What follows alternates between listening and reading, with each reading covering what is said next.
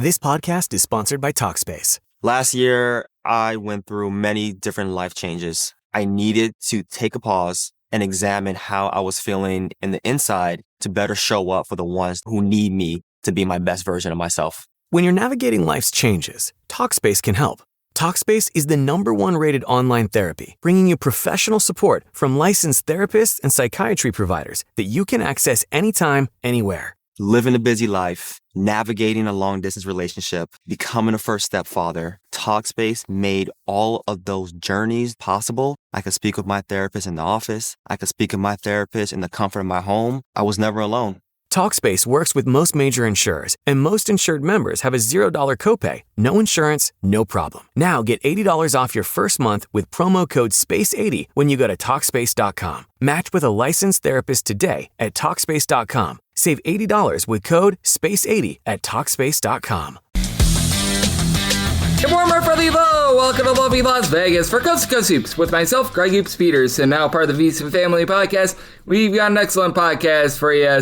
It is a classic Saturday podcast during conference season, so on this podcast, we're going to be bypassing a guest interview. We're going to be bypassing the recap of the Friday games. Now, we did see Michigan versus Michigan State, so anything that was pressing from that game, I'm going to recap that on the podcast tomorrow because we've got over 140 games on the college basketball board for this Saturday, so this is a podcast providing picks and analysis on every single one of them as we hit some bank shots. It's probably going to be a 5+ hour podcast, and that's why I'm bypassing everything else because, quite frankly, I don't have time for anything else. And if you do have a question, comment, segment idea, what have you for this podcast, you have one or two ways to be able to fire those in. First one is my Twitter/X timeline at gunit_81. Keep in mind, letters EM, they mean does not matter. So, as per usual, please send these into the timeline. And the other way is find an Apple Podcast review. If you rate this podcast 5 stars, it is very much appreciated. And then from there, you're able to fire in whatever you'd like to hear on this podcast via that 5-star review. I answer those questions when I don't have 100+ games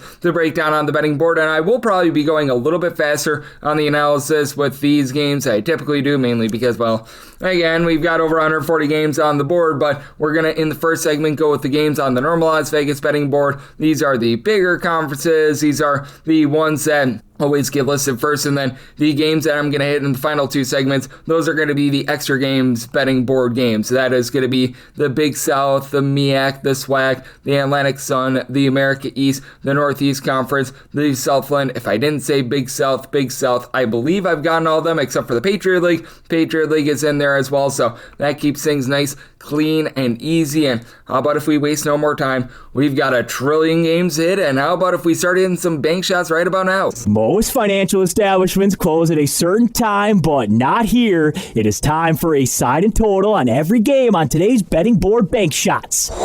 601, 602, Texas Tech is on the road against Central Florida. Central Florida, 4 to 4.5 home underdog, 159.5 to 160 is the total. And I like Central Florida here on the money line. I did set them as a 1.5 point favorite. They, in my opinion, have been one of the more undervalued teams in all of college basketball, and they've thrived on getting second chances. They are 19th in the country with regards to offensive rebound percentage at home. They haul in at 38.7% of their missed shots as an offensive rebound, and it's a Texas Tech team that hasn't been great on defense, 132nd in terms of defensive rebound percentage and in terms of overall points allowed on a per possession basis. You do have JT Toppin, double-double machine, 22 points, 11 rebounds, pair of assists per contest, and certainly a great three-point shooting team. Texas Tech in the top 15 with that regard, 39.2% from the outside with Christian Anderson shooting 44% from 3, nearly 20 points, 7.5 assists, steal and a half per contest. You've had Jalen Petty be able to step up in a big way as well, 9.5 points. He throws in there about 4 boards as well, but it's a little bit of a top-heavy team. Tyree Bryan has been able to help out, and they've been dealing with the injury to Luke Bangboy. Hopefully I said that correct. Comes over from VCU, and when he's been out there, has been able to give the team a little bit of a spark, but they've been missing him for a month and a half, so that's why we've been seeing this team really have to rely upon Toppin and not a whole heck of a lot else, and I do think that that's going to hurt them in this game against Central Florida, because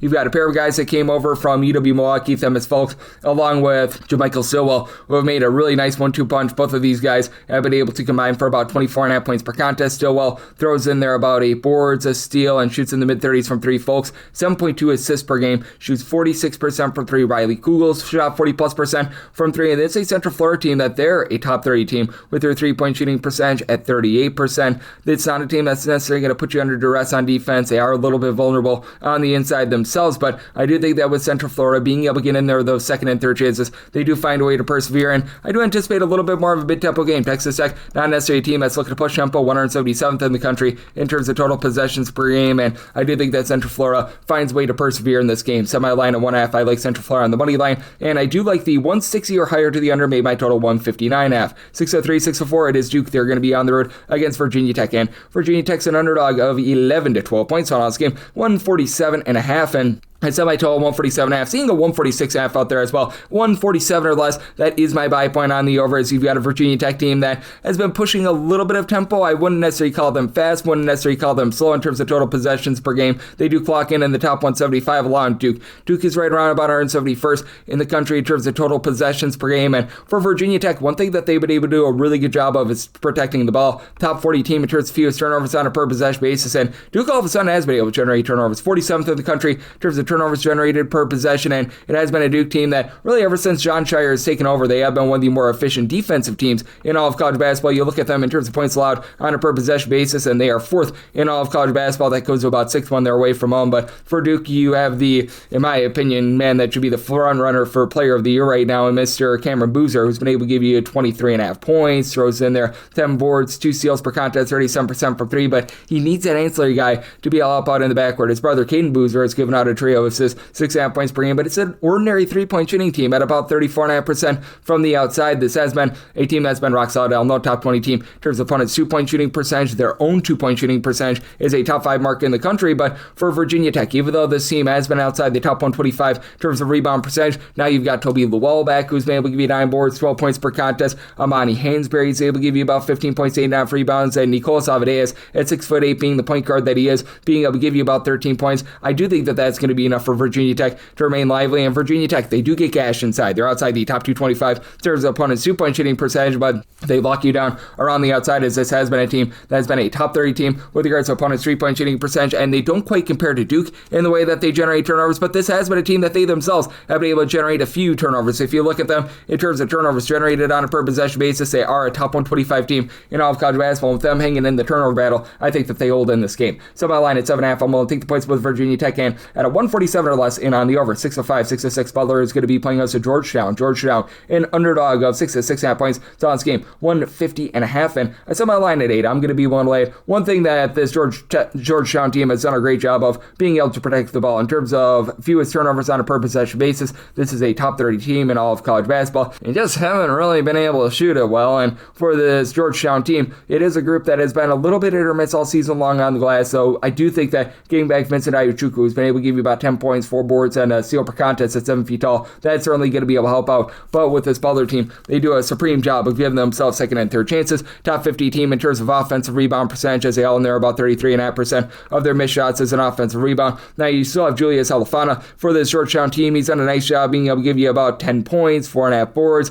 but you just really don't have that explosion from the outside. Caleb Williams shoots 40% from three-point range, and then Isaiah Abraham, he's been able to give you 6.5 points, shoots 42% from three. Really, other than Jeremiah Williams, who gives you 4.5 points per game, nobody else really shoots above 32% from three-point range, and this is a Butler team that they've been about country average with their own three-point shooting, but Finley Bizjack is able to bizjack a bunch of teams, as he gives you 17 points, pair of assists, he's been able to shoot 36% from three. Michael Jai, 16.5 points, 11.5 boards per contest. It's not a Butler team that's really going to put you under duress on defense in terms of generating turnovers, but they've been a top 100 team in terms of opponents' three-point shooting percentage. They've done a nice job executing themselves on offense. Now, they will give you some second chances. They've been outside the top 175 in terms of defensive rebound percentage, but this is a Georgetown team that they themselves do have some of their warts with regards to their outside shooting defense. They've been outside the top 235 with regards to opponents' three-point shooting percentage. Even with Jalen Jackson out of the fold, I do think that Butler going to do a nice job, but what I think is going to be a little bit more of an up-and-down game, this Butler team 48th in the country in terms of total possessions per game. Georgetown is looking to slow it down. Durham 49th in terms of total possessions per game, and I do think that Georgetown, who's been able to heat up a little bit more from three-point range, does their part with this total, but I think that Butler just going to be the more efficient team here. I did set my line at 8. I'm going to be willing to lay with Butler, and I like the over. I set my total at a 154. 607, 608, Cincinnati. Yes, we're on to Cincinnati. They're on to the road against Houston. Houston, 13.5 to 14.5 point favorites. 133.5 to 134.5 is the total. Made my total 134. Personally, I would rather take a 134.5 under rather than a 133.5 over. We have seen back-to-back lackluster performances from Houston, giving up 70-plus points, but still have given up 55 points for fewer than 3 of their last 5 games. And you have a Cincinnati team that just flat out has not been able to get the job done on offense. On defense, the Cincinnati team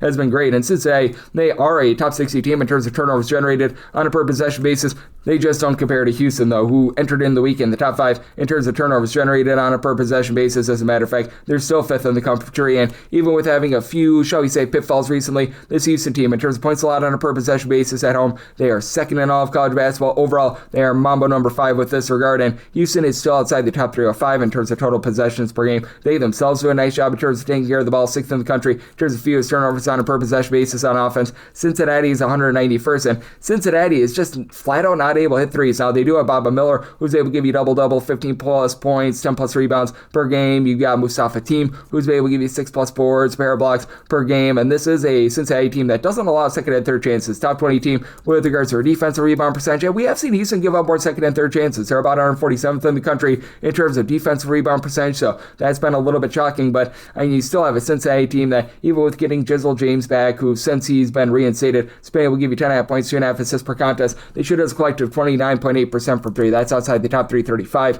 in all of college basketball. Additionally, you've got a Houston team that has had Kingston Flemings do a nice job going into takeover mode. They do need Milo Suzon to be able to improve on the fact that he's shooting right now less than 32% from 3-point range, but Flemings, 40% 3-point shooter, 17.5 points, 5.5 assists per game. It is a Houston team that's been above country average with their overall shooting percentages, but they've been able to do a nice job in terms of getting themselves second and third chances, top 25 team with that regard. I think that there's going to be fewer of them against Cincinnati, but I just flat out think that Cincinnati is going to be put on a chokehold by this defense, especially with Houston still being a top 35 team in terms of opponents' 2-point shooting percentage, and do think they get a slowed down game. And Cincinnati still in the top 150 in terms of total possessions per game, but they have really been slowed down in conference play. So by total at a 134, so 134.5 for higher in on the under. Made use of the 16-point favor, one to lay up to 15.5 with them, 6-9, 6-10. Pittsburgh is on the road against Clemson. Clemson finds themselves as a sizable favorite here of 11.5 to 12 points, 135.5 to 136 is the total, and I made a total of 137. I do like the over. Now, you do have a pair of teams that are not looking to push tempo. For Pittsburgh, they're 325th in terms of total possessions per game. Clemson is 300th, but you shouldn't have a lot of turnovers in this game. Both of these teams have been able to do a pretty solid job taking care of the ball. But you've got a Pittsburgh team that, in games played away from home, they have been a top 100 team in terms of fewest turnovers on a per possession basis. Clemson overall 43rd in the country with this regard, and it is a Clemson team that has been very rock solid on defense, top 30 team in terms of points allowed on a per possession basis. But Pittsburgh, they're giving themselves some second chances. They're 75th in the country in terms of offensive rebound percentage. Even with that, though, I did have to make my line 13, so up to 12.5 is what I'm willing to lay with Clemson, as Clemson is right now as a whole is greater than the sum of its parts sort of team, as right now you've got a top scorer in R.J. Godfrey, who's able to give you 12 points, 5.5 rebounds per game, but 9 different guys give you between 5.5 and 12 points per contest, so they're all contributing to the collective. Carter Welling is able to give you about 10.6 rebounds per game. Now, this is a team that can be a little bit sketchy at the free throw line, but they do a nice job just executing in general. In terms of their defensive 2-point and 3-point shooting percentages, they're both in the top 55 in all of college basketball. Not a team that's really going to put you under duress, but they're not going to allow second chances either. They've been a top 40 team in terms of defensive rebound percentage. Meanwhile, this is a Pittsburgh team that they themselves have been a top 100 team in terms of defensive rebound percentage, so not a lot of second chances to be had, but this is a Pittsburgh team that has been outside the top 175 in terms of opponents' 2-point shooting percentage.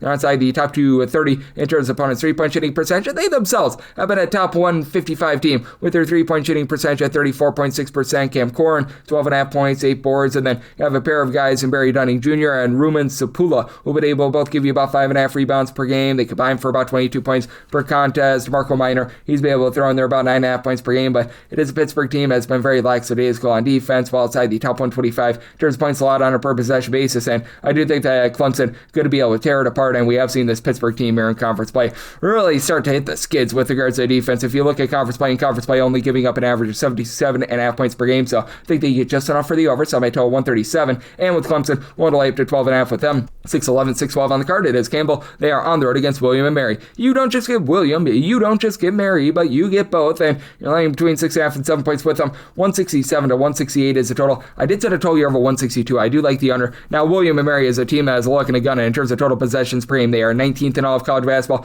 Campbell, an up-tempo team at 127th, but they're not necessarily a warp speed team. Here's the issue that you've got with the over. Campbell does not take care of the ball, 281st in the country in terms of turnovers on a per possession basis. And if you look at them in a road/switch-core venue, that falls well outside the top 310. And it's a Campbell team that is really not shooting it well from three-point range. They are 288th in the country in terms of overall three-point shooting percentage, and that goes down to 28.3% away from home, and that is a bottom 30 mark in all of college basketball. Now, I did make William and Mary only a 6-point favorite, so I'm going to be willing to take the points because with William and Mary, they themselves are about 200th in the country with regards to their three-point shooting percentage at 33.6%, and this is a William and Mary team that could be had a little bit down low. They're outside the top 240 in terms of defensive rebound percentage, and Campbell, they, in games played away from home, do rebound 30.7% of their missed shots as an offensive rebound. That is a top 110 mark in all of college basketball, and for Campbell, they've been in conference play a little bit more efficient on offense. You've got DJ Turner-Up-Smith, who's done a nice job being able to supply the team 20.5 points, 2.5 assists. Right now from three-point, he's shooting about 36% from the outside. He's pretty much the only out of your top 5 scorers that shoots that well, but you've got Davide Butka, who's been able to give you about 14 points, 8 rebounds per game. They dealt with an injury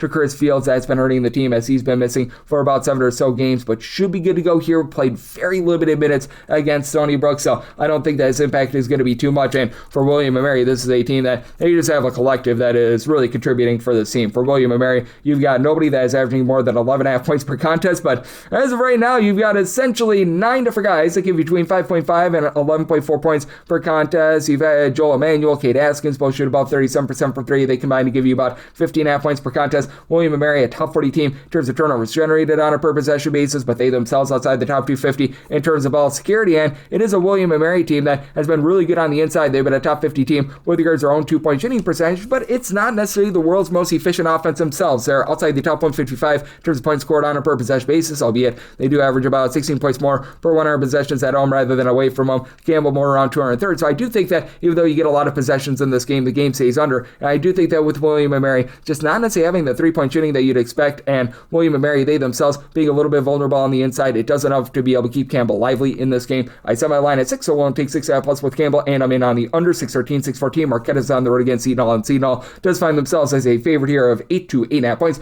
So on this game between 142.5 to 143, made Seton the 9.5 point favorite. I'm going to be willing to lay the number. Now for Seton, the offense has not been great to say the least recently. If you look at them in terms of points scored on a per possession basis, they're right now checking in about 186th in all of college basketball. Marquette, coming off of a really nice showing against Creighton, they were able to blow them out, but they're still 218th in the country in terms of points per possession. And if you look at them in games played away from them, they fall well outside the top 260. And you've got a Seton team that has been able to do a tremendous job on defense, top 35 team in terms of points allowed on a per possession basis, with their forte being the fact that they generate so many turnovers. They're 13th in the country in terms of turnovers generated on a per possession basis. This goes into the top 10 when they're at home, and they should do a nice job in terms of controlling the glass. Now, Marquette has been able to grab a few second and third chances. Ben Gold has been able to do a nice job, give you about 6.5, 7 rebounds per game, but outside of him, you really don't have anyone else that gives you more than 5 rebounds per contest. Chase Ross and Nigel James have been a nice 1-2 bunch in the backcourt. They combine for 31 points per game, and James does shoot 40.5% from 3. He is the only other top 4 scorers that shoots above 27% from 3, as Marquette, they're outside the top 300 with their 3-point shooting percentage at 30.5%.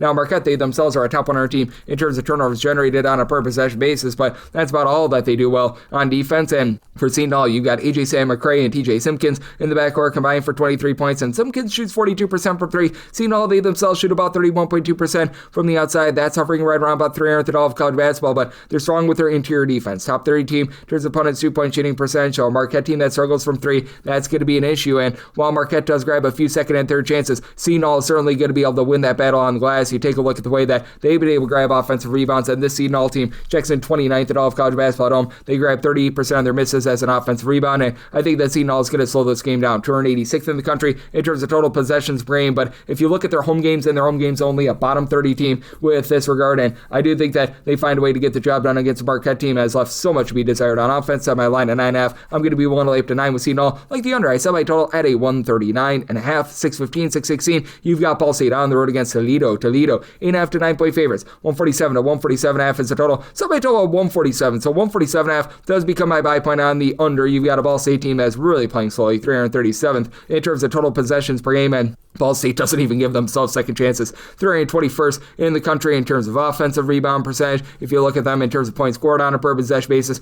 310th. And Toledo, they're not quite the offense that they have been in the past, but they're still 80th in the country in terms of points scored on a per possession basis. And I did set Toledo as an 11-point favorite. I'm willing to lay it. Now Toledo outside the top 270 in terms of points allowed on a per possession basis. But for this Ball State team, they're just not going to be able to beat you from the outside. And Toledo has been well outside the top 275 in terms of opponent's 3-point shooting percentage. You have been able to get good production out of Davion Hill, who's been able to give you 35.5% 3-point shooting, 12.5 points per game, with the injury to Joey Hart that has been really rough for this Ball State team. And Joey Hart was able to get back out there in December, but he dealt with an injury once again here in conference play, so he's back out of the fold, which means that you need to rely upon Devin Barnes to be able to step up. He's only been able to give you 9 points on about 31% 3-point shooting, and don't have a single guy on the roster that gives you over 5 rebounds per game. It is a Toledo team that they specialize in terms of generating turnovers, and really both of these teams too. Toledo top 100 team in terms of turnovers generated on a per possession basis along with Ball State, but for Ball State, their ability to generate turnovers really diminishes when they're away from home, and you've got a Toledo team that does a much better job in terms of taking care of the ball. Top 125 team with regards to their ball security, and Toledo can get to the free throw line. They're a top 20 team with that free throw shooting percentage, with Leroy Blyden Jr., Sonny Wilson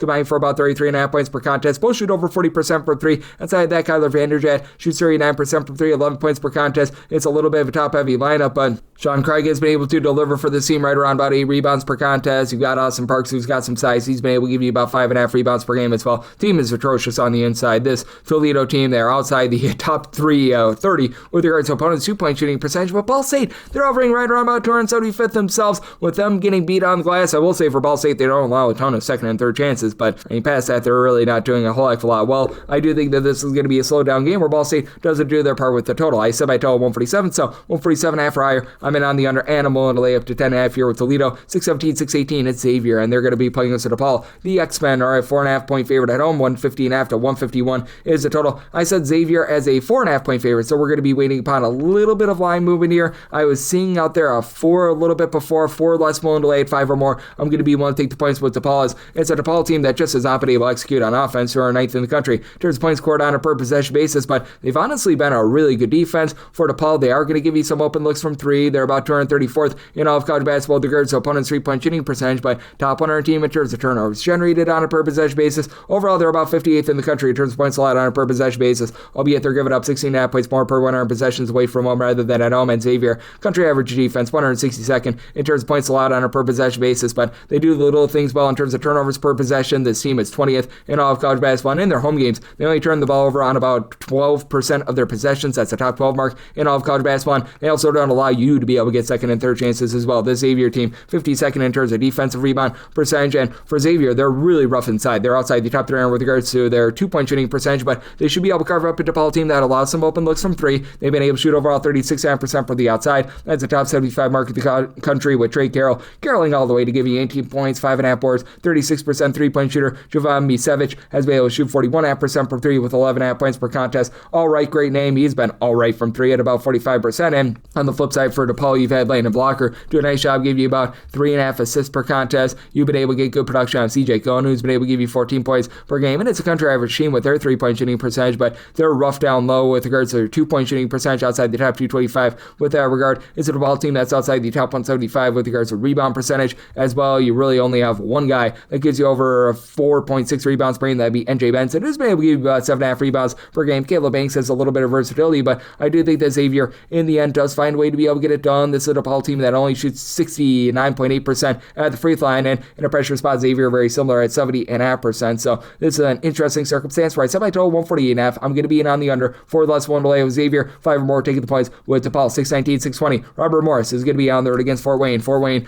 opens up as a favorite here of 2 to 2.5 points on this game between 146 to 146.5, and I'm going to be willing to take Robert Morris on the money line. I did set them as a 2-point favorite. Now, Fort Wayne has been able to do a really good job in terms of winning the turnover battle. They're a top 50 team in terms of turnovers generated on a per possession basis, and in terms of their overall overall ball security. They're 190th in terms of points scored on a per possession basis. And Robert Morris, they have had a tough time with their turnovers outside the top 250 in terms of ball security, but yet they are still 94th in the country in terms of points scored on a per possession basis. And it's an offense that's been able to travel well. They've been a top 80 team in terms of points scored on a per possession basis away from home. And they get to face off against Fort Wayne team that is a bottom 10 team in terms of overall rebound percentage. And that's where Robert Morris wins this game. They're 9th in the country in terms of offensive rebound percentage. 37.3% of their missed shots become an offensive rebound. And for Robert Morris, you've got two big men that are really dominating. Nicholas Shadakoulis, 11.7 rebounds per game. Deshaun Good, he has been Mr. Good with give you about 14.5 points, 9 boards, a little bit over 63% three-point shooting. And then Ryan Prather has come alive. He's now shooting 36% from three-point range. Robert Morris has been a little bit better in terms of taking care of the ball here in conference play. They're a team that they make you a pile drive the ball inside, and they've been a country average team with regards to opponents' two-point shooting percentage. You do have a Fort Wayne team that they've got some really good backcourt play as they bring in the gentleman from Grambling and Mikkel Stevenson. He and DeAndre 3000 Gregg are combining for about 29.5 points per game, and between the two of them, they shoot about 37% per play. Corey Hadnock,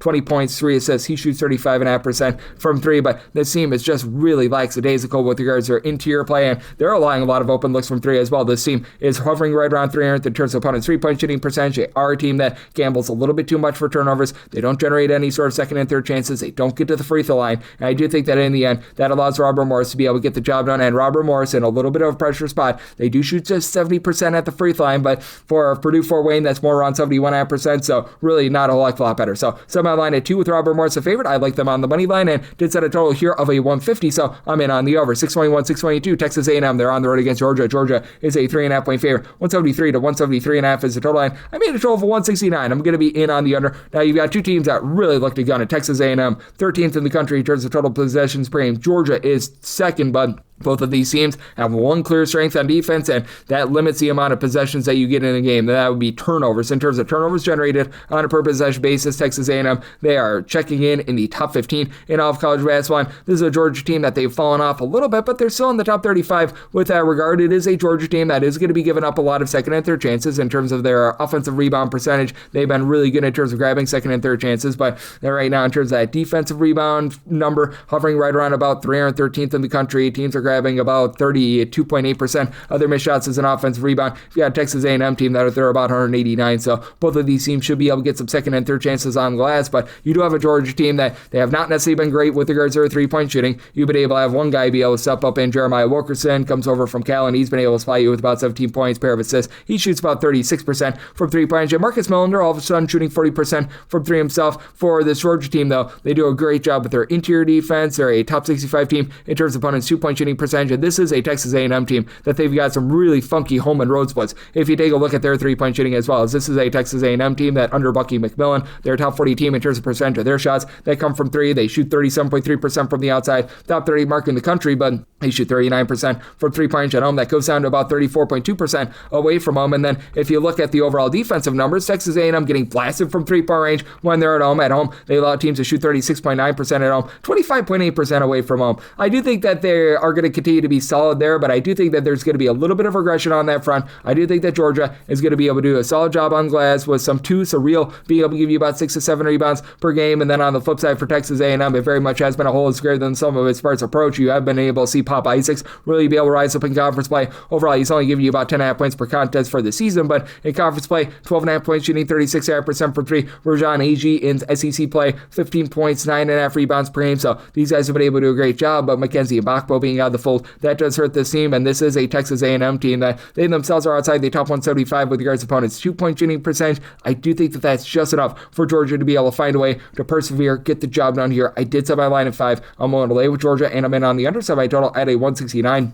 623, 624. San Diego State is on the road against Utah State, and Utah State is a 5.5 to a 6-point favorite. 145.5 to 146.5 is the total. This opened up actually at a 149.5. It's been pile driven now, but I still like the under. I did set my total at a 143.5. It's a San Diego State team that has been very good in terms of generating turnovers, but Utah State has been even better. Utah State is a top 8 team in terms of turnovers generated on a per possession basis. Meanwhile, the San Diego State team, they are 17th, and San Diego State, they are overall 83rd in the country in terms of total possessions possessions per game. Warp stat, though, they play that double overtime game against Troy, triple overtime game against Boise State, both at home. So if you separate those out and just look at the road numbers, they're 232nd in terms of total possessions per game, and Utah State, they're only about 230th in terms of total possessions per game. It is a San Diego State team that shot it really well from 3, 37.9% if you include their games against non-D1 teams, so they've been one of the better teams in all of college basketball in that regard. Away from home, that's still 35.8% from three-point range, and then for Utah State, they shoot it relatively okay from 3, only about 34.1% at home, 35.4 overall. That's a top 100 mark in all of college basketball, but MJ Collins, he's been able to give you 19 plus points per contest. He's going to be the best scorer in this game, and then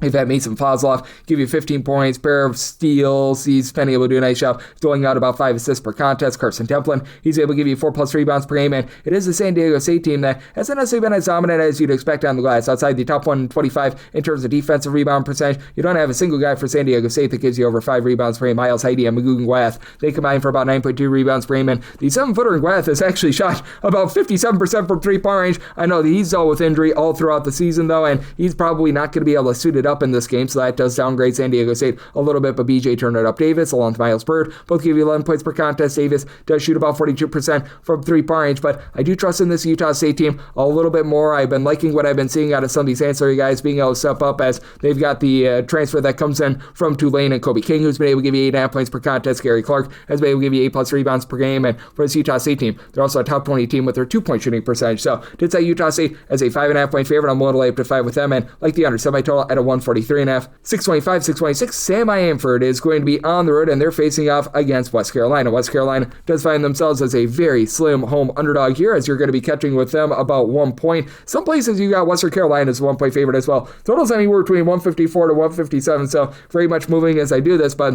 even with Samford being a really bad free throw shooting team, I did say Samford as a 2.5 point favorite, so whether they be a 1 point favorite or a 1 point dog, I'm going to be in on Samford, as Samford is going to have the best player in this game, Jaden Booth, who's been able to give you 20.5 points, 41.5% 3-point shooter, 89% at the free throw line, throws in there a steal, and the rest of the team, they don't shoot it well at the free throw line. They shoot as collective 66.7% at the charity stripe, even with Keaton Norris shooting 85% at the free throw line, as he and his brother Caden Norris combined for about 18 points per game. Keaton gives you 4.7 assists per contest. You've got Caden Norris shooting about 35.5% from 3 for a Samford team that they only shoot about 33.5% from the outside, and the one place where you're really able to blast the Samford team is from the outside. They're outside the top 315 in terms of opponents' 3-point shooting percentage, but they're really good in terms of taking care of the ball. Samford, a top 5 team in terms of fewest turnovers on a per possession basis. Western Carolina, they are outside the top 260 in terms of turnovers per possession. They've been able to clean that up quite a bit here in SoCon play, and you do have Marcus Kell and Cord Sainsbury combining for about 27.5 points per contest. Both only shoot about 30% from 3. Julian Swarmo, he's done a nice job, 12 points, about 2.5 assists, shoots 37% from 3, but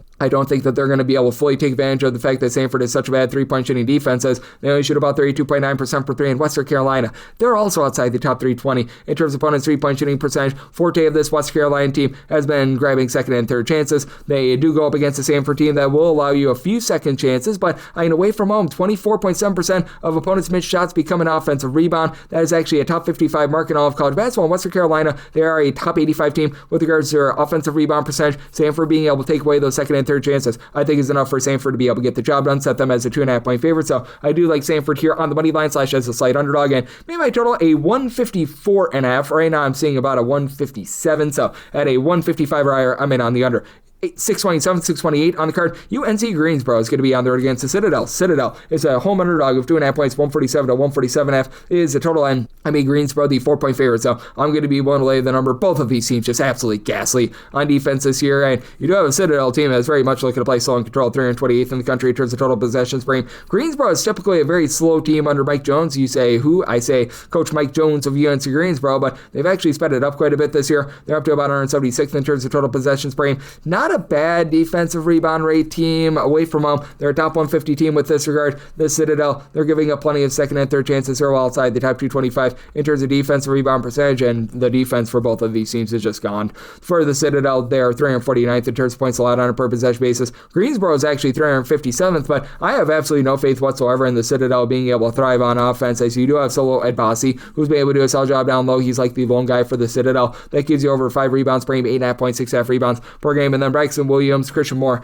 They do give you more, combined about 24.5 points per contest between the two of them. They shoot 38% from three, but Citadel well outside the top 250 in terms of points scored on a per possession basis. They look to really uncork it from three, and they only shoot about 33.5% from the outside if you include their non-D1 games. If you take a look at the D1 games, the D1 games only, this is a Citadel team that right now they're more around about 242nd in the country. Meanwhile, for UNC Greensboro, they've been able to shoot about 33.5% for three-point range away from home. They're a top 175 team with that regard, and Justin Neely, I think, is going to be able to take over the game down low, as he's been able to do a nice job being able to supply this team with 15 points, 11.5 rebounds per game. It's all about what you're able to get out of some of these ancillary guys, as you've been able to get a lot more recently out of a gentleman that has come in and shot over 53% from three-point range in Lillian Marvel with about 9.5 points per game. KJ Younger, Donald Whitehead, they've been able to give you about 26 points per game. And in a pressure spot, UNC Greensboro, they only shoot about 69% of the free throw line. That's a little bit of an issue, but they do take care of the ball relatively well. Top 100 team in terms of fewest turnovers on a per possession basis. Citadel outside the top 225, and Citadel, they shoot 69% of the free throw line as well. I do think that you get a slog of a game here. I did set my total at a 144, so I'm in on the under end with UNC Greensboro willing to lay up to 3.5 with them. 629, 630. Valparaiso is on the road against Indiana State. Indiana State is a favorite here of 2 to 2.5 points. 145 to 145.5 is the total line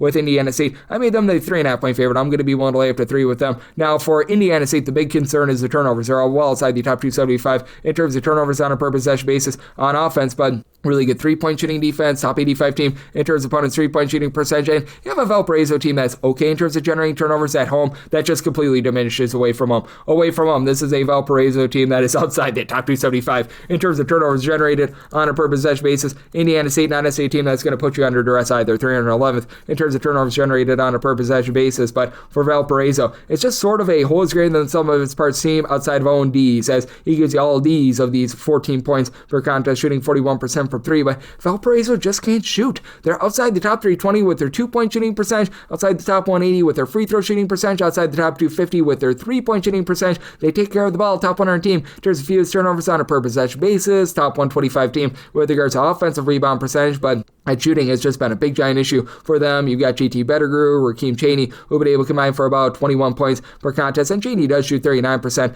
from three-point range, but has been very suspect on that front end for Indiana State. The three-point shooting has really diminished from last year. They are now shooting about 31% from three outside the top 300 after last year. They were a top 100 team there, but Ian Scott, Camp Wagner, they combined for 26.5 points per contest. Great Scott, he shoots 38% from three with about 7 boards per contest. Indiana State not going to grab second and third chances, or outside the top 285 with regards to offensive rebound percentage. That said, this has been a team that's really been able to execute on the inside. They're currently a top 45 team with regards to their own 2-point shooting percentage. You've got a Valparaiso team that has been outside the top 150 with their opponent's 2-point shooting percentage as well. I do think that Indiana State is going to be able to find a way to be able to win from within, and for Indiana State, have been able to get some very good production recently out of Xavier Hall, who's been able to give you 7.5 points, 4.3 assists. He's been able to clean up some of the turnover issues. So in the end, I do like Indiana State to get the job done. 1-8 to 3 with them, and then made my total a 145.5. Indiana State, top 125 team in terms of total possessions per game at a 145 or less. I'm in on that over. 631, 632. Virginia is on the road against Boston College. Boston College, 13.5 point home underdogs. 138.5 to 140 is the total line. Made my line 14.5. I'm going to be willing to lay with Virginia. Virginia does such a great job on the offensive glass. Top 10 team in terms of percentage of missed shots that do become an offensive rebound. Now Virginia's not going to put you under duress. They are outside the top 275 in terms of turnovers generated on a per possession basis away from home. But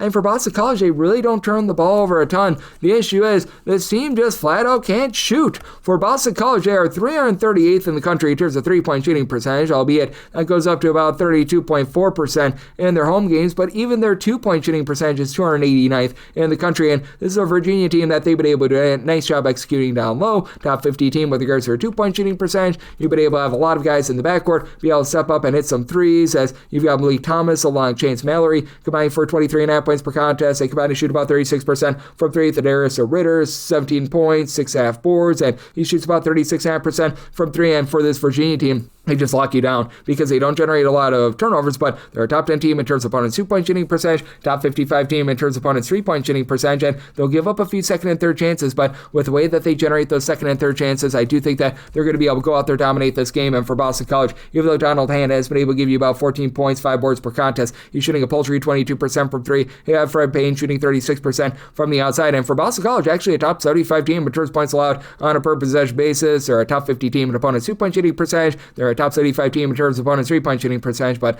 their lack of offense and being outside the top 3 in terms of generating turnovers, I think is going to be costly. I'm willing to lay up to 14 here with Virginia. Did set my total at a 134.5. I do think that Virginia does grab some second and third chances, but I just don't think Boston College does their part with this total, so also in on the under. 633, 634. Texas, they are back to being on the road against Oklahoma. Oklahoma's a 1-point favorite. 157.5 to 158 is the total, and with Texas, I did set them as a 2-point underdog, so I'm willing to lay the one with Oklahoma, as they've just been a much better offense when they've been at home rather than away from home. And it's an Oklahoma team that has really been able to do a nice job in terms of giving themselves some second and third chances. Muhammad Wagyu has been able to give you about 7.5 rebounds per game. If you look at percentage of missed shots, they become an offensive rebound at home. They grab about 37.2% of their missed shots, and that is a top 50 mark in all of college basketball. And if you just look at their home and road splits with regards to raw points scored on a per possession basis, they are averaging about 18.7 points more per 100 possessions at home. Overall, they're 34th in terms of points per possession, and it's a Texas team that, if you look at their offensive efficiency, it's been a little bit up and down thus far this season. They do find themselves about 20th in terms of points per possession, but that tips by about 9.5 points when they're away from home. Big thing for Texas is that they have been a really good team on the glass, as you got Mateus Vacatus, who's been able to do a nice job, give you about 15 points, 6.5 rebounds per game, and Dalen Swain, who comes on over from Xavier with their coach and Sean Miller, 17.5 points, 7 boards, 3.5 assists per game. It's not been a great three-point shooting team, but Jordan Pope, Simeon Wilcher, they combine for about 34.5% three-point shooting.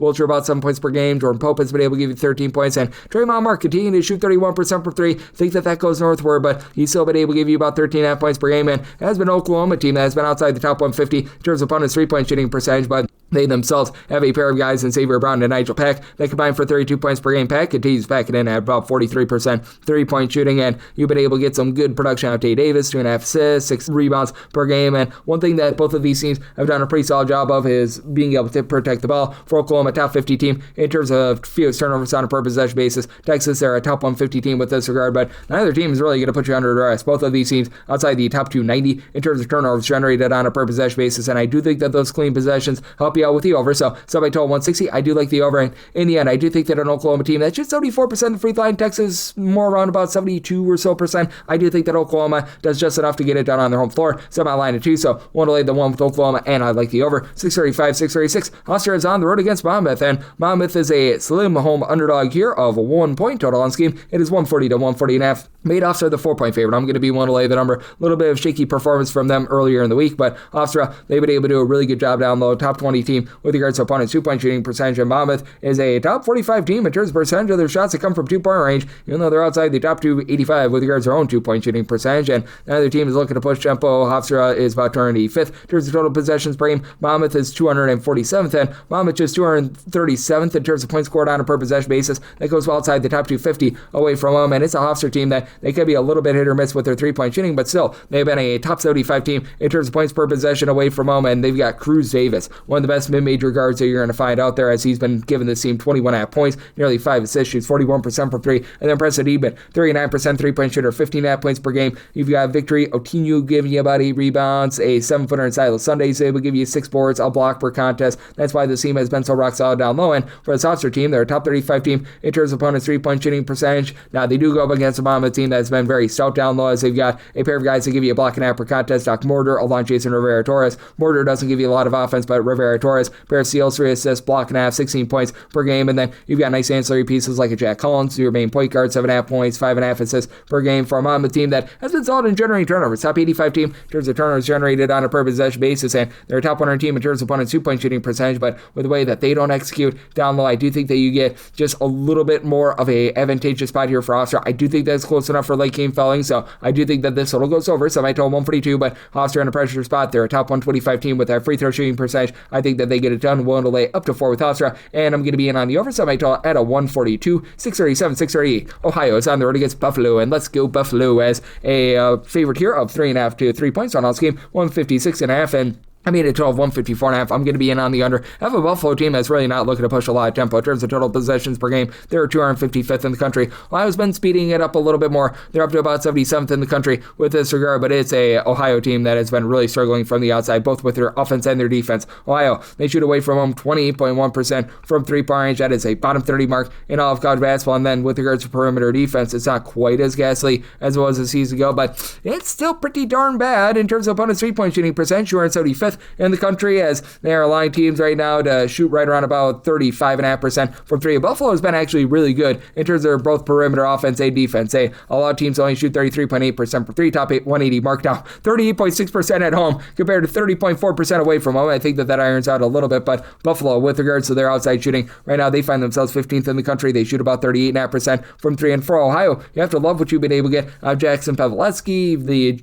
gentleman from Kimberly, Wisconsin, 17 points, 4.5 assists, shoots 36% from 3-point. And then J.J. Kelly has actually been able to shoot about 34% from 3, 9 points per contest, but you've only got one guy that gives you over 5 rebounds per game, Aiden Hadway. He's been able to give you about 7 boards per contest. This team is outside the top 225 with regards to rebound percentage. They're outside the top 160 in terms of opponents' 2-point shooting percentage as well. And for this Buffalo team, not really a team that is going to be putting you under duress in terms of generating a ton of turnovers, but they're still a top 175 team with that regard, and they just do a really good job in terms of executing their stuff on offense. Top 65 team in terms of points per possession, with having Ryan Sable give you 18.5 points, 41.5% 3-point shooter. Daniel Freitag, 20 points, 38% 3-point shooter. Angelo Breezy, 37.5% 3-point shooter, 11 points per game. And all 3 of these top scorers, they all shoot at least 81% of the free throw line, so in a pressure spot, they're going to be able to knock down those free throws. Buffalo, top 85 team in terms of protecting the ball. They don't grab second chances, so I do think that that's where the under comes into play. Buffalo outside the top 275 in terms of offensive rebound percentage, but think that they get the job done. Willing to lay up to 6 here with Buffalo, made them a 6.5 point favorite, and I'm going to be in on the under. 639, 640. You had East Tennessee State on the against Wofford, and Wofford finds themselves as a very slim underdog of 1.5 points. 149.5 is the total, and for ETSU, I did set them as a 5.5 point road favorite. I'm going to be willing to lay the number. Less than tremendous performance against Western Carolina a few days ago, but this East Tennessee team, they're still a top 60 team in terms of points allowed on per possession basis, in the top 55 in terms of both defensive rebound percentage and turnovers generated on a per possession basis. And you've got 2 guys that give you 14.5 points per contest in Brian Taylor and Cam Morris that I really like. They combine to shoot about 35.5% from 3-point between the two of them, about 2.6 steals per contest. This has also been an ETSU team that's really been able to execute down low. Top 45 team in terms of their own 2-point shooting percentage, and ETSU does a great job taking care of the ball. They're a top 75 team in terms of fewest turnovers on a per possession basis. Now Wofford, they've done a great job taking care of the ball themselves, top 75 team in terms of fewest turnovers per possession, but they've got some pretty extreme home and road splits with regards to their 3-point shooting. As for ETSU, this is a bunch that when they're at home, they've been able to shoot from 3-point more than neighbored about 32.5% from 3 compared to 37% away from home. They really thrive on offensive rebounds as well. Top 130 team with regards to their offensive rebound percentage, and for ETSU, they really take away those second and third chances. You do have Kamari Holmes give you 19 points, pair of steals, shoots 34% for 3. Niles Malachowski is a 39% 3-point shooter with about 16.5 points per contest, but outside of Kamari Holmes, only Brian Sumter gives you over really 4 to 4.5 rebounds per game, so they don't have a ton on the inside. I do think that for this Wofford team, they're really going to be hurt by the fact that they allow opponents to shoot 35.5% for 3 as well. That's outside the top 275 in all of college basketball. They don't put you under duress. They're outside the top 250 with regards to turnovers generated on a per possession basis. So in the end, I do think that ETSU, a team that really likes to slow things down in terms of total possessions per game, East Tennessee, they do find themselves outside the top 250 in all of college basketball, 297th in terms of total possessions per game. Wofford, they're a little bit slower at about 220th. I do think that ETSU controls the tenor of this game and gets it done. Willing to lay up to 5 with ETSU. Made my total 145.5, so I like the under. 641, 642. North Carolina, they're going to be on the road. They're facing off against Georgia Tech, and the Ramblin' Wreck of Georgia Tech, sizable home underdogs here of 10.5 to 10 points on this game. 156.5 to 157.5. Made it 12, 151. I do like the under. We've got a North Carolina team that's actually slowed down for past years. 149th in the country in terms of total possessions per game. Away from home, they're actually outside the top 200, but for North Carolina, much better on defense than they have been in the past. 41st in the country in terms of points allowed on a per possession basis because they're controlling the boards. Caleb Wilson, Henry Vassar, these 2 guys combine for 18.9 rebounds per game between the 2 of them. You're getting 36.5 points per contest as well. Vassar is actually shooting 47% from 3, but North Carolina, they only shoot about 34.5% from 3-point. That's a country average mark. Now, they are going to be able to do a nice job in terms of holding you down with regards to shooting percentages. North Carolina has not been a team that has really been able to generate a lot of turnovers. As a matter of fact, they're outside the top 330 in terms of turnovers on a per possession basis, but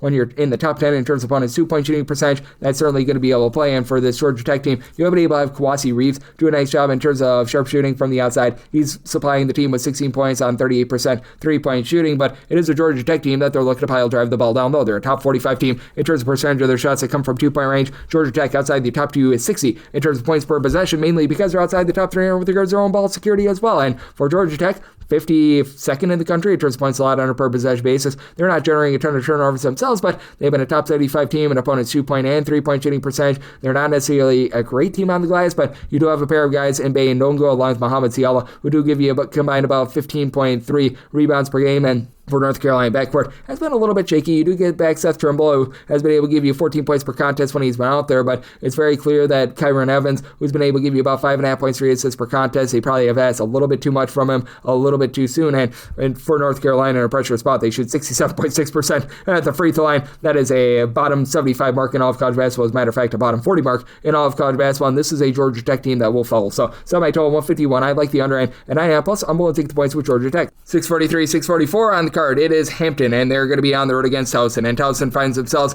as a mid-tier favorite here, as you're going to be laying 8 to 8.5 points with them. 131 to 131.5 is the total. I said a total of 126.5. I'm in on the under, as you've got two teams that are going to be looking to play very, very slowly here. Hampton, they are 322nd in the country in terms of total possessions per game. Towson, 349th. And you've got a pair of offenses that are not really lighting it up. Towson is 277th in terms of points per possession, but if you look at their home games and their home games only, they're actually averaging 4 points fewer per 100 possessions at home rather than away from home. They're a bottom 25 team in the country, points per possession at home. It's a Hampton team that's 294th in the country in terms of points per possession. I still did set Towson as an 8.5 point favorite, though, mainly because this is a Towson team that has been able to just wreck some shop on the glass in terms of offensive rebound percentage of their missed shots that do become an offensive rebound. Towson's actually 22nd in the country, 35.5% of their misses become an offensive rebound. For Hampton, they actually do rebound about 32.5% of their misses when they're away from home, but for this Towson group, they've also been able to do a little bit better with regards to their three-point shooting defense. Towson is right now allowing teams to shoot just 29.1% from three-point range at home. Hampton, they allow opponents to shoot about 32.5% from three-point range away from home, so I do think that you get a big giant slog of a game, and for Hampton, you just don't really have a lot of firepower in this backcourt. Michael Ely, Alon Chikale, Gaines Wyatt, they combine for about 24.5 points per contest, but you don't have a single guy on the roster other than Aiden Haskins, who averages 3.5 points per game. That shoots above 32.5% from three-point range. Xavier Long, 9.5 points, 10 rebounds per game. He's been able to do a nice job there, but it's a Hampton team that, as well as outside the top 260 with their own two-point shooting percentage, they're outside the top 145 in terms of opponents' two-point shooting percentage as well. On Towson, they should be able to do a solid job inside with having a guy in Jack Dombia give you 10.5 points, 5 rebounds per game. Tyler Tejada, Dylan Williamson, they've been able to combine for about 30.5 points per game. It's a Towson team that they themselves have been outside the top 200 with regards to their own two-point shooting percentage and their opponent's two-point shooting percentage, but they're the more dominant team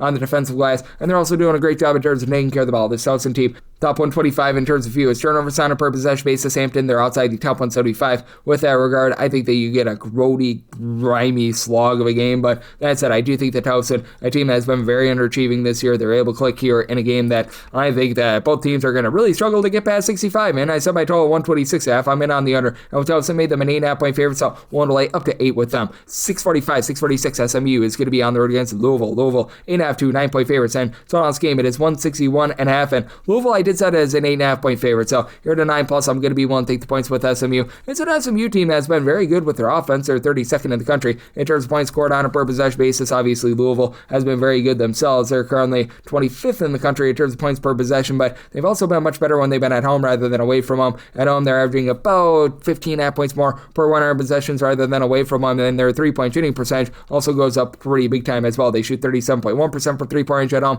31.9% away from home, and having Mikael Brown back, even though he's been shooting less than 32% from three-point range, that is a big deal for this Louisville team, as they've had him as the main facilitator with about 5 assists, 16 points per contest, and then Ryan Conwell, he's a guy that really goes bombs away from three, shoots 37.5% from three on over 10 threes per contest, 19 points per game, and this is a Louisville team that they take well over 52% of their field goal attempts from three-point range. That is a top 10 mark in all of college basketball, and this has been an SMU team that on defense, they have been outside the top 75 in terms of points allowed on a per possession basis, and it's an SMU team that with regards to their perimeter defense, they do a relatively okay job away from home. They allow opponents to shoot just 31.4% from three-point range. Now, they set a total of 164.5 because I do think that you're going to get a lot of possessions in this game. This SMU team, 26th in the country in terms of total possessions per game. Louisville is 86th, but much of that was without Mikael Brown. I do think that they're going to speed it back up now that he is back in the fold, but for Southern Methodist, I do think that having back Kevin Miller, I refuse to call him Boopy, but he does boop teams with being able to give you 19.5 points, 6.5 assists on 37.5% three-point shooting is big. Corey Washington, 41.5% three-point shooter. He gives you 11 points per game. It is a bunch that is going to give up a lot of second and third chances in Louisville. Top 30 team with regards to their overall rebound percentage with guys like Sandra Frew and company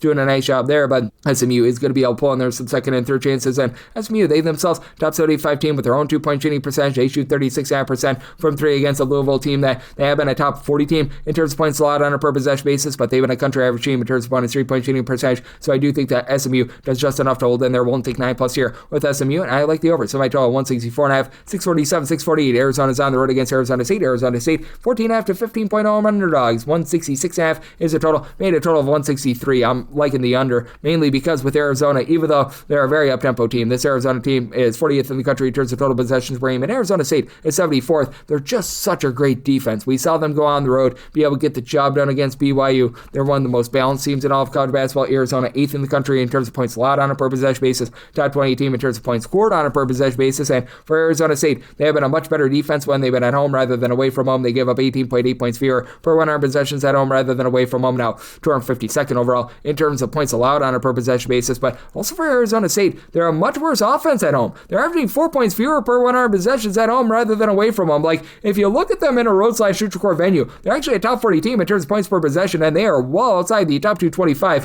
when they're at home. So that has been very interesting to say the least. But I do think that Mo Odom is going to be able to keep them lively. And keep in mind, the first time around, Arizona State went on the road and actually made them a nice game against Arizona. Odom, 17 points, shoots 36.5% from 3, 6.5 assists per contest. It is an Arizona State team that has been country average in terms of taking care of the ball, about 100th in terms of turnovers generated on a per possession basis. Their biggest issue has been down low, but you do have a pair of guys, Santiago Triaf and Masamba Diop, who do combine for about 11.3 rebounds per game. Diop has been able to give you about a pair of blocks per contest, and then Andre Grivovic, he's been able to shoot about 39.5% from 3-point. Meanwhile, for Arizona, Toby Awaka should be able to just clean up the paint down low, 10 points, 9.7 rebounds per game. He's been incredible, and then Braden Burris has actually become the top scorer for the team. Shoots 37% from 3. He's been able to give you 15 points per game. Koa Pete, Jaden Bradley, they combine for 28.5 points per game. Pete really doesn't give you anything from the outside, but Bradley, he shoots 44% from 3. Arizona very content to pile drive the ball down low. They're actually a top 25 team in terms of percentage of their shots that come from 2-point range, but they're also a top 40 team in terms of getting to the free throw line. They shoot about 73.8% at the charity stripe when they're there. Not necessarily the world's greatest team in terms of generating turnovers, but they've been able to do a great job on the inside. In the end, though, I do think that Arizona State going to be able to get a little bit more going on the outside, because you just take a look at the 3-point shooting home and road splits for Arizona State, and it's just absolutely wild. Right now for Arizona State, when they're away from home, they're shooting 39% from 3 compared to 30.4% at home. I think that irons out a little bit and keeps Arizona State lively. Semi-total 163. I like the under and the points with Arizona State 649, 650. It is Fordham. They're on the road against George Washington. Our nation's first president is a favorite here of 11.5 to 12 points. On this game, 147.5 to 148. Semi-line at 12. 11.5 is the max I'm willing to lay, but I'm going to be willing to lay it. Fordham has been a top 125 team in terms of points allowed on a per possession basis, and what Fordham has been able to do such a good job of is being able to just control the glass, both on the offensive and defensive side of things. They are 20th in the country in terms of overall rebound percentage, and while George Washington isn't quite that dominant, they're still 30th in the country in terms of rebound percentage, so that takes away really a lot of the thunder that you've got a Fordham team that has been outside the top 240 in terms of points scored on a per possession basis. I like the Iron transfer into Joel Reeves, 17 points, 3.5 assists. He's only shot, though, about 29% for 3, and as a matter of fact, out of your top 4 scorers, if you include Jack Whitbourne, who's been dealing with a lot of injury recently, none of them shoot above 29% from 3-point. You've got Akira Jacobs, who gives you 7.5 points, 5 boards. He actually shoots in the mid-30s from 3, and to the credit of Fordham, they've been a top 75 team in terms of opponents' 2-point shooting percentage, but they do allow a few open looks from 3-point range, and with George Washington being able to match up really well down low with Rafael Castro, who's been able to do a nice job, give you about 7 boards, over 13 points per contest. You don't necessarily get a ton of rebounds, but you still get like 4.5 rebounds per game out of Garrett Johnson with his about 13.5 points per game. You've been able to have good versatility out of Tyrone Marshall, 8 points, 4.5 boards, pair of assists, steal per contest. I think that that's going to be able to win out here, and this has been a George Washington team that has had a few hiccups on defense. You look at them in terms of points allowed on a per possession basis, and they're outside the top 100, but they are one of those teams that has a very demonstrative home and road split, as they are giving up about 19.7 points fewer per 100 possessions at home rather than away from home. I do think that that's going to play in this spot, and I do think that Fordham, with their very slow and controlled style, if you look at them in terms of total possessions per game, 355th, that's going to be just enough to be able to keep you under. So at a total of 146, I like the under, and with George Washington willing to lay up to 11.5 with them. 651, 652, North Carolina A&T, they're on the road against Drexel, and the Dragons of Drexel are a favorite here of 7.5 points. So on this game, it is 138.5, and with the Dragons of Drexel, I can only set them as a favorite of 6.5 points. I'm going to be willing to take the points. North Carolina A&T has actually been a really good rebounding team. You look at them in terms of overall rebound percentage, they're actually 35th in all of college basketball. And this is a Drexel team that they've been a top 75 team in terms of offensive rebound percentage, but they give up a lot of looks on the defensive glass. As a matter of fact, they're outside the top 185 with regards to their overall rebound percentage when they're at home. So I do think that that's going to keep them lively, and if you do get in a late game fouling spot, Drexel, bottom 10 team with their 64.4% free throw shooting percentage. That is not great, to say the least. Now, what has been great is Shane Blakeney, 13 points, 5 boards. He shoots 36% from 3. And Drexel's actually shooting over 34% from three. That's above country average. Victor Panoff shoots 38.5% from three, 9.5 points. He throws in their 5 rebounds per game. Garfield turned her down for what? Gives you about 5 rebounds. Nobody on the team gives you over 5 rebounds per game, but they do a nice job as a collective, and this has been a Dragons team that here in conference play, they're averaging 60.1 points per contest allowed, so they have really been holding down opponents. But for the North Carolina A&T team, even though they're missing their number 2 scorer in Luron Walker, you've had the other Walker, Lewis Walker, step up big time, 19 points. He's shooting 37.5% from three-point shot. This team is outside the top 300 in terms of ball security, 13.2 turnovers per contest, but they're actually a top 15 team in terms of getting to the free throw line. They shoot 71.5% of the free throw line, which that's outside the top 200, but it's better than Drexel. They're a team that really doesn't launch a lot of threes. They're a bottom 100 team in terms of percentage of their shots that come from three-point range. You've had Trent Middleton be able to give you about 34.5% three-point shooting, though, with about 12 points per game. Dwayne Pierce, he's stepped up in a big way, about 8.5 points, pair of assists per contest, and I do think that even though A&T has been a rough three-point shooting defense, the way that they've been a top 150 team in terms of opponents' two-point shooting percentage is going to be able to keep them lively in this game, and I do think that this is going to be a little bit more of a defense-oriented game, but I do think that with some late game following, you could get that over. I set my total at a 140.5. I like the over, and with A&T, I'm willing to take the points, made them a 6.5-point dog, 653, 654. Charleston, they're on the road against Northeastern. Northeastern is a underdog here of 3.5 points, 162 to 162.5 is the total.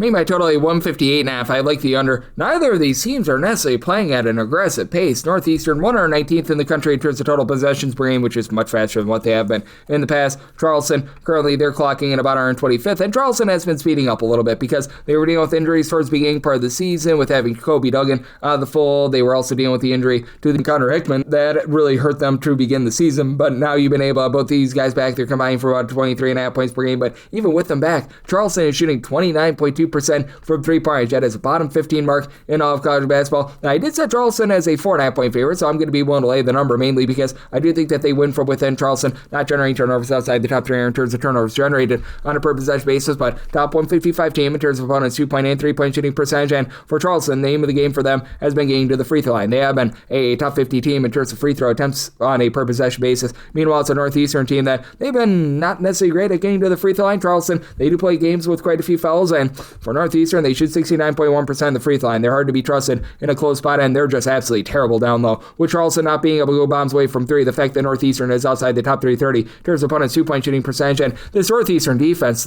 they've actually been a top 125 team in terms of turnovers generated on a per possession basis, but 309th in terms of points allowed on a per possession basis. That's not great. Meanwhile, for Charleston, I'm not saying that their defense has been amazing, but much better at about 175th in terms of points allowed on a per possession basis. They've been missing Northeastern as L.A. Pride all season long, so Xavier Abreu, William Kamori have been your top 2 scorers with a combined 24.2 points per contest. Kamori does shoot 43% from 3-point range, but they really don't have a ton of great rebounding on the team either, as Xander Alare has been able to give you 7.5 rebounds, 7.5 points per contest. Lone guy that gives you over 5 rebounds per game, and he's still missing for this team. So that means that you're relying upon Yori Fritz to be able to hold it down low. And with this Charleston team having a 7-footer that comes in from the ACC, give you about 7 or so rebounds per game, and Christian Reeves, for Metshot, being able to give you 9.5 points, 6 boards. I think the Northeastern are going to have a rough time inside. Now Northeastern shoots about 34.5% from 3. That's the top 175 mark in all of college basketball, but with them not being able to get second and third chances, I just don't think they get enough possessions for the over. So I like the under of Charleston. I'm willing to lay up to 4 with them, 655, 656. The Ohio State University on the road against Wisconsin. Wisconsin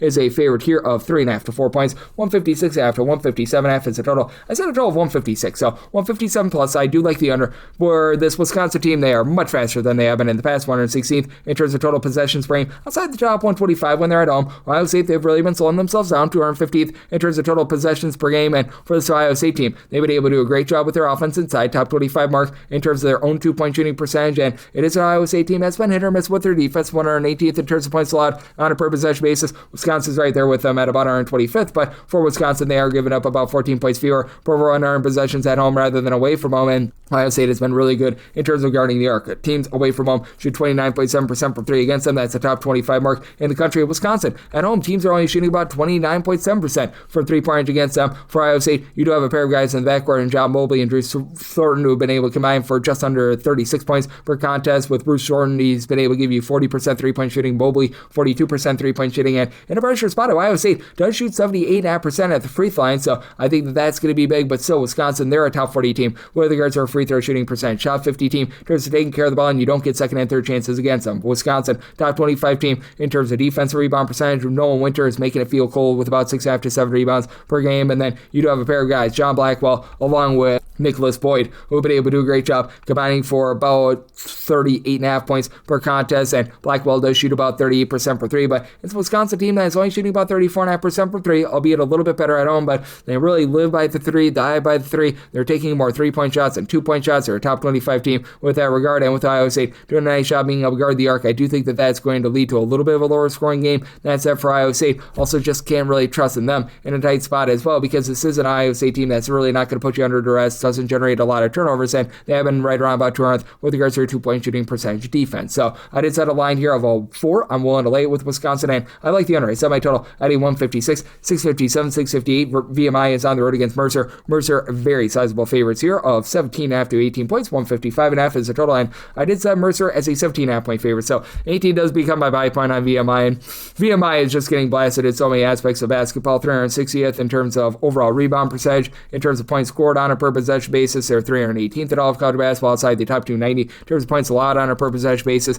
Mercer, meanwhile, has really been able to find it on offense. This is a team that's 62nd in the country in terms of points per possession. If you look at their home games and their home games only, they're actually a top 15 team in terms of points per possession. So I did set a total here of a 157.5. I do think that Mercer does their part with the total. I'm in on the over, especially with Mercer being a bit of an up-tempo team. 114th in terms of total possessions per game, but Mercer is giving up a lot of second and third chances. They're outside the top 300 in terms of defensive rebound percentage. So a VMI team that's not been getting a lot of second and third chances, they should be able to get those with TJ Johnson supplying 18 points, 7 boards. He shoots 36% from 3-point. It's a VMI team that's outside the top 250 with their 3-point shooting percentage, but boy, do they love to bomb it from 3. They take more 3s than 2s, and they have been shooting about 30% from the outside when they've been away from home, but Dan Yizaglu has been able to do a nice job, give you about 4 assists per contest. It's a VMI team that has been relatively solid in terms of taking care of the ball, top 125 team in terms of fewest turnovers on a per possession basis. Mercer has been pretty good in terms of generating turnovers on defense, in terms of turnovers generated on a per possession basis, top 125 mark there, but it is a Mercer team that they're very much thriving down low, with Armani Mighty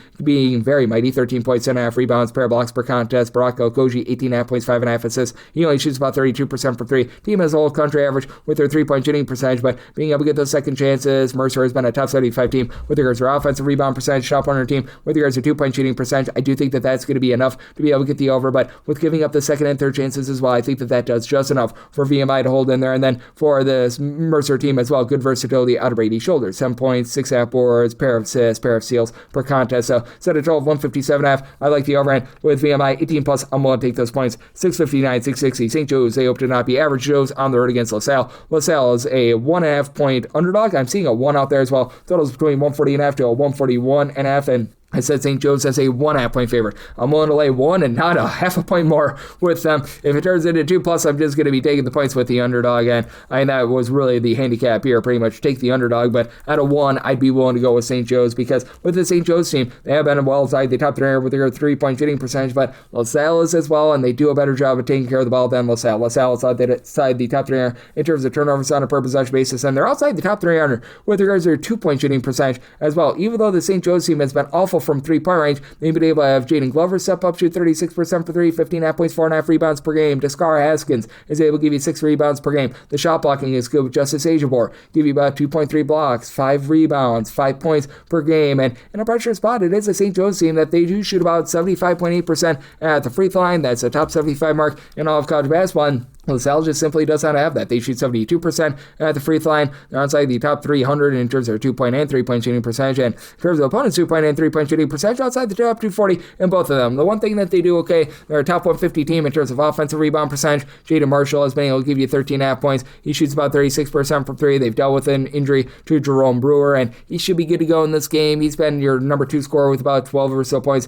per contest. But outside those two guys, you really don't have anyone outside of Eric Acker, who only gives you about 6 points per contest. contest and shoots above 28% from three-point range, with LaSalle having as many turnover issues as they do have, and with this LaSalle team just failing to be able to execute on offense or on defense. I do think that St. Joe's gets the job done in a little bit of a slog of a game, as LaSalle, one of the slower teams that you're going to find in all of college basketball, 327th in terms of total possessions per game, so made a total of a 139.5. I like the under end with St. Joe's, willing to lay up to a point with them. 661, 662, Jacksonville St. They're on the road. They're against Missouri State. Missouri State is a home favorite here of 4 to 4.5 points. 134.5 to 135.5 is the total, and I said Missouri State as a 2.5 point favorite, so I'm willing to take the points with Jacksonville State. Jacksonville State has certainly been a suspect offense, to say the least. They're 239th in terms of points per possession, inside the top 200 though when they're away from home. And for Missouri State, they're hovering right around about 208th themselves, as Missouri State, they have fallen outside the top 275 with regards to their 3-point shooting percentage. They're an okay team in terms of generating second and third chances, 193rd in terms of their offensive rebound percentage. And Jacksonville State,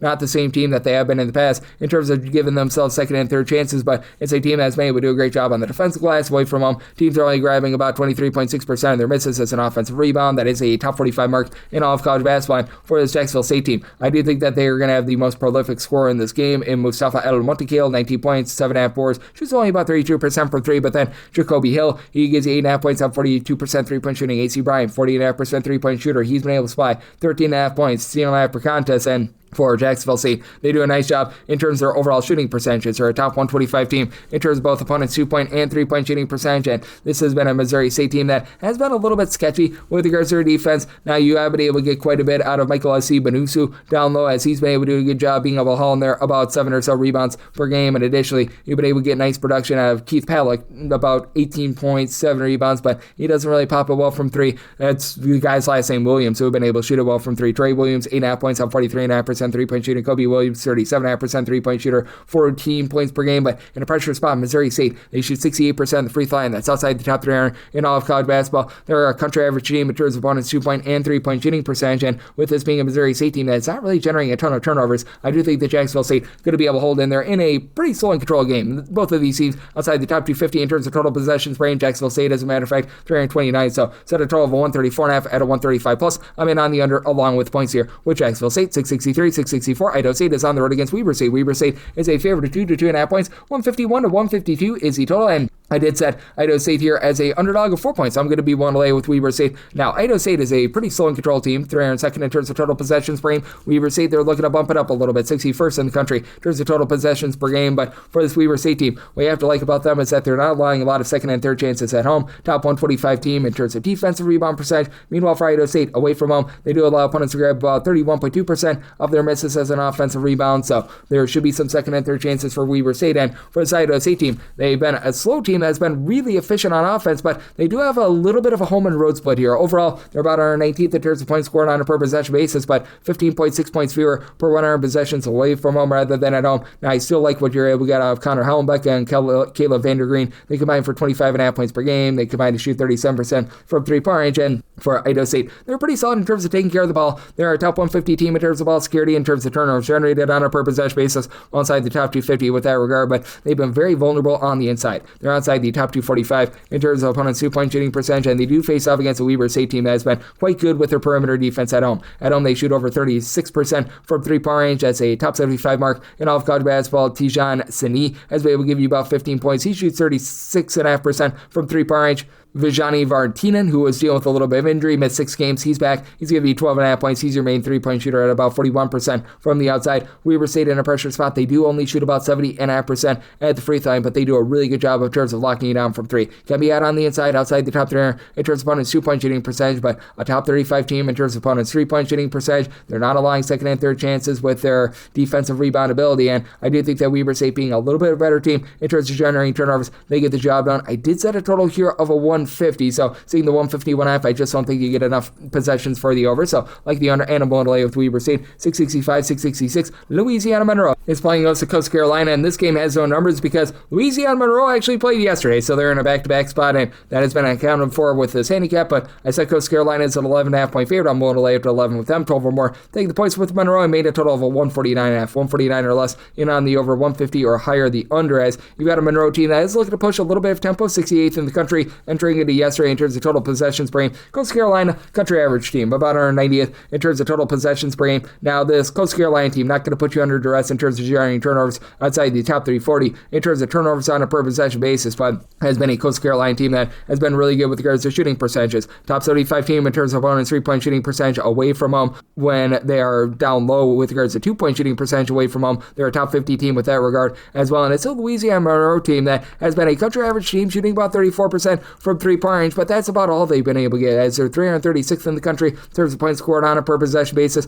Meanwhile, you got a Coastal Carolina team that they themselves have been shaky with their 3-point shooting away from home. They shoot less than 32% from the outside. They're about 285th in the country in terms of points per possession, but that said, they don't allow you to get second and third chances. And Louisiana Monroe, they don't really pull in a lot of second and third chances. They're outside the top 35 with that regard for Louisiana Monroe. You do have a big two for this team. Christian Lewis, Matavius Russell entered into yesterday, combined for 32 points per contest. And Russell shoots 36% from 3-point range. Lavelle Bernot has been able to give you 13.5 points, 8.5 rebounds per game. He is a lone guy on the roster that gives you over 4.5 rebounds per game. And outside that, it's a lot of mixing and matching with some of these other guys, as you've had Randaz Saunders be able to give you about 10.5 points, 4 boards per contest. But on the flip side for Coastal Carolina, it's been a little bit of a top-heavy team themselves, but they've been able to do a great job in terms of maximizing possessions, being a top 100 team. In terms of fewest turnovers on a per possession basis, A.J. Dantzler along with Rashi Jones, they combine to shoot about 38% from 3-point range, 30 points between the two of them. Joshua Beadle, not great from 3, but 16.5 points, 3 assists per contest. It's a Coastal Carolina team that has been able to do a pretty solid job in terms of keeping you off the free throw line as well, and then being able to guard on the inside the way that they do with a Louisiana Monroe team that might not have a lot of legs in them. They're playing on a back-to-back. I do think that Coastal Carolina going to be able to run them out of the building in this one, especially with just the tight spot in general for Monroe. So sit to my line to where I'm willing to lay up to 11 with Coastal Carolina, 12 or more. Take the points with Monroe, 149 or less, in on the over 150 or higher. The under 667, 668, or Roberts is on the road against South Dakota State. South Dakota State does find themselves as a favorite here of 13.5 points total on this game. It is 147.5. Set my line at 14. I'm going to be willing to lay it with South Dakota State. They've been able to do a solid job in terms of slowing themselves down from past years. They had a coaching change in the offseason. They're down to about 223rd in terms of total possessions per game. Oral Roberts, we're on about 186th, but Oral Roberts is just not getting anything going on offense. They're 312th in the country in terms of points scored on a per possession basis. They do rise inside the top 275 away from home, so that's a little bit encouraging. And for the South Dakota State team, it has been a unit that has been much better at home rather than away from home. Overall, they're 167th in the country in terms of points per possession, but if you look at their home games, and their home games only, they actually ascend to number 8. So they've got the very, very extreme numbers, to say the least. And for Oral Roberts, they're just not getting a lot down low. You've only got one guy, Offrey Neve, who gives you over 5 rebounds per game, 12.5 points, 5.5 boards per contest, and Ty Harper, 15.5 points per game. But Oral Roberts is a team that thrives on 3-point shooting, and they're not making threes right now, 31.5% from the outside. That's outside the top 280 in all of college basketball, and the turnovers have been costly. They're outside the top 320 in terms of their own ball security. Meanwhile, they've been outside the top 275 in terms of opponents' 3-point shooting percentage, and it's a South Dakota State team that you've got really good balance in terms of scoring. A quartet of guys between 10.9 and 13 points per contest. Damian Wilkerson, Jaden Jackson, Joe Saylor, along Kellen Gary, and then you've got Gary shooting about 38.5% from 3. Saylor shoots 39.5% from the outside. South Dakota State overall, they shoot about 34% from 3. That's country average, but they do a nice job not allowing second and third chances. Top 75 unit in terms of defensive rebound percentage. Not a team that's really going to put you under duress too much, but they've been a top 175 team in terms of opponents' 3-point shooting percentage. Should be able to lock down this Oral Roberts team. I do think that South Dakota State's home and road split irons out a little bit more with regards to offense, but I do think that's still enough to be able to get it done. So I total 146. I'm in on the under of South Dakota State. One to lay up to 13.5 with them. 669, 670. Cal Baptist is on the road against UT Arlington. Arlington is a 1-1.5 point favorite total on this game. It is 131.5, and I did set my total 133. I do like the over, and I like Cal Baptist here on the money line. You got an Arlington team that just has not been able to thrive on offense. In terms of points scored on a per possession basis, they're 293rd in the country, and I recognize that Cal Baptist is not necessarily lighting the world on fire themselves, but they do a great job in terms of winning the rebound battle. They've been about 188th in terms of their points scored on a per possession basis, and they do have the best scorer in this game. That'd be Dominique Daniels, who's been very good as a 22-point per game scorer. Throws in their 4 assists. He only shoots about 28.5% per 3. Cal Baptist, they're overall about 300th with their 3-point shooting percentage at 31.6%. Arlington, top 2 team in the country in terms of opponents' 3-point shooting percentage. Solid in terms of generating turnovers, but can be had on the inside. Now for Cal Baptist, they are outside the top 275 with their own 2-point shooting percentage, but they're a top 20 team in terms of offensive rebound percentage. They've been a top 75 team in terms of defensive rebound percentage. Just so many guys, they're able to pull in their rebounds. Brady Henjai, Thomas Endong. They only combine for about 11 points per game, but they give you a combined about 12 to 13 rebounds per game. Jonathan Greenman, he's been able to give you about 6 points, 5.5 boards. They do a good job in terms of shot blocking as well, with having Rene DiMattello being able to give you a little bit of something. He's been dealing with a bit of injuries as he's been out really the first half of the season, but has been able to come back, give the team a little bit of spark down low. And additionally, Martell Williams has been able to shoot in the mid-30s from three-point range. And then for this Arlington bunch, you've got Rayshawn Sylvester along with Marcus McCreary doing a nice job being able to give you double figures, but what you're going to get outside that is a big giant question mark. You've had Kashmir Chavis be able to give you about 9.5 points, but he shoots about 23% for three. But Curry, 38.5% three-point shooter with 5 boards, about a steal and a half per contest, and Rayshawn Sylvester, top rebounder with 6.5 rebounds per game. But it is a Arlington team that, even though they don't allow a lot of second and third chances, they've been a top 75 team in terms of rebound percentage as well. Their inability to take care of the ball outside the top 340 in terms of turnovers on a per possession basis, I think is going to be very costly here. I said Cal Baptist as a 3-point favorite. I like them on the money line. I do think that Cal Baptist, even though they're a relatively slow and controlled team, they're about 233rd in terms of total possessions per game, play at just a good enough pace to be able to get you the over. So also like the over. 671, 672. Fresno State is on the road against Air Force. Air Force is a pretty sizable home underdog here of 9.5 to 10 points. 135.5 to 136.5 is the total. And I'm in on the under. I set my total 135.5. Air Force once again playing at a very slow pace. Total possessions per game, 316th. Right now, their coach, Joe Scott, is under pretty much, he's going to be terminated. Let's call it what it is. And this team, 358th in terms of points scored on a per possession basis. Just pathetic what we are seeing here. Fresno State, not an amazing offense, 295th in terms of points scored on a per possession basis, but at the very least, they've been an okay defensive team, and they should be able to own the glass against an Air Force team that year in and year out, they're just sad and pathetic in terms of being able to pull on their rebounds. Right now for Air Force, 340th in terms of rebound percentage. Fresno State, a much more respectable 190th, and for this Fresno State team, they've been a top 75 team in terms of opponent's three-point shooting percentage, and Air Force really takes a lot of shots from three, and they don't hit too many of them. You've got Jake Heidbreder, who used to play for Air Force, giving you about 17.5 points, 2.5 assists per contest. Ayon Collins, 12.5 points, 5 assists per game. The issue that you've had for Fresno State has been turnovers outside the top 325 in terms of turnovers on a per possession basis, but again, you've got an Air Force team that really doesn't do anything well offensively, defensively, on the court, off the court, nothing. They are outside the top 275 in terms of generating turnovers, outside the top 275 in opponent's 2-point and 3-point shooting percentage. They shoot 29.9% from 3-point range, and yet they still try to launch a bunch of threes. Do have a trio of guys, Lucas Hovland, Caleb Walker, and Cam Sanders, all between 11.4 and 12 points per contest, and then Eli Robinson has been able to give you about 5 boards, 8.5 points per game, but very top-heavy team, and you still have the 7-footer and Wesley Chalkowski, who at 7 feet tall as a starter grabs 2.5 rebounds per game. Just disgraceful. If you're 7 feet tall, you got to be able to pull in their rebounds. He doesn't do so, and I think the Fresno State goes in there, dominates this game. I'm going to be willing to lay up to 11 with Fresno State, and I like the under. Semi-total 135.5, 673, 674 on the card. It is Marshall, and they're going to be on the road against Arkansas State, and Arkansas State finds themselves as a mid-tier favorite here of 3.5 to 4 points. John Scheme, 164.5, and I'm on the way with Arkansas State. I did set them as a 5-point favorite in a pressure spot. This Arkansas State team has been able to do a really good job in terms of being able to close out games with their free throw shooting, 76.6%. That's the top 45 mark in all of college basketball. Big issue for them is turnovers. They're outside the top 320 in terms of turnovers on a per possession basis. To have a Marshall team that early on during the season, they were having a bunch of turnover issues, and they're still not the world's greatest team in terms of taking care of the ball, 220th in terms of turnovers on a per possession basis, but they're starting to get on the straight and narrow there, and it is a Marshall team that is going to put you under a little bit of duress. They're about a team that ranks in the top 175 in terms of turnovers generated on a per possession basis away from home. Arkansas State, not really a team that's going to generate a bunch of them. They're outside the top 300 with this regard, but for Arkansas State, they do a nice job just with their collective of being able to generate good, productive possessions, as they've got 8 different guys between 6.4 and 11.8 points per contest.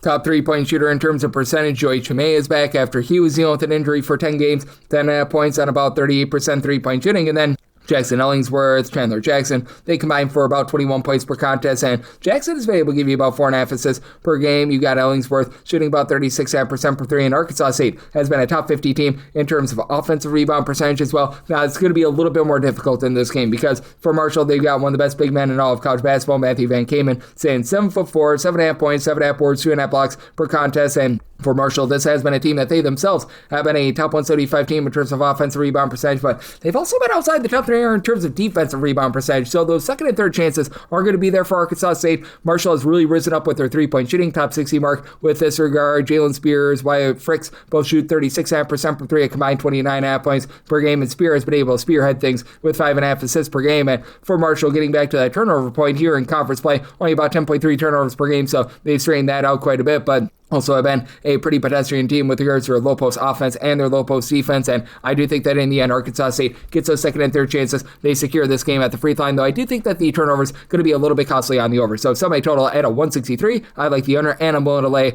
the number here with Arkansas State, made them a 5-point favorite. 675, 676. James Madison, our nation's first president, is on the road against Southern Miss. Southern Miss is a 1-point underdog. Total on this game, 146 half to 147 half. I made Southern Miss the 1-point favorite, so I'm going to be willing to take a shot on them on the money line. James Madison just doesn't generate turnovers. They're outside the top 340 in terms of turnovers generated on a per possession basis, and James Madison, solid 3-point shooting team at about 33.9%, and Southern Miss, not a solid 3-point shooting team right now for Southern Miss. I'm not even kidding when I say this. They are 340th with their 3-point shooting percentage. They are allowing teams, by the way, to shoot 37.6% from three, so they have been well outside the top 340 with regards to their opponent's 3-point shooting percentage as well. So they've been getting blitzed from the outside, but I do think that they're going to be able to win this game from within. James Madison teams typically are pretty solid down low, just in general, teams coached by Preston Spradlin, but this year they're outside the top 170 with regards to their overall rebound percentage. For the Southern Miss team, they have been a top 135 team in terms of their offensive rebound percentage. They've actually been a little bit better away from home rather than at home, but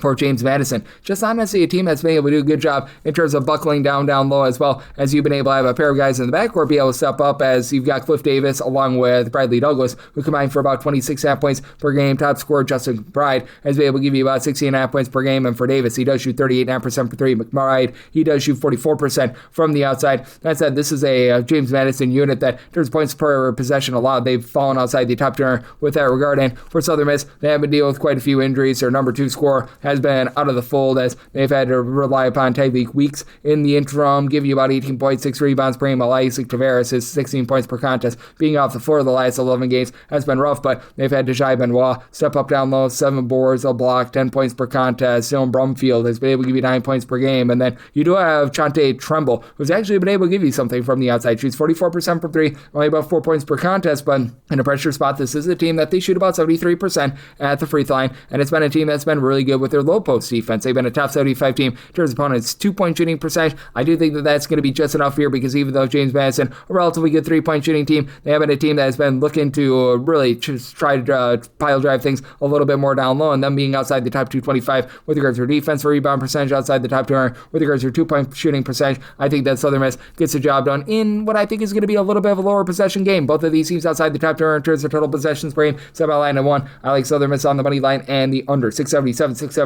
Miami of Ohio is going to be playing us to Northern Illinois. Northern Illinois, very sizable underdogs here, as you're catching with them 17.5 points. So on this game, 155.5 to 156. I made my line 22.5. I'm going to be willing to lay with Miami of Ohio. Miami of Ohio just thriving on offense. How about 11th in the country in terms of points scored on a per possession basis? Northern Illinois, 314th. And for Northern Illinois, bottom 15 team in terms of turnovers on a per possession basis on offense. They're allowing tons of second and third chances, 271st in terms of defense and rebound percentage. And Miami of Ohio doesn't grab a lot of second and third chances, but they're a top 100 team in terms of defensive rebound percentage as well. And while Miami of Ohio is not necessarily as dominant with their defense as they are on offense, they are a team that is going to be able to take advantage of the fact that Northern Illinois is very sloppy with the ball. They're generating a turnover around over 19% of their defensive possessions at home. That is a top 85 mark in all of college basketball. And for Miami of Ohio, just weapons upon weapons in terms of this backcourt, as you've got a pair of guys in Brett Byers along with Peter Suter. They combine for 29 points per game. They both shoot over 42% for 3, and I'll go even further. Each of their top 8 scorers shoot at least 39.4%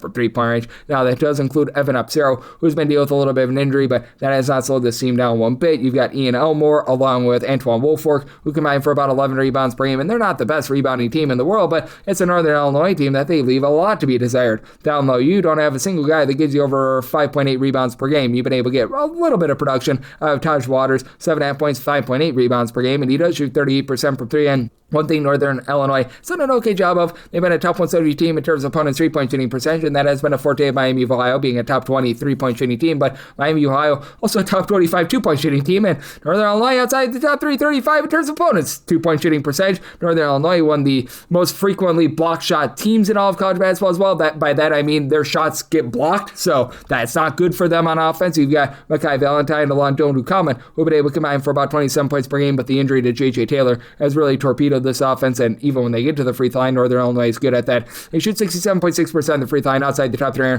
in all of college basketball. This is a Miami of Ohio team that's really been bumping up tempo. 47th in terms of total possessions per game, with Northern Illinois well outside the top 275 in terms of points allowed on a per possession basis. Miami of Ohio should be able to run and hide with this one. I did set my line at a 22.5. I'm going to lay it in. I'm actually in on the under. Semi-total 154.5, mainly because Northern Illinois and the dead possessions, I think, are going to cost you that over. So in on the under and Miami of Ohio. 679, 680 on the card. Morehead St plays us at Lindenwood. Lindenwood is a favorite here of 1.5 to 2.5 points. 149.5 to 150.5 is the total. I set a total of 145.5. I'm in on the under. Now you do have a Morehead St team that's playing significantly faster than in past years, who are in 30th in terms of total possessions per game. And Lindenwood, man, this is a team that's looking to push tempo. 15th in the country in terms of total possessions per game. But Lindenwood pretty solid in terms of generating turnovers. They're a top 80 team in terms of turnovers generated on a per possession basis. And Morehead State, and they are creating more turnovers on offense than Sarah Lee's Bakery. For Morehead State, in terms of turnovers on a per possession basis, they're 300th in all of college basketball, and you put them in their home environment, and they fall outside the bottom 35 in all of college basketball. So that's not great, and they're not even good. 3-point shooting team. For Morehead State, to their credit, they've been a top 30 team in terms of offensive rebound percentage at home, but they're also 332nd in terms of defensive rebound percentage. They allow teams to grab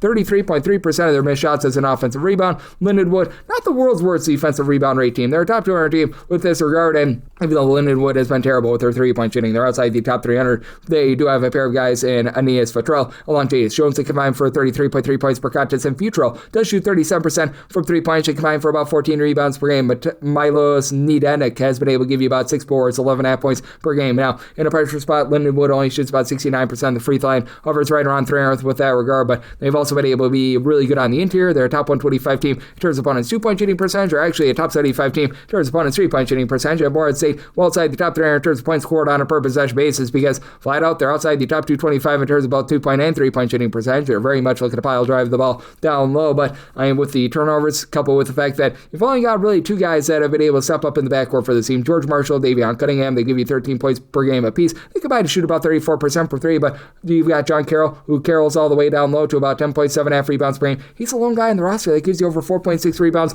per game. The backcourt has been very suspect, to say the least, and with this Morehead State team in conference play, they have been a bunch that has been a little bit better with their 3-point shooting percentage at 32.5%, but still, they don't generate any turnovers whatsoever while they continue to turn the ball over a ton. That allows Lindenwood to be able to control this game, get the job done. I said Lindenwood is a 3.5-point favorite. I'm going to lay it in like the under semi-total at a 145.5, 681, 682. Mississippi State is on the road against Missouri. Missouri is a favorite here of 7.5 points, open up at 5.5 to this game, 148.5 to 149.5. I set my line at 7.5. If we get down to a 7 or less, I'm seeing a few 7s out there, so I'm going to lay with Missouri. It's a Mississippi State team that is well outside the top 300 in terms of turnovers generated on a per possession basis, and Chris Chance has never had a team at Mississippi State that's been inside the top 270 in terms of 3-point shooting percentage, and they're back outside the top 300 this season. Mississippi State overall, in terms of points per possession, 179th. They've actually been more efficient when they've been away from home rather than at home, so that's a good thing, and Mississippi State is actually looking to bump up tempo, 55th in the country in terms of total possessions per game. Not quite sure why, and for this Missouri team, they've actually slowed down. They're 182nd in the country in terms of total possessions per game, and Missouri much better on the glass this season. They become a top 135 team in terms of defensive rebound percentage. They're a top 75 team in terms of offensive rebound percentage. This has been a Missouri team that's been a little bit down with their offense, but still, they're 66th in the country in terms of points per possession, and they've got some very demonstrative home and road splits as they're averaging about 23.5 points more per 100 possessions at home rather than away from home. And for Mississippi State, it's a very top-heavy team, as Jaden Neff, along with Josh Hubbard, they've had to carry the mail for this team. Hubbard, 20.5 points. He shoots 32.5% for 3 ups. Only shoots 30% for 3, but about 15 points per game. And then you've got one other player with over 6.2 points per game, Jabari McGee, who does shoot 40% for 3, but in conference play, this team is shooting 25.9% for 3. I do think that that's going to be going northward a little bit. It has to go northward a little bit, but I mean, this has been a team that typically, when they've been good under Chris Jans, they've been able to dominate the glass, but they're outside the top 225 in terms of defensive rebound percentage, so that means lots of second and third chances here for Missouri. And Missouri, their main kryptonite has been turning the ball over. In terms of turnovers on a per possession basis on offense, they've been outside the top 245 with this regard, but Mississippi State doesn't put you under duress. Missouri, they're outside the top 300 in terms of opponents' 3-point shooting percentage, but guess what Mississippi State doesn't do? Shoot it well from 3, and for Missouri, top 40 team at opponents' 2-point shooting percentage, their own 2-point shooting percentage. Mark Mitchell, 17.5 points. He gives you about 5.5 rebounds per game. You got a 40% 3-point shooter in Jaden Stone, give you 15 points per game. Jacob Cruz, 46% 3-point shooter, 11 points per contest. Think that that's good enough enough to be able to get the job done here. I said Missouri as a 7.5-point favorite. I'm willing to lay up to 7 with them. Made my total a 151.5. I'm also in on the over 683, 684. NC State, they're on the road against Wake Forest. Wake Forest is a underdog here of 3.5 to 4.5 points. 154.5 to 155 is the total line with NC State. Made them a 3.5-point favorite. So at 4+, I'm going to be willing to take the points with Wake Forest. It's a Wake Forest team that has been a top 25 team in terms of turnovers generated on a per possession basis, but now they do go up against an NC State offense that has been very efficient with the ball, top 30 team in terms of fewest turnovers on a per possession basis. But for Wake Forest, they've also been a good 3-point shooting defense where they're really vulnerable on the inside. They're well outside the top 285 in terms of opponents' 2-point shooting percentage, and for NC State, they're right now shooting 42.5% from 3-point range away from home. Depending upon the day that you look, that's either number 1 or number 2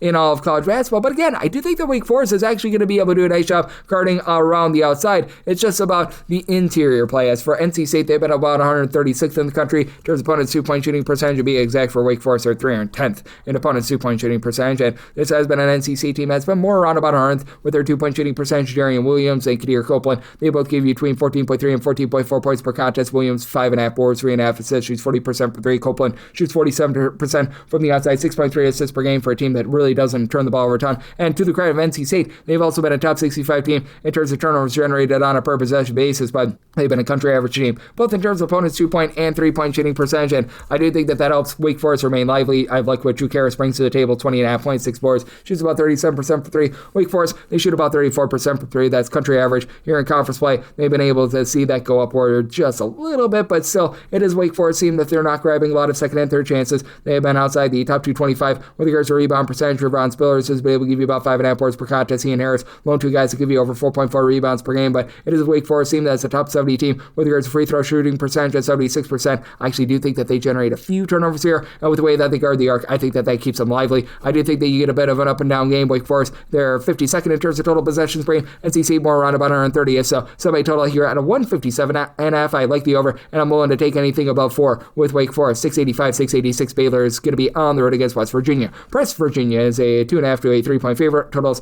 between 140.5 to 141.5. So West Virginia's a 5.5-point favorite. I'm going to be willing to lay the number. This Baylor team is looking to play with some tempo in terms of total possessions per game. 99th in the country. West Virginia is super duper slow. 351st, and for West Virginia, they've got some of the most demonstrative home and road splits on defense that you're going to find in all of college basketball. As overall for the season, they're 24th in the country in terms of points allowed on a per possession basis, but they give up, I'm not even kidding, 29.7 points per 100 possessions fewer at home rather than away from home. They're 5th in the country in terms of fewest points per possession allowed at home, and Baylor 206th in the country in terms of points allowed on a per possession basis, where Baylor has really thrived as being able to grab second and third chances, top 25 team in terms of their offensive rebound percentage, and they've still been a top 75 team in terms of points per possession, but James Angie has been about as big of a flop as Crystal Pepsi right now. I mean, my goodness, this has been absolutely terrible. He has scored 0 points in the last 4 games. Like, they bent the rules to get this guy in there, and he's doing absolutely nothing. Like, he's completely destroyed this team. Like, they've won 1 game in conference play. You still have Cameron Carr giving you about 19.5 points, 4.5 boards. He shoots 40% from 3. Obi Edgum shoots 39% from 3, but it's clear that this team has been completely destroyed. They've got no defense whatsoever, and since they brought him in, if you look at conference play,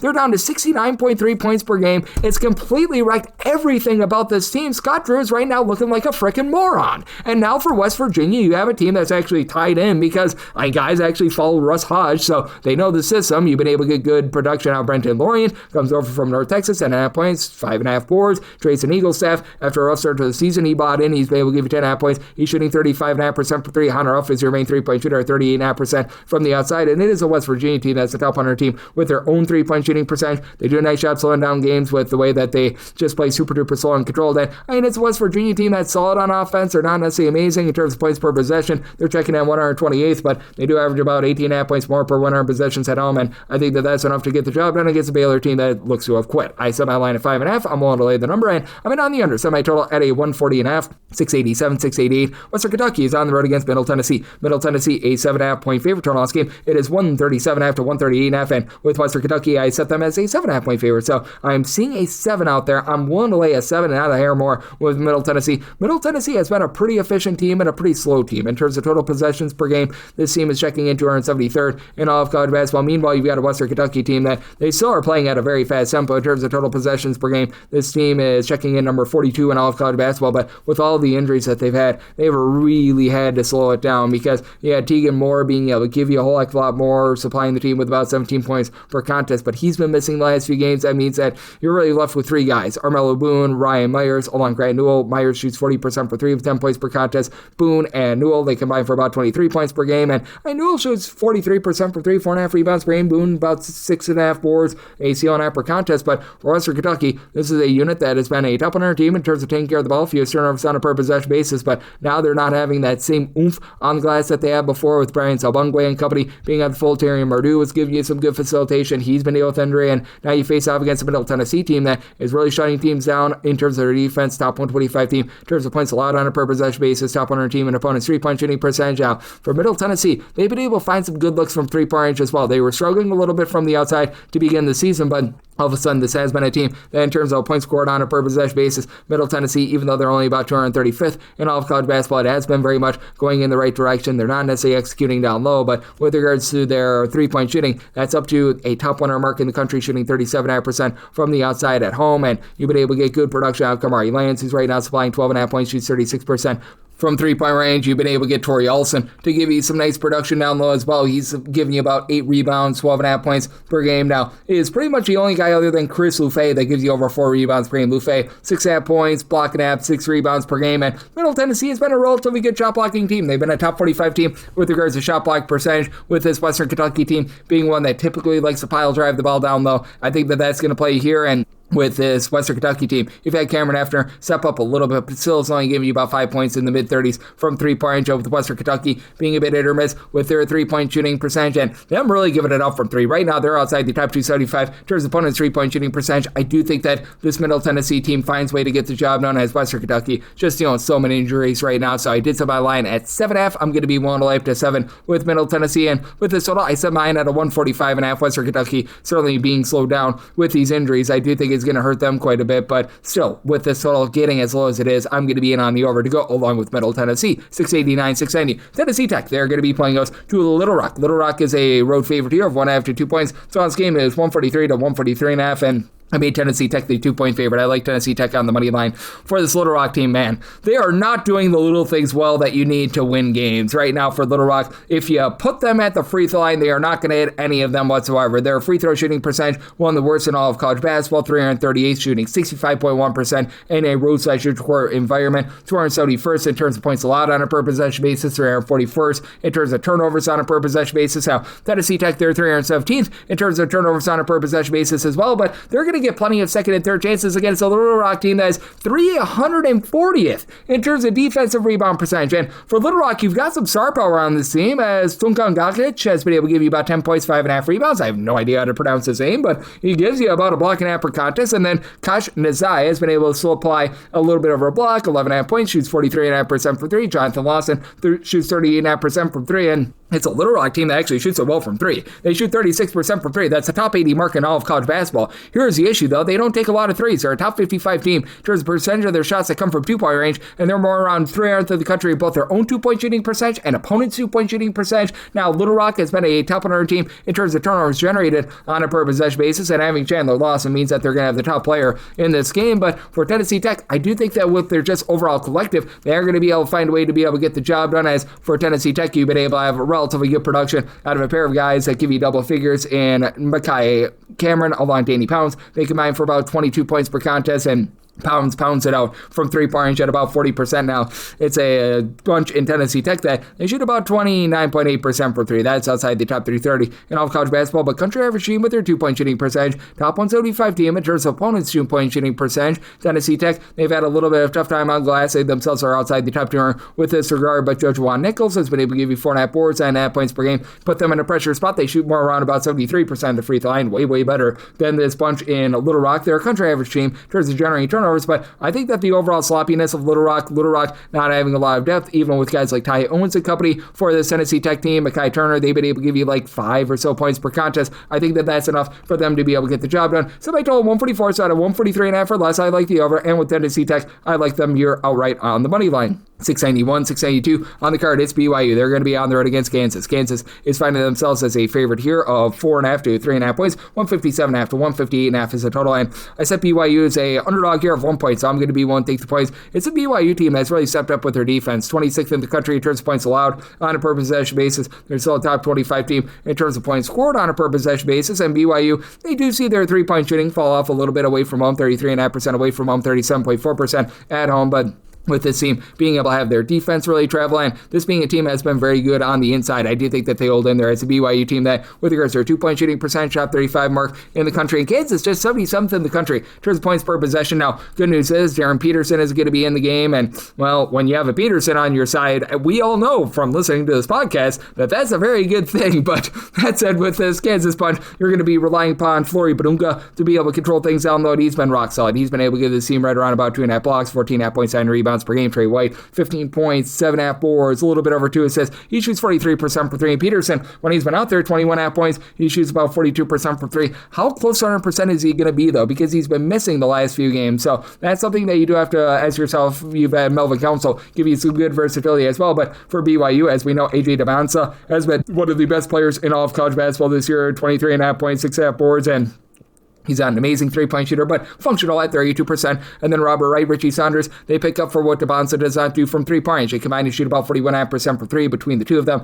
You've been able to get about 36 points per contest. And with Wright, 5 assists per game, it's a BYU team that does a great job taking care of the ball, top on our team. There's a few turnovers on a per possession basis. And Kansas, they've been a great defense. They've been a top 15 team in terms of points allowed on a per possession basis at home, despite the fact that they don't generate turnovers. They're outside the top 330 in terms of turnovers on a per possession basis, but you don't get clean looks from 2-point range or 3-point range. BYU with their defense, they don't necessarily generate a lot of turnovers either, but they're again a top 75 team in opponents' 2-point shooting percentage or above country average with regards to opponents' 3-point shooting percentage. I do think that holds up here. It's a Kansas team that's about 230th in terms of total possessions per game, so I think that you get a little bit of a slowdown as well. I set my total 153. I like the under. Now with BYU, anything above a point, I'm going to be willing to take the points. 683, 684. Cal is going to be on the road against Miami. Miami, a mid-tier favorite here of between 10 to 10.5 points. Let's open up at 8.5 total on this game. 148 to 148.5, and I set my line at 8.5, so I was willing to take the points with Cal to start with, but now that we're up to 10 plus, I'm really going to be willing to take the points as Cal doing a great job in terms of keeping things clean. Top 35 team, there's a few turnovers on a per possession basis. They're a top 40 team with their 3-point shooting percentage away from home as well. Overall, 36.5% from the outside. That goes above 37% away from home. Day-to-day Ames being able to shoot 41% for 3, 17 points per contest. Justin Pippen, John Camden, these guys give by for 29 points. Between the two of them, they shoot 38% from 3. Pippen has been able to give you 4 assists, pair of steals per contest, and it is a Cal team that they're going to get lane-based down low. They've been outside the top 200 with regards to rebound percentage, and now you have to go against Malik Ranu, who's been able to give you 20-plus points, 8-plus rebounds per game, and then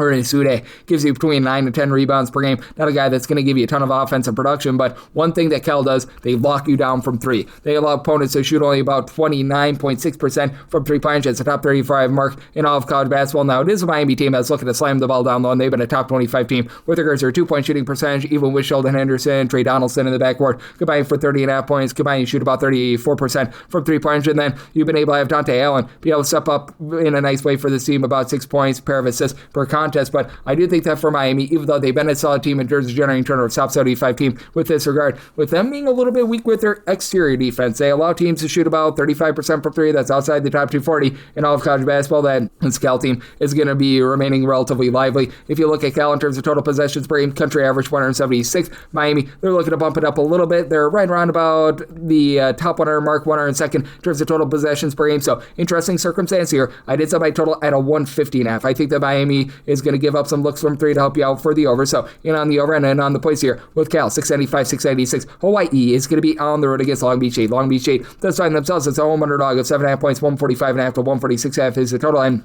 for Hawaii, I did set them as a 7.5 point favorite. I'm seeing some 7s out there, willing to lay up to 7 with them. Hawaii, number 2 in all of college basketball in terms of points allowed on a per possession basis. Offense, not quite that. Offense is more around 169th in terms of points scored on a per possession basis, and Hawaii is actually looking to gun it. They're 46th in the country in terms of total possessions possessions per game. That stat is a little bit warped because they did have their game go to overtime a few nights ago against UC Irvine. And for Long Beach State, they're a team that at home is well outside the top 225 in terms of total possessions per game. It's a Long Beach State team that has not been able to execute on offense. They're about 279th in terms of points per possession, albeit they're generating more than 20 points more per 100 possessions at home rather than away from home. And for Long Beach State, they've protected the ball at home. They've been a top 100 team in terms of ball security at home. Away from home, it's been relatively awful, but I do think that they're going to be able to do an okay job generating some turnovers against a Hawaii team that's been outside the top 300 in terms of turnovers on a per possession basis on offense. Long Beach State, a top 135 team in terms of generating turnovers on defense, and for Long Beach State, this has been a team that's been really doing a good job in terms of denying second and third chances. Top 50 team with regards to defense and rebound percentage. Kevin Sykes, 18 points per game, shoots 37% for three. Petar Mistrovich comes over from Syracuse, 15 points, 6 half boards, steal per contest, and he's a 36% three-point shooter. Really outside of Rob Diaz, who shoots 34% for three with 7.5 points per contest. Nobody else on the roster shoots above 30% from three-point range. And for Long Beach State, they themselves don't give themselves any sort of second and third chances. And now they have to go up against a Hawaii team that's not really going to put you under duress in terms of generating turnovers, but they just don't allow you to get good looks whatsoever. They're a top 25 team in terms of opponents' two-point and three-point shooting percentage. They themselves are a top 100 team in terms of their own two-point shooting percentage, and that's where I think that they win this game. Long Beach State, with opponents' two-point shooting percentage, are outside the top 270 in all of college basketball, and then for Hawaii, it's just a nice collective in general. Right now, you've got essentially 8 different guys that give you at least 6 points per contest. Isaac Johnson, the 7-footer, 13.6 rebounds. He leads the way with a block per contest as well. But Harry Ruyev shoots 38.5% for three, 11.5 points per contest. Quandre Bullock, 12 points. Doesn't shoot it well from three, but he gives you 5.5 rebounds per game. Gatis Numishka, 10.5 points, 5 boards. I do think that wins out in the spot. Hawaii, relatively okay at the free throw line, 73.5%. So I did set Hawaii here as a 7.5 point favorite. One to 7 with them. And on the under, somebody told him 141.5.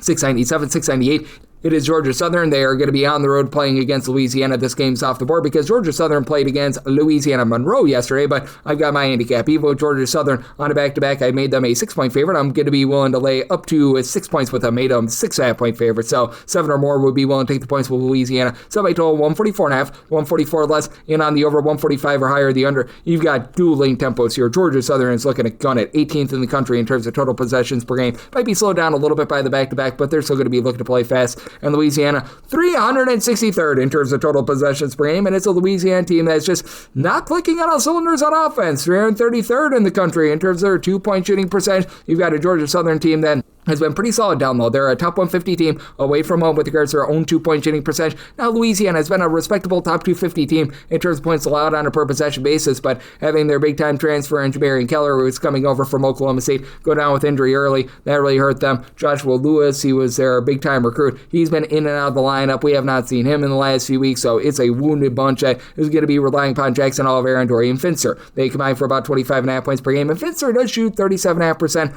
from 3-point range, and this is a Georgia Southern team that they're very much willing to gamble for turnovers. They're a team that ranks in the top 100 in terms of turnovers generated on a per possession basis, and if they don't get a turnover, they do leave themselves a little bit vulnerable with their percentages. Country average shooting, but opponents' 3-point shooting percentage outside the top 225 in terms of opponents' 2-point shooting percentage, but this is also a group that has been allowing a lot of second and third chances outside the top 300 in terms of defensive rebound percentage. Louisiana doesn't really give themselves a lot of second and third chances, and for Georgia Southern, they're a top 45 team in terms of fewest turnovers on a per possession basis, so clean possessions for Tyler Moore, Spud Webb in the backcourt. They combine for 30 points per contest, and Kavian White, 10.5 points, 3.5 boards, good versatility there. It's not a team that shoots it amazing from 3-point, but this is a Louisiana team that is going to present you with some good looks from three. They're right now allowing teams to shoot over 36% for three. That's outside the top 300 in all of college basketball, and with Louisiana being well outside the top 275 in terms of their offensive rebound percentage, at kryptonite that you got for Georgia Southern, not going to be on earth. And if you do find yourself in a tight spot, Louisiana about 300th in the country with their free throw shooting percentage at 68.5%. And this is Georgia Southern team that is one of the best in terms of getting to the free throw line. Country average at about 71.5% at the charity stripe. And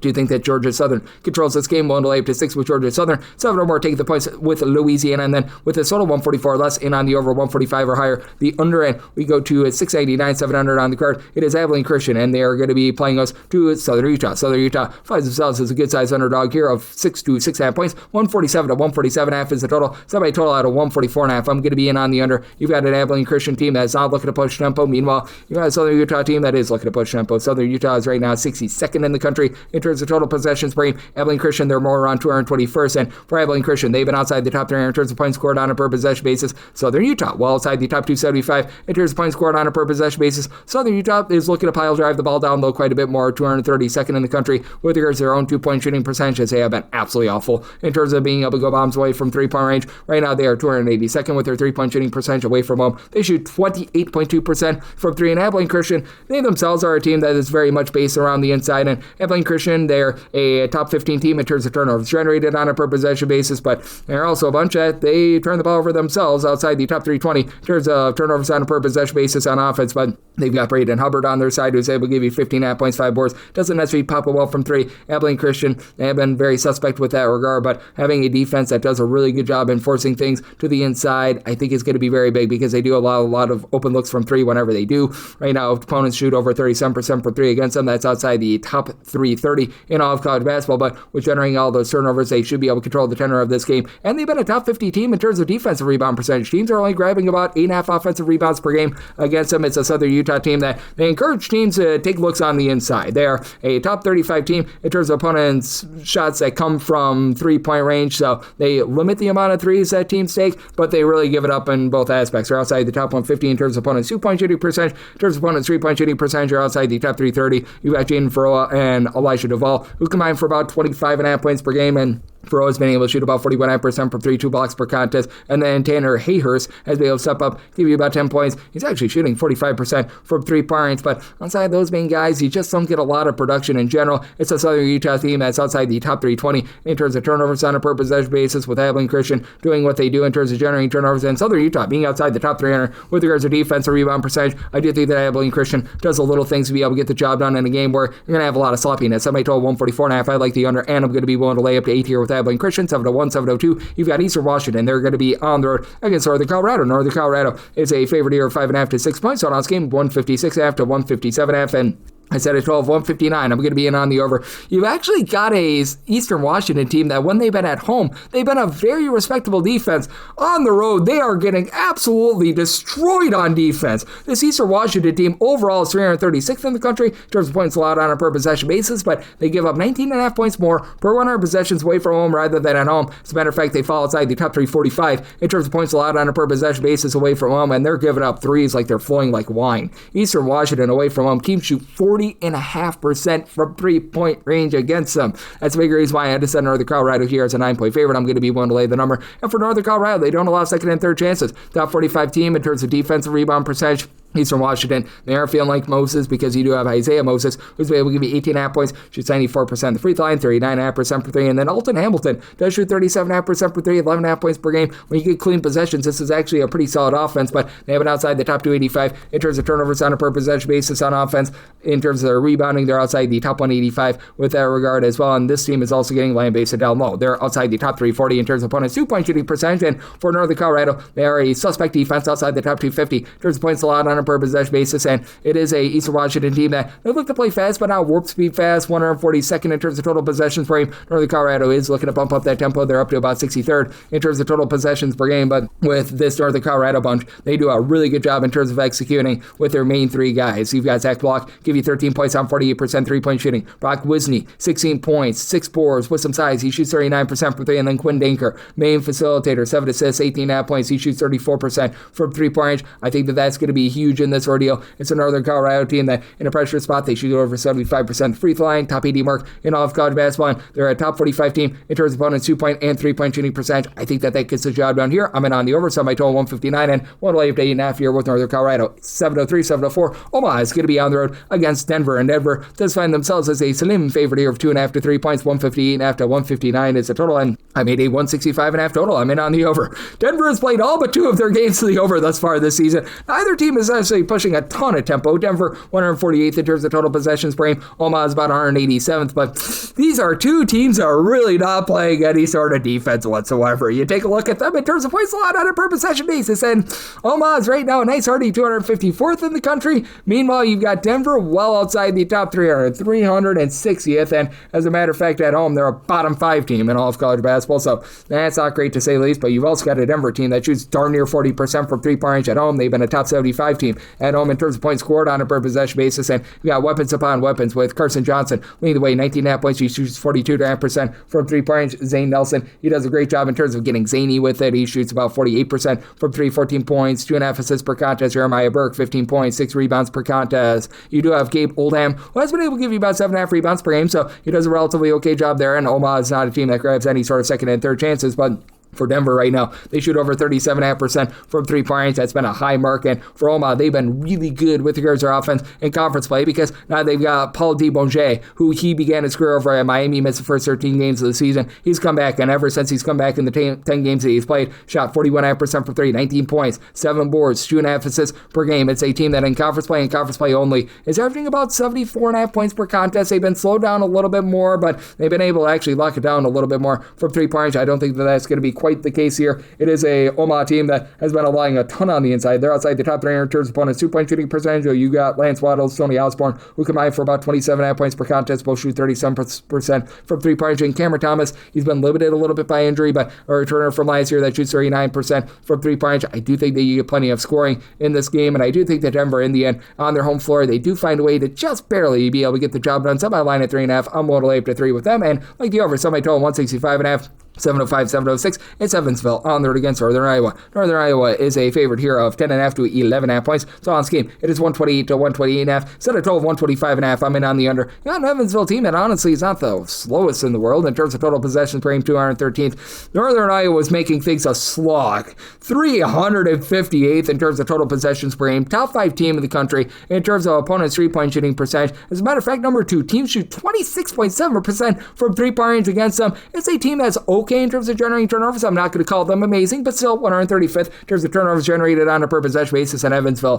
They're outside the top 320 in terms of points scored on a per possession basis, about 344th in terms of turnovers on a per possession basis on offense. On defense, they're about 218th in terms of generating turnovers, neither here nor there, and they don't have to worry about giving up second chances in Northern Iowa. Northern Iowa is outside the top 320 in terms of offensive rebound percentage, and for Evansville, right now they're dealing with an injury to their top rebounder, Connor Turnbull's missed 6 games, 12.6 boards per contest, so that's been missing. You've got AJ Casey, though, who's maybe give you 11 points per game. Joshua Hughes shoots 39% from 3, 9.5 points per game, but this team is getting absolutely nothing going on offense whatsoever. And then on the defensive side of things, for this Evansville team, they do find themselves outside the top 240 with regards to opponents' 2-point and 3-point shooting percentage. Northern Iowa is not a team that themselves is really lighting it up from three-point range right now. They're about 261st in the country, and that goes down to 31.3% with regards to their three-point shooting percentage at home, but I still do think that they're going to control the tenor of this game with the way that they slowed things down, and you got Trey Campbell and Leon Bond in the backcourt. They combine for 25 points per game, and for Bond, he shoots 38% from 3. He's pretty much the only guy other than Max Weisbrod who only gives you about 5 points per contest and has been dealing with a little bit of injury recently that shoots above 33% from three-point range for this unit, but they are looking to drive the ball down low a little bit more. They've been a country average team with both their own 2-point shooting percentage and opponents' 2-point shooting percentage.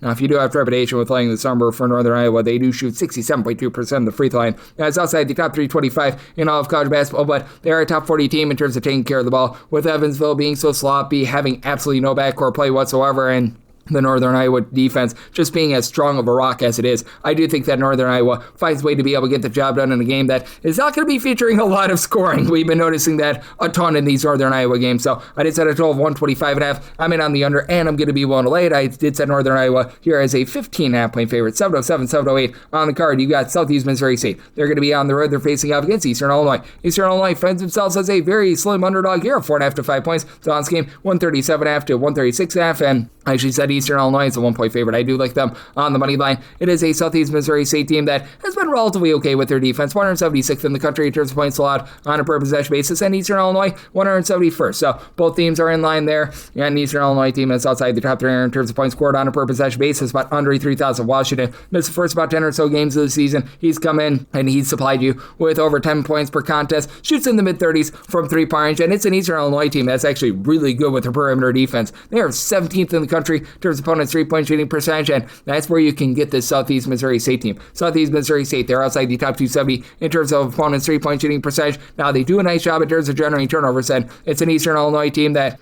is outside the top 290 with regards to their own ball security, but for Southeast Missouri State, they're right around about 203 with regards to their own ball security, and they just have not been able to execute from the outside. They are shooting about 29.9% from three. That's outside the top 335 in all of college basketball. Braxton Stecker along with Luke Almodover, they combine for 26.5 points per game. You've been able to get some relatively good rebounding out of Brandon Terry and Marquise Bell. They combine for about 11 rebounds per game, and Southeast Missouri State does not allow second and third chances. Top 45 team in terms of defensive rebound percentage, hovering in that neighborhood about 290th in the country with regards to offensive rebound percentage, so they're not doing a great job there. Meanwhile, we've got an Eastern Illinois team that has been very shaky with regards to the offense, but you do have Zion Fruster in the backcourt who's been able to give you 15 points. He shoots only about 30% from three-point along with Washington, but Michi White has been able to step up shooting about 40% from the outside. You got Preston Turner down for what? He was actually shooting 47% from three. He and White combined for about 18.5 points per game. In a pressure spot, Eastern Illinois does shoot about 74% of the free throw line, and it's a Southeast Missouri State team that you find them in a pressure spot. They're shooting more around about 67.5% of the free throw line, as outside the top 320 in all of college basketball. With Eastern Illinois being unable to execute down low, that is going to make things a little bit of an issue, but I do think that with Eastern Illinois being themselves a top 100 team in terms of generating turnovers, it's enough to be able to get the job done here, and it's a Southeast Missouri State team that is going to look to put some tempo, 140th in terms of total possessions per game, so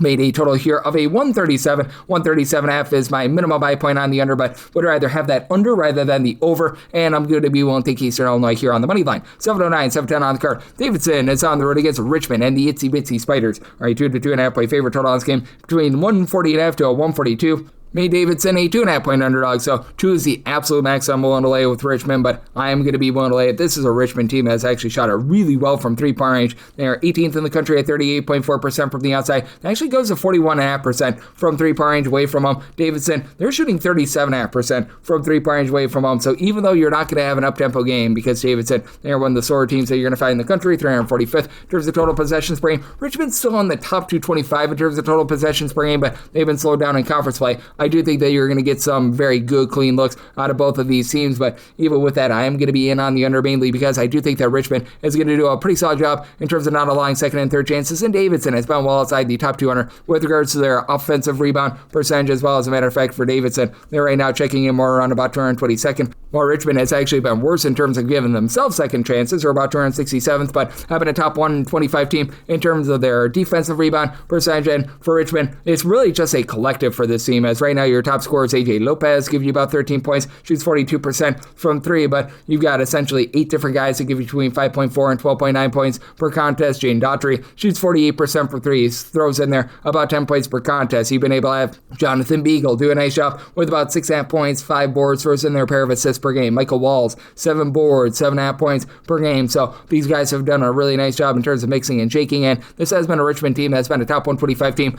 with that regard. Meanwhile, you've got a Davidson team that they're not doing the world's greatest job on the inside. They're outside the top 250 with regards to opponents' 2-point shooting percentage. With their own 2-point shooting percentage, they're more than that neighborhood about 200th, and they've also got a collective of guys, as right now you've got essentially 7 guys between 6 and 11.3 points per game. Robert Blums is your top scorer, 40% 3-point shooter with about 11 points per contest, but you've only got one guy in the roster that gives you over 4 rebounds per game, Josh Govins, and that would be 4.1 rebounds per game. You've been able to get a little bit of production here out of Sam Brown, who's been able to give you about 9 points per contest. They've dealt with a few injuries with he and Hunter Adam, but both of these guys should be good to go. And Adam has been shooting more in that neighborhood, about 44% from three-point range himself. It's a country average team in terms of opponents' 3-point shooting percentage. Davidson does an okay job, but not an amazing job in terms of generating turnovers, but in a pressure spot, Davidson, they also shoot 66.6% of the free throw line.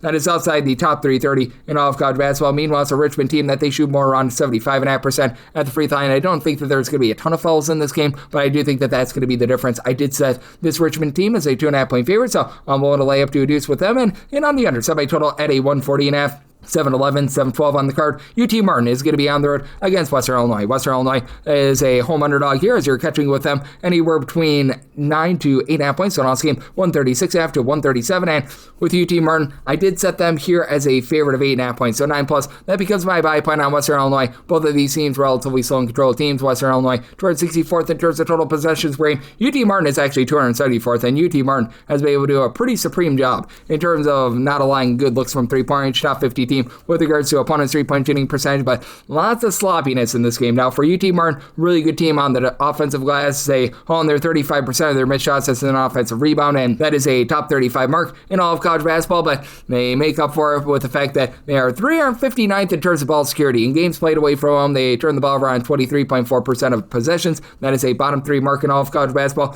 Western Illinois, they're more around about 214, so it's not like they're doing a great job on offense, and Western Illinois is well inside the top 3 in terms of points scored on a per possession basis, but you do have a guy that comes in from Idaho St that I really like, in Isaiah Griffin, who's been able to give you about 12 points, 4 boards at 6'6", a little bit of versatility out of him, shooting 35.5% from 3. Lucas Lorenzen has been able to give you 15.5 points, 4.5 boards, and he only shoots about 31% from 3, but he, along with Francis Nwakosa, outside of Griffin, are pretty much like the lone 2 guys on the roster that shoot above 30% from 3, but having Kyrie Dixon be able to supply 7 rebounds, 8.5 points per game, I do think it's going to be just enough for the team to remain lively, as for Western Illinois, it's been just rough for them being able to generate good looks on offense, and they have been allowing teams in conference play to shoot about 36% from 3-point range, so they're going to need to clean that up a little bit. But again, with the Tennessee Martin team, they've been dealing with injuries all season long, as you've had pretty much all but one of their guys have missed multiple games out of their top 8 scorers, so that's been a little bit of a chemistry concern, as they've got guys from like 13 different countries on this roster, as Andre Abramovich, he's been really the main concept for this team, 15 points, 8.5 boards, and has been able to shoot about 40% from 3-point, and then Mates Denises has been able to shoot 42% from 3. He gives you about 13 points per game. Efron Tinka has been able to give you about 6.5 points, throws in there 2.5 assists per game, but I do think that the turnovers are going to be very costly. This has been a UT Martin team that overall has been a top 65 team. Turns points a lot on a per possession basis. They're doing a great job on the glass, but put them in a pressure spot. They shoot 67.8% of the free throw line. I think that could be costly to the over, and I do think that you're just going to have a lot of wasted possessions that do cost you this over. So I did set my total at 134.5. I like the under, and I'm willing to take 9+ here with Western Illinois. 7-13, 7-14. You had Appalachian State. They're going to be on the road against Troy, and the men of Troy do find themselves as a favorite here of 7 to 7.5 points. 138.5 is the total, and with Troy, I did make them a favorite of more around 8.5 points, so I'm going to be willing to lay the number. Now, for Appalachian State, they do a nice job in terms of taking care of the ball, in terms of fewest turnovers on a per possession basis. This team ranks 70th in all of college basketball, and Troy has had a few issues in terms of ball security at 155th, but most of those go away at home. In their home games, they do rank in the top 75 in terms of their ball security, and Troy has still been a solid team in terms of generating turnovers. Not quite the team that we saw from a season ago, but they were also last year a team that was really struggling from 3-point range, and now they're under 6, shooting 35.2% from 3, while Appalachian State, they shoot well below 33% from 3-point range, and for the Troy team, on the defensive side of things, they do rank more around about 133rd in the country in terms of turnovers generated on a per possession basis, but it's really hard to trust in an Appalachian State team that out of 365 Division I teams, depending upon the day, they're either 364th or 365th in terms of their free throw shooting percentage at 62.3%. You do have Kisson Jennings along with Alonzo Dodd, the Dodd father, who have been able to combine for about 25.5 points per game. And Jennings shoots 35% from 3. You've got Jalen Todd, who's been able to do a nice job giving you in that neighborhood about 8.5 points per contest. He's been able to shoot in the mid-30s from 3. Luke Wilson is able to give you about 7.5 rebounds per game. He throws in there double figures. And it's a team that's still been pretty solid in terms of opponents' 2-point and 3-point shooting percentage. But it is an Appalachian State team that's not quite as strong defensively this season in terms of points allowed on a per possession basis. They find themselves more around about 95th in all of college basketball. Troy is more around about 163rd, but for App State, even though they're a top 75 team in terms of opponents' 2-point and 3-point shooting percentage, they just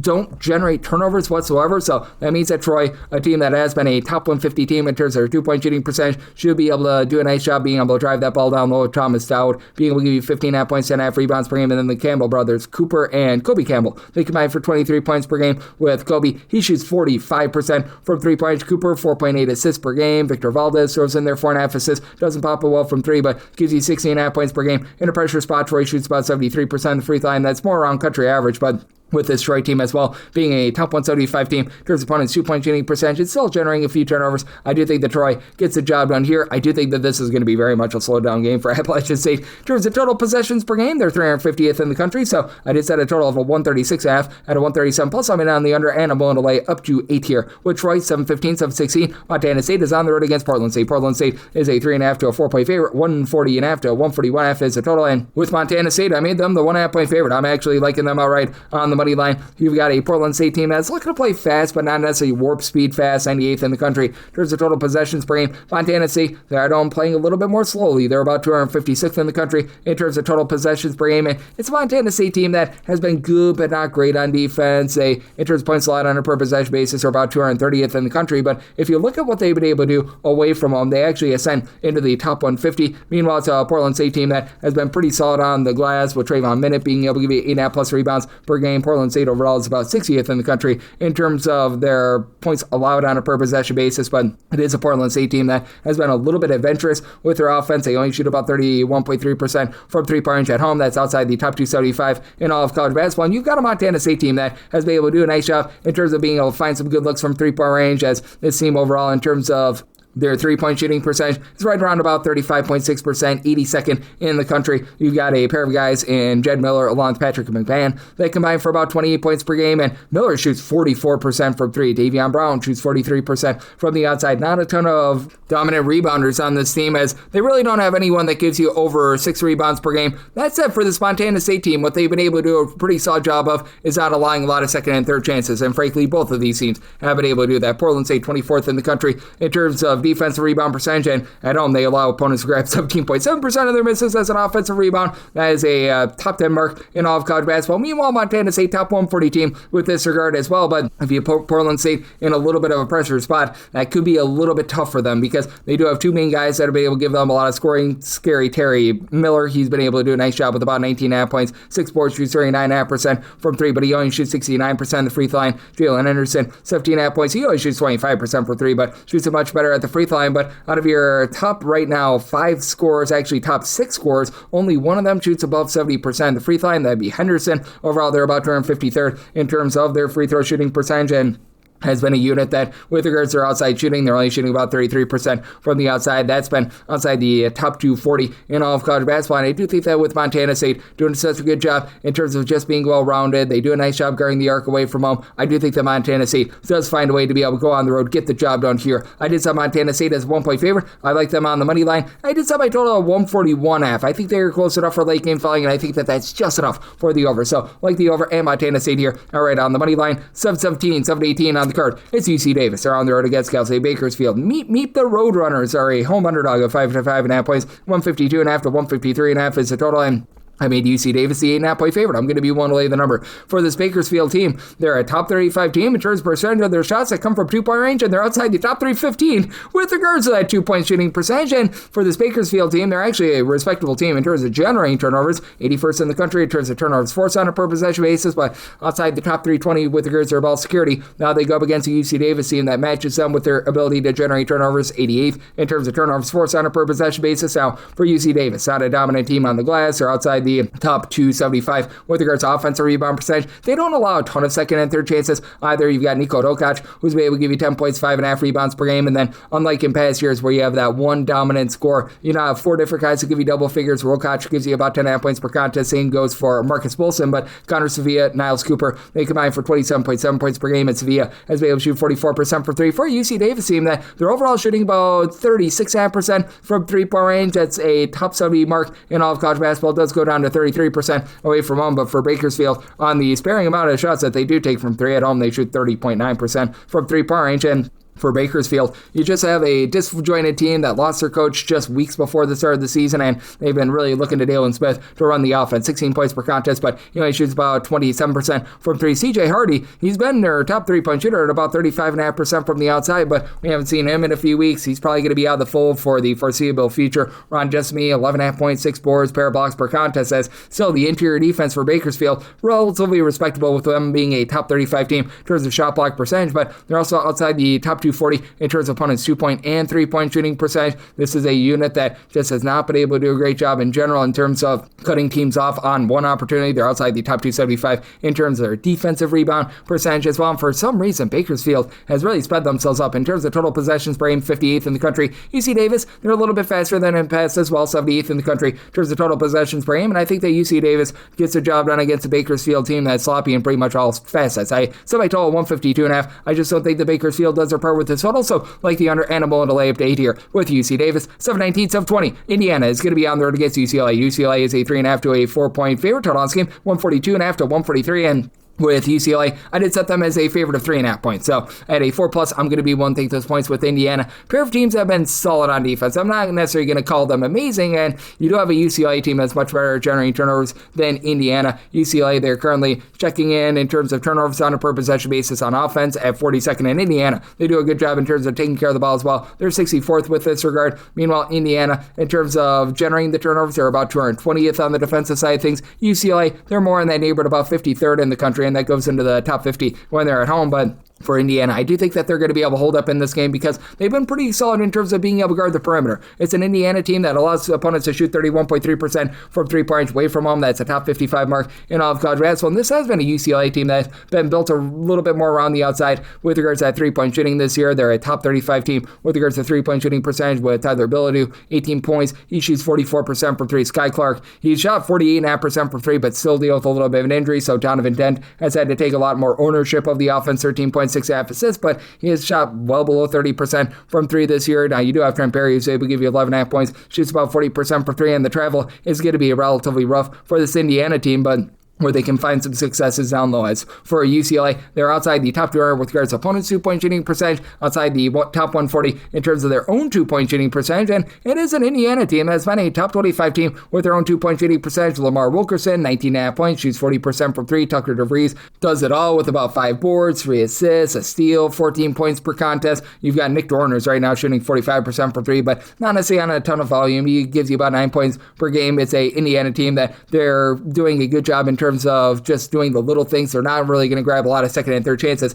outside the top 250 in terms of their offensive rebound percentage, but they've been a top 100 team in terms of not allowing those second and third chances as well. I think that they hold in there in a relatively controlled game. You've got a Indiana team that in terms of total possessions per game hovering right around about 250th in the country. UCLA just a tick slower at about 309. So I did set a lower total here. I did set my total at a 145.5. I think that the late game fouls are just enough for you to be able to get over. So I'm in on the over end with Indiana. I'm going to take 4+ with them. 721, 722. Old Dominion is going to be on the road against Texas State, and Texas State, they're not doing the Texas 2-step, but rather they're doing the 1 to 1.5 step. They're 1 to 1.5 point favorite, so it's between 143 to 143.5, and I'm going to lay with Texas State. I did set them as a 4-point favorite. Now for this Texas State team, what they're looking to do is pile drive the ball down low, as they're a top 5 team in the country in terms of percentage of their shots that come from 2-point range, and this is an Old Dominion team that is currently right around about 224th in terms of opponents' 2-point shooting percentage, and Old Dominion last year was one of the best teams in the country in terms of grabbing second and third chances this year outside the top 300 with regards to offensive rebound percentage.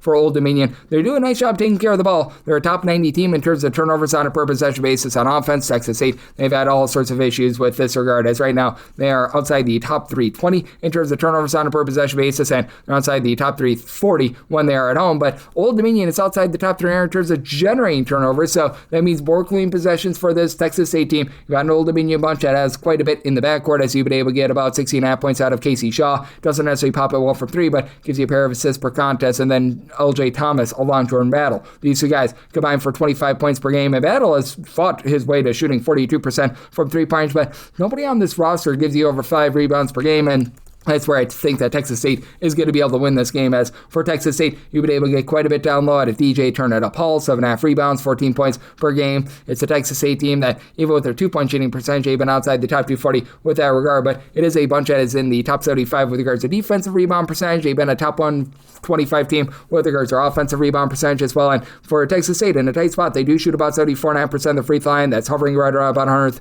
in all of college basketball. They'll give it up a little bit from 3-point range. The teams shoot 34.5% from the outside against them. But still, with this Texas State team being a top 100 team in terms of generating turnovers themselves, having Dim Purnell out of the fold, they've had to rely a little bit more on Kaden Gums, that he's stepped up in a big way. 9 points, 3.5 assists, 2 steals per contest. Actually shoots 46% from 3. I think that Texas State finds a way to get the job done. And I do think that this is going to be a game that's going to have a lot of sloppy possessions. Texas State about 208th in terms of total possessions per game. Old Dominion has sped themselves up to 207th, but I think that Texas State wins from within. Sub by total 140. I like the under, and I like Texas State laying the small number. 723, 724. Utah Tech is on the road against Arlington State. Tarleton State is a pick 'em to a 1-point favorite. Total on this game 149 to a 149.5. Now I'm seeing Tarleton as an underdog in some spots as well, and I'm going to take Tarleton, especially if I can get them as a money line dog, because I did set them as a 5.5 point favorite. Now this Tarleton team, they're looking to drive the ball down low. They're either number 1 or number 2, depending upon the day, with regards to percentage of their shots that come from 2-point range. And Utah Tech, Tech 278th in the country in terms of opponents' 2-point shooting percentage. And even though this Tarleton team has been rough with regards to their overall play here in the last few weeks, they're still a top 5 team in terms of turnovers generated on a per possession basis, and Utah Tech, they're just not taking care of the ball. In games played away from home, they're outside the top 255 in terms of turnovers on a per possession basis, and Utah Tech is just really not lighting it up from three-point range. You've had one guy that's been a really nice three-point shooter in Juson Holt, who's been able to shoot 45.5% from 3, 10.5 points, 3.5 assists per game. And then Ethan Potter down low, 16.5 points, 8 rebounds per game. He's been able to do a nice job along Noah Belonga, who comes over from St. Bonaventure, and he's been able to give you about 12 points per contest. But that said, on the flip side, I do think that you're going to be able to get a lot of production out of Dior Johnson, who's been for Tarleton State coming off the bench, and he has to be setting a record for like bench points per game. He's right now averaging 23.5 points per contest, shoots 56% from 3 for Tarleton on the small amount of threes that they do take. They do shoot about 34% from the outside, and Tarleton State has been a top 75 team in terms of free throws on a per possession basis. They shoot 76% on the free throw line, and with the way that they try to generate turnovers, they are going to put you on the free throw line. And Utah Tech, they shoot about 72.5% of the free throw line, so a little bit lower than this Tarleton bunch. Tarleton has been dealing with a lot of injuries throughout the season, but you've had Freddie Hicks when he's been out there being able to give you about 11 points per contest. Christian Backpa, he's been in and out of the lineup, but he's really been one of your top rebounders, 5+ boards in 4 of the last 5 games. He's going to be all good to go in this one. I do think that Tarleton, even though they've been dealing with the injuries, I do think that they find a way to pull it out, and they generate turnovers on a Utah Tech team that just has not been able to take care of the ball. Tarleton State, they themselves outside the top 340 in terms of their ball security, and I think that that could be very costly with regards to the total. So I did set my total at a 151.5. I do think that the late game fouling and just the tightness of this game is going to be just enough for the over, and I think that Tarleton attacks a bad Utah Tech team with regards to opponents' 2-point shooting percentage inside. So I'm willing to lay with Tarleton State, and at a 151 or less, I'm in on the over. 725, 726, New Mexico State. They're on the road against Kennesaw State. We give our Lane Kiffin go Owls as Kennesaw State 1.5 to 2-point favorites. 159 to 160 is the total, and made a 157 total, so I'm going to be in on the under. Kennesaw State still playing at warp speed, 7th in the country in terms of total possessions per game. Since they lost Simeon Cottle, he was a part of that gambling sting from a few weeks ago, and he was the top scorer for the team, and he was a preseason Conference USA Player of the Year candidate. That's really caused them to slow down a little bit, but they still have a lot down low. You got Franquan Sherman with about 8.9 points, 8.7 rebounds per game. As a matter of fact, 4 of your top 5 scorers that are going to be available in this game, or I'll give you at least 5 rebounds per game. RJ Johnson is the lone exception, 12.5 points, but he shoots 48% from 3. Overall, it's a Kennesaw team that has been country average with their 3-point shooting percentage, and they do a great job inside. They've been a top 25 team with regards to opponents' 2-point shooting percentage, but they will give it up a little bit more from 3-point range. And this has been a New Mexico State team that has been very rough with regards to their own 2-point shooting percentage. They're outside the top 250 in terms of their 2-point shooting percentage. Top 125 team in terms of opponents' 2-point shooting percentage. They do a nice job guarding the arc, but they're not generating a lot of turnovers. New Mexico State has fallen outside the top 140 overall in terms of points allowed on a per possession basis, but they're still doing a great job on the glass. They've been a top 100 team with regards to rebound percentage, with Julius Mims leading the way at 10.5 points, 8 boards, just under a block per contest. And then you've got mixing and shaking in the backcourt with Elijah Elliott, Jalen Randall combining for 19.5 points per game. Elliott shoots 38.5% for 3. Jamel Jones from the Meet Cal State Bakersfield Roadrunners, 16 points, steal per contest. He shoots 36.5% from 3-point range. And for New Mexico State, they still are a top 125 team in terms of opponents' 2-point shooting percentage. It is a Kennesaw team that they very much pride themselves on being able to lock things down low. And if you do find yourself in a little bit of a late game foul situation, New Mexico State relatively solid at the free throw line, 135th in the country, and for Kennesaw State, that is an issue for this team. They shoot about 71% of the free throw line. Interestingly, 74.9% away from home compared to 66.4% at home. So they have been significantly worse at the free throw line at home. I'm not sure how, I'm not sure why, but even with that, I do feel like Kennesaw State is going to be able to get it done against a New Mexico State team that's taken some strides back with regards to their defense, and Kennesaw State being a top 40 team with regards to offensive rebound percentage. I do think that they grab those second and third chances. Think that the game is a little bit sloppier, and New Mexico State going to look to slow it down to around 82nd in terms of total possessions per game. So in on the under and a ball to lay up to 2.5 here with Kennesaw State. Go Owls, 727, 728. San Diego is going to be playing us to Oregon State. Oregon State is a small underdog here of 2 to 2.5 points. 150.5 to 151 is the total, and I did set San Diego's 5-point favorite, so I'm going to be willing to lay the number. You're going to get a relatively slow and controlled game. San Diego, they're a very mid-tempo team in terms of total possessions per game, 123rd. Oregon State, they're looking to slow things down, 301st in the country in terms of total possessions per game, and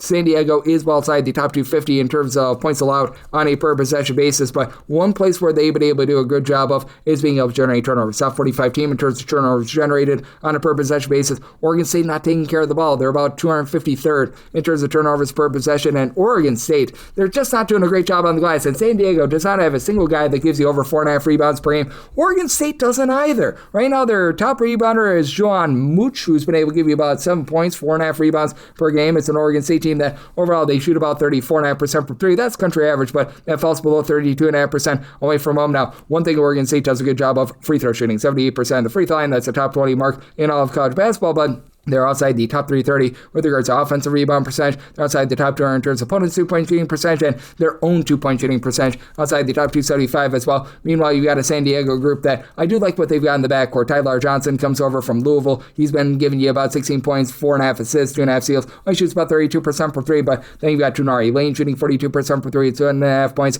per contest, and then Juan Sebastian Goracito. He shoots 37% from the outside. It's a San Diego team that's very content to be going bombs away from three-point range, as they have been very weak on the inside of themselves. They're outside the top 300 with regards to opponents' 2-point shooting percentage. They, in terms of overall rebound percentage, are clocking in that neighborhood about 300th in all of college basketball, but it is a Oregon State team that they themselves are going to be giving up a few good looks from the outside with this Oregon State defense in terms of opponents' 3-point shooting percentage. Right now, they're allowing teams to shoot about 34.2% from the outside away from home. That's a country average mark, and this is a San Diego team that they themselves have been leaving a bit of something to be desired with regards to that perimeter defense, but that's more around about 32.4% from three at top 125 mark in the country. Do think that this is going to be a bit of a slowdown game, and I think that San Diego pulls it out. I'm willing to lay it here with San Diego. I've made them a 5-point favorite. I like the under. Semi-total at a 145, 729, 730 on the card. North Dakota State, they're going to be on the road. They're facing off against South Dakota. South Dakota, the Coyotes, who find themselves as a home underdog here of 8 points. So on this game, 155.5 to 156, and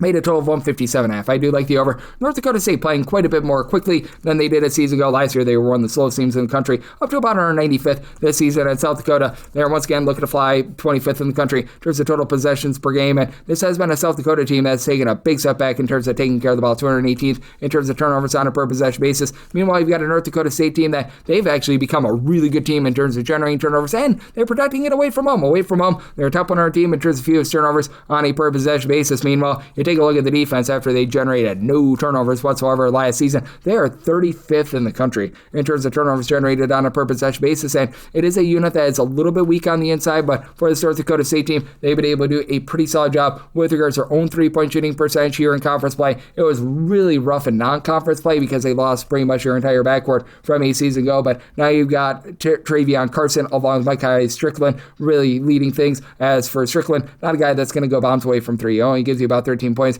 per contest on no 3-point shooting whatsoever, but how about Carson shooting 42.5% from three, 13.5 points per contest. Damari Wheeler-Thomas, 13.5 points. He shoots 35% from 3-point range, and it's a North Dakota State team that after last season, they weren't grabbing a lot of second and third chances. They've been able to do a much better job on the glass. They're still not giving themselves a ton of offensive rebounds, but still, if you look at the defensive rebound side of things, 87th in the country in terms of not allowing teams to be able to grab second and third chances, and they themselves, I mean, it's an improvement from last year. They're 47th in the country. They grab about 33.7% of their missed shots as an offensive rebound. In South Dakota, they've been a top 175 team with regards to their offensive rebound percentage as well, with the Bruns burner, Isaac Bruns, leading the way, 20.5 points, 5 rebounds per game, and then Cameron Fenn's 7-footer, 8 boards, 13.5 points per game. And it's a South Dakota team that's in the top 150 with their 3-point shooting percentage hovering right around about 35%, but they're getting blasted down low. They're outside the top 350 in terms of opponents' 2-point shooting percentage. Good team on the defensive glass. They're not allowing a lot of second and third chances, but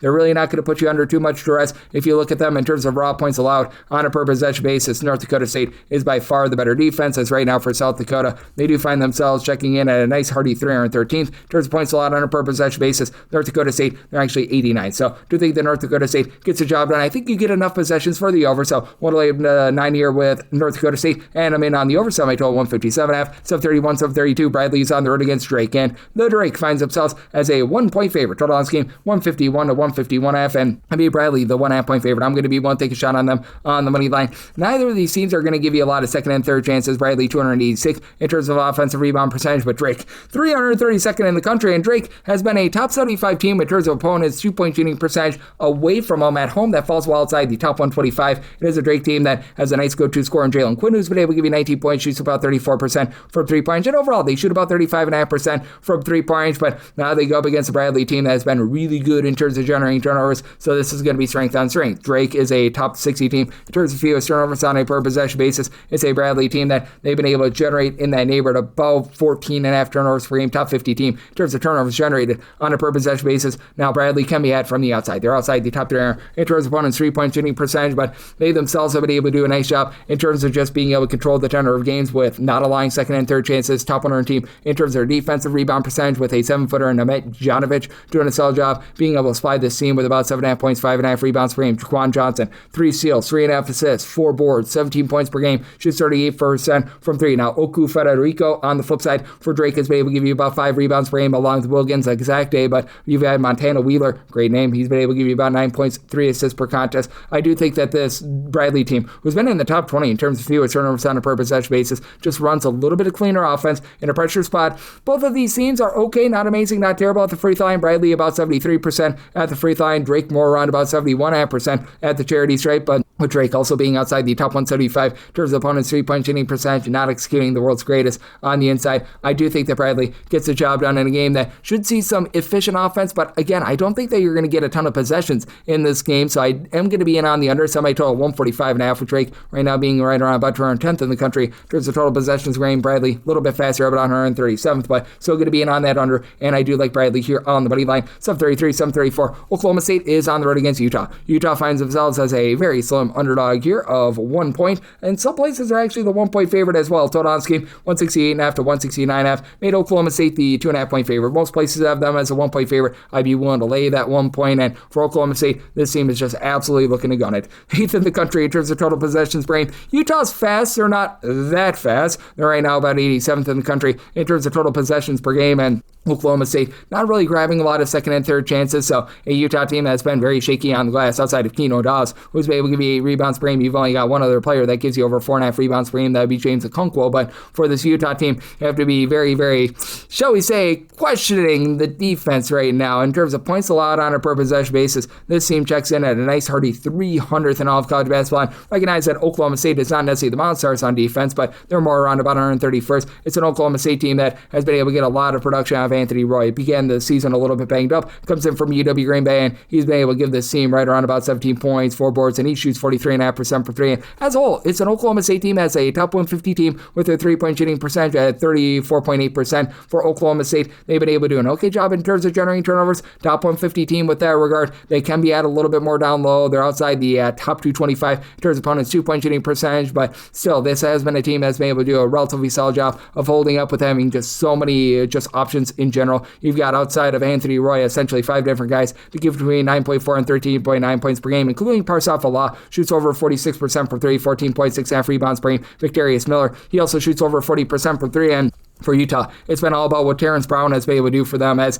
he's done a great job being able to give you about 22 points, 4 assists. Not a great 3-point shooter, but still very solid. He's actually up to 38% for 3 here in conference play. He's been shooting 56% for 3. I think that that's going to be going downward a little bit. Also, I mentioned before, 12 points, 9 boards. He's shooting only about 30% for 3, but has that versatility. Don McHenry, he shoots 40% for 3. And Utah overall has become a top 50 team with their 3-point shooting percentage at 37%, but outside the top 250 in terms of opponents' 3-point shooting percentage, or outside the top 225 in terms of overall rebound percentage, and they don't put you under duress. Outside the top 3 in terms of turnovers generated on a per possession basis, I think that the lack of defense just kills Utah in this spot. In a tight spot, Utah shoots about 73.5% at the free throw line. Oklahoma State more on about 75.5%. So made Oklahoma State the 2.5 point favorite. I'm going to be willing to lay the small number with them, and I did set a total of a 168.5. It's going to come down to just how many possessions you get out of 169 plus. That does become my buy point on the under. 735, 736. UMass is playing against Eastern Michigan. Eastern Michigan is an underdog of 7 to 7.5 points. So on this game, you're going to be getting it between 148.5 to 149.5. With UMass, can only set them as 5-point favorites. So I'm going to be willing to take the points. You got an Eastern Michigan team that is much improved on defense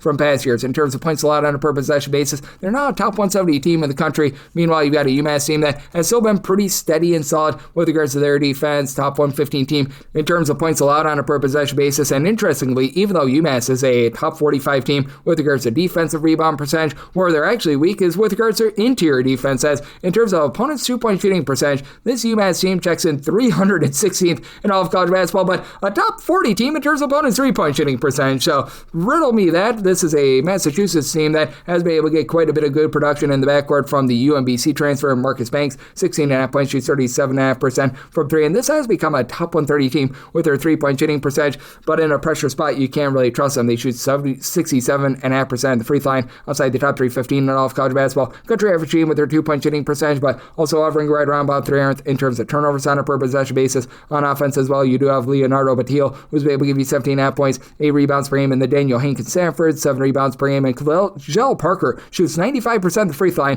45% from 3 with 11.5 points per game, but very top-heavy UMass team. Meanwhile, for Eastern Michigan, they lose Carlos Hardy, who was part of that gambling ring, and he was giving the team 13 points per game, so you're left with 2 guys right now that give you over 6.5 points per contest. That'd be Addison Patterson along with Mohamed Habab, and these 2 guys, they combine for about 27.5 points per game. With Habab, he gives you 8 rebounds per game, or around about 5.5 out of Patterson. Patterson throws in there a steal per contest as well, but in the interim, you've been able to get quite a bit of production here out of Braylon Green. In conference play, he's been able to give you about 8 points, shooting 50% from 3. And Gregory Lawson has also been able to step up a little bit more as well. He's giving you about 5 to 5.5 points per contest for the season. He's been about a 43% 3-point shooter. It is an Eastern Michigan team that has been well outside the top 250 in terms of points scored on a per possession basis. Really not strong with their interior offense, as they're outside the top 250 with regards to their 2-point shooting percentage, but they're doing an okay job on the glass. Top 200 team in terms of their overall rebound percentage. Not a team that's necessarily super duper flashy, but with UMass committing the turnovers that they do, and this UMass team being rough at the free throw line, and it's being a UMass team that, even though they're up tempo, top 75 team in terms of total possessions per game, they don't necessarily execute the greatest on offense. I do think they get it under here, semi-total at a 145, and I think above 5 will take those points with Eastern Michigan. 737, 738. Dartmouth is on the road against Brown. What can Brown do for you? Well, we shall see, because there's no numbers up on these games. With the Ivy League, it's a back-to-back, and they don't post up numbers until the AM, but I said Brown is a 2-point favorite. We'll lay up to 1.5 with them, 2.5 or more, taking the points with Dartmouth, and then 137.5 for less, in on the over 138.5 for higher. The under, you've got a Dartmouth team that has been really good with regards to perimeter defense. A top 75 team in terms of opponents' 3-point shooting percentage away from home. Teams shoot less than 29% from 3-point against them. But even with that, they've been outside the top 250 in terms of points allowed on a per possession basis, because they just generate 0 turnovers whatsoever. They're outside the top 320 in terms of turnovers generated on a per possession basis. Now, for Dartmouth, they've been an incredible 3-point shooting team away from home. They entered into yesterday shooting 42% for 3 away from home. That is a top 5 mark in all of college basketball. But now you go up against a Brown team that has generated no offense whatsoever. At home, they're outside the top 290 in terms of points scored on a per possession basis, but they do a nice job in terms of locking down defensively. They've been a top 130 team in terms of opponents' 2-point shooting percentage, top 80 team in terms of opponents' 3-point shooting percentage. You've been able to get good production down low ever since you had the main guy return in Landon Lewis. He was missing for the first few games of the season. He's been giving you about 14 points, 6.5 rebounds per game. Jeremiah Jenkins is a stat sheet sufferer with about 9 points, 5.5 assists, 2 steals per contest, and the one thing Brown is okay at on offense is they shoot about 71% of the free throw line. They're in the top 235 with that regard. They're well outside the top 300 with regards to their 2-point shooting percentage at home. But still, I do think that they're going to be able to do a good job against a Dartmouth team that has a versatile guy of their own in Brandon Mitchell-Day. He's been giving you about 11.5 points, 9 boards, and he shoots 40% from 3 at about 6'7". Kareem Thomas shoots 40% from 3. He's been able to supply you about 18 points per game. It's a Dartmouth team that has been country average with regards to their 2-point shooting percentage, but they're also outside the top 250 in terms of their own ball security. Brown has been pretty solid in terms of generating turnovers, so do think that Brown on their own floor in a back-to-back gets the job done. 137 after less, and on the over 138 after higher. The under made Brown the 2-point favorite, so we'll lay up to 1.5 with them, 2.5 for more, taking the points with Dartmouth. 739, 740 on the card. Washington State plays us at Portland, and the Pilots of Portland are going to look to Pilot a cover as they are an underdog of 8 points. So on this game between 151.5 to 152.5, made a total of 148.5. I'm in on the under. You got a Washington State team that's playing quite a bit more slowly than they have in the past in terms of total possessions per game. This team is checking in more around about 222nd in the country, and Portland is still a relatively up-tempo team, 101st in terms of total possessions per game, but outside the top 320 in terms of overall ball security with over 13 turnovers per game. They were executing quite well down low to begin the season, and still a top 150 team with regards to their own 2-point shooting percentage, but Temo George being out, he was their number 2 scorer with over 12 points per game. That's been hurting them quite a bit. You still have Joe Foxwell. He's been supplying the team with about 15 points, 7 assists per game, but also over 3 turnovers per game, so that's been a little bit costly, and this is a unit that has just not been able to shoot it well from 3, about 30.5% from 3. That is outside the top 3 in all of college basketball. You do have Cameron Williams, who's been able to give you about 12 points per game, 5.5 boards. He's stepped up ever since George went down with an injury, but outside of really Makai Balu along with Foxwell, they both shoot 35.5% for 3. Just have nobody that's able to light it up from the outside, and that's the way that you're supposed to attack this Washington State team. One thing Washington State does a great job of is their low post play, as they're a top 30 team in terms of defensive rebound percentage, so you're not going to get a lot of second and third chances off of them. They're hovering around 300 in terms of opponents' 3-point shooting percentage, while they themselves are up to shooting 36% from 3. They really struggled from 3-point to begin the season, but here in conference play, that's gone to over 37% from 3, as you got a break glass in case of emergency. Ace glass, 16.5 points. She's 38.5% for 3. Rehard Varvers, she's 40% for 3, about 11 points per contest. Andy Okafor, so I'll give you about 5.5 rebounds. Emil Yeho, 5.5 rebounds, 9.5 points. She's 40% from 3. So Washington State, another team that's been outside the top 3 in terms of turnovers on a per possession basis on offense. They're starting to find it, and neither of these teams really generate a ton of turnovers. Washington State hovering right around about 300 in terms of turnovers generated on a per possession basis. Portland a little bit better. They do find themselves in the top 150, but with this Portland team, they themselves are outside the top 250 in terms of opponents' 2-point and 3-point shooting percentage, and I do think that Washington State, with them really being able to find themselves from 3-point range, and Portland just not really be able to find offense, with George currently being out of the fold, and this still being a team that's really given it up on defense. This is a squad that in conference play down to about 70 points per game. I do think that Washington State gets the job done in a little bit of a slower game, so semi-total 148.5, like the under, and a multiple to 10 here with Washington State. 741, 742. Princeton is going to be on the road against Columbia. No numbers up on this game because these two teams played yesterday, but I've got my handicap. I said Columbia as a 9.5 point favorite, 1 to lay up to 9 with them. Then or more taking the points with Princeton, made a total of a 137.5. So 137 or less in on the over, 138 or higher the under. And for Princeton, this is one of the most slow and controlled teams in the country. 315th in the country in terms of total possessions per game. Columbia, mid-tempo team. They're about 168th in the country.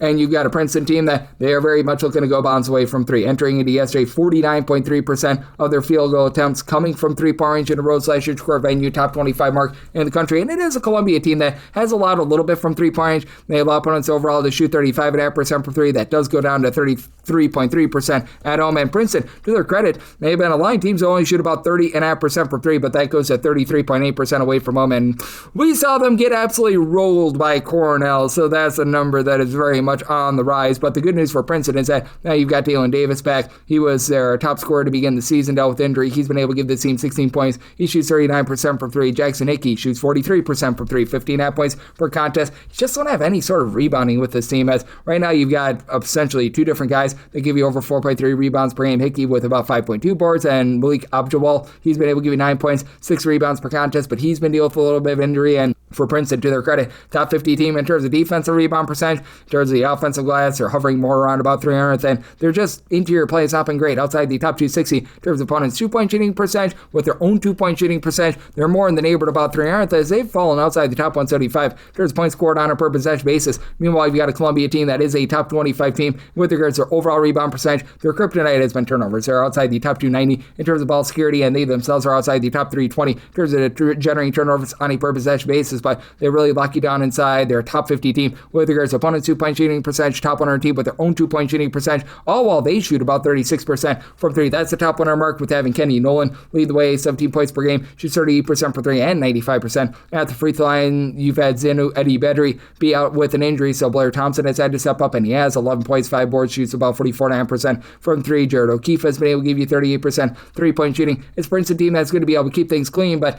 that said, I just don't think that they execute well enough to be anything more than like a 9 to a 9.5 point underdog. So I did set my line at 9.5, 1 to lay up to 9 with Columbia, 10 or more taking the points with Princeton, 137 or less, in on the over, 138 or higher the under. 743, 744. Penn is going to be on the road against Cornell. No numbers up on this game, but make Cornell a 6-point favorite. Won't lay up to 5.5 with them. 6.5 for more, taking the points with this Penn team. And then I said a total of a 174, 173 for less, in on the over 174.5 for higher, the under. Now, you do have a Penn team that's actually done a great job in terms of guarding the 3-point line. In terms of opponent's 3-point shooting percentage going to yesterday, line teams only shoot about 31.3% for 3. That goes up to 33% away from home. And you got a Cornell team that they're very much looking to play up-tempo games. They're a top 20 team in terms of total possessions per game, top 40 team in terms of points scored on a per possession basis, as they take over 50% of their shots from 3, top 10 team with their 3-point shooting percentage at over 40%, and they're outside the top 350 in terms of opponents' 3-point shooting percentage, and outside the top 330 in terms of points allowed on a per possession basis. And you do have a Penn team that away from home, they've been a top 30 team with regards to their own 3-point shooting percentage, so I think that you're going to be in for an offensive slugfest. Penn, more of a mid-tempo team in terms of total possessions per game, but even with Penn doing such a great job guarding the arc away from home, they're outside the top 2 in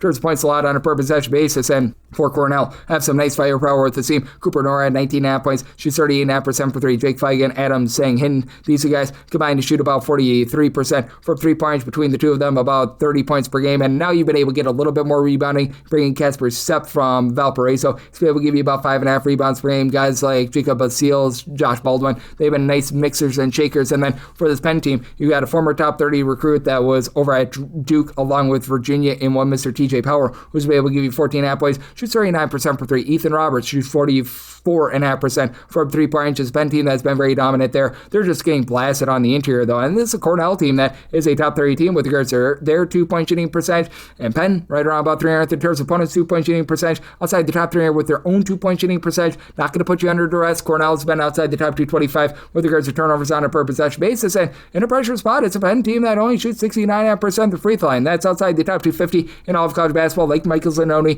11.5 points. He shoots 37.5% for 3. AJ Levine also shoots 37.5% from 3. And Cam Thrower shoots 41% for 3, 6.5 points per contest out of him. But with that, I did set Cornell to where I'm willing to lay up to 5.5 with them, 6.5 or more. Take the points with Penn, 173.5 or less. In on the over, 174 or higher, the under, 745, 746. Rice versus Charlotte was a game that got moved to Friday. So we go 747, 748. Samford, they're going to be on the road against Florida State. And Florida State does find themselves as a slim favorite here of 2.5 to 1.5 points. So on scheme between 151.5 to 152.5. And I said Samford is a 4-point favorite. I'm going to be willing to take a shot on them on the money line. You've got a Florida State team that they are very much looking to take a whole bunch of threes, as over 51% of their shots come from 3-point range. That's the top 15 mark in all of college basketball. And Samford, they're a top 125 team, and opponent's 3-point shooting percentage away from home at right around about 32.2%. And Florida State, they just don't necessarily shoot at the world's greatest from 3. They shoot 31.2% from 3. That goes up a little bit at home, but that's outside the top 275 in all of college basketball. Robert McCray does it all for this team. 6 assists, 14 points, but he only shoots about 27.5% from 3. As a matter of fact, you take a look at right now their top 8 scorers. You've got one guy shooting above 33% from 3. That'd be Merton Somerville. He's been able to give you 9.5 points, and it is a Florida State team that they've been solid in terms of generating turnovers. They're a top 35 team in terms of turnovers generated on a per possession basis. Samford's not quite on that level, but still they're solid. 64th in the country in terms of turnovers generated on a per possession basis. They've been okay in terms of taking care of the ball, top 150 team in terms of their ball security. Samford, more of a country average team with regards to their 3-point shooting percentage, but they've been a top 100 team in terms of points per possession away from home. You've got Abuka Okore, who's not necessarily a great 3-point shooter, but he gives you 21.5 points, 3 assists, stealing half per contest. Benny Keeler's are done with shooting 43% for 3, 10 points per game in a little bit of a pressure spot. This is a squad that does a really nice job in terms of forcing things inside, as they're a team that is in the top 40 in terms of percentage of opponents' field goal attempts that come from 2-point range, and they've been able to do a nice job on the glass. This is a Stanford unit that has been a top 100 team in terms of defensive rebound percentage. You're not allowing a lot of second and third chances. I do think that that's going to play well for the Stanford team and get the job done on the road. I did set Stanford as a 4-point favorite, so I like them on the money line. I set my total of 156. I do think that this is going to be an up and down game. Florida State, in terms of total possessions per game, right now they are checking in 20th in the country, so like that over, and I do like Stanford on the money line. 749, 750. You got Syracuse playing us to Notre Dame, and Notre Dame does find themselves as a good-sized underdog here of 4.5 points on this game. 144 to 144.5 and made a total of 141. I'm in on the under. You've got a Notre Dame team that's playing at one of the slower paces in the country, 283rd. Syracuse,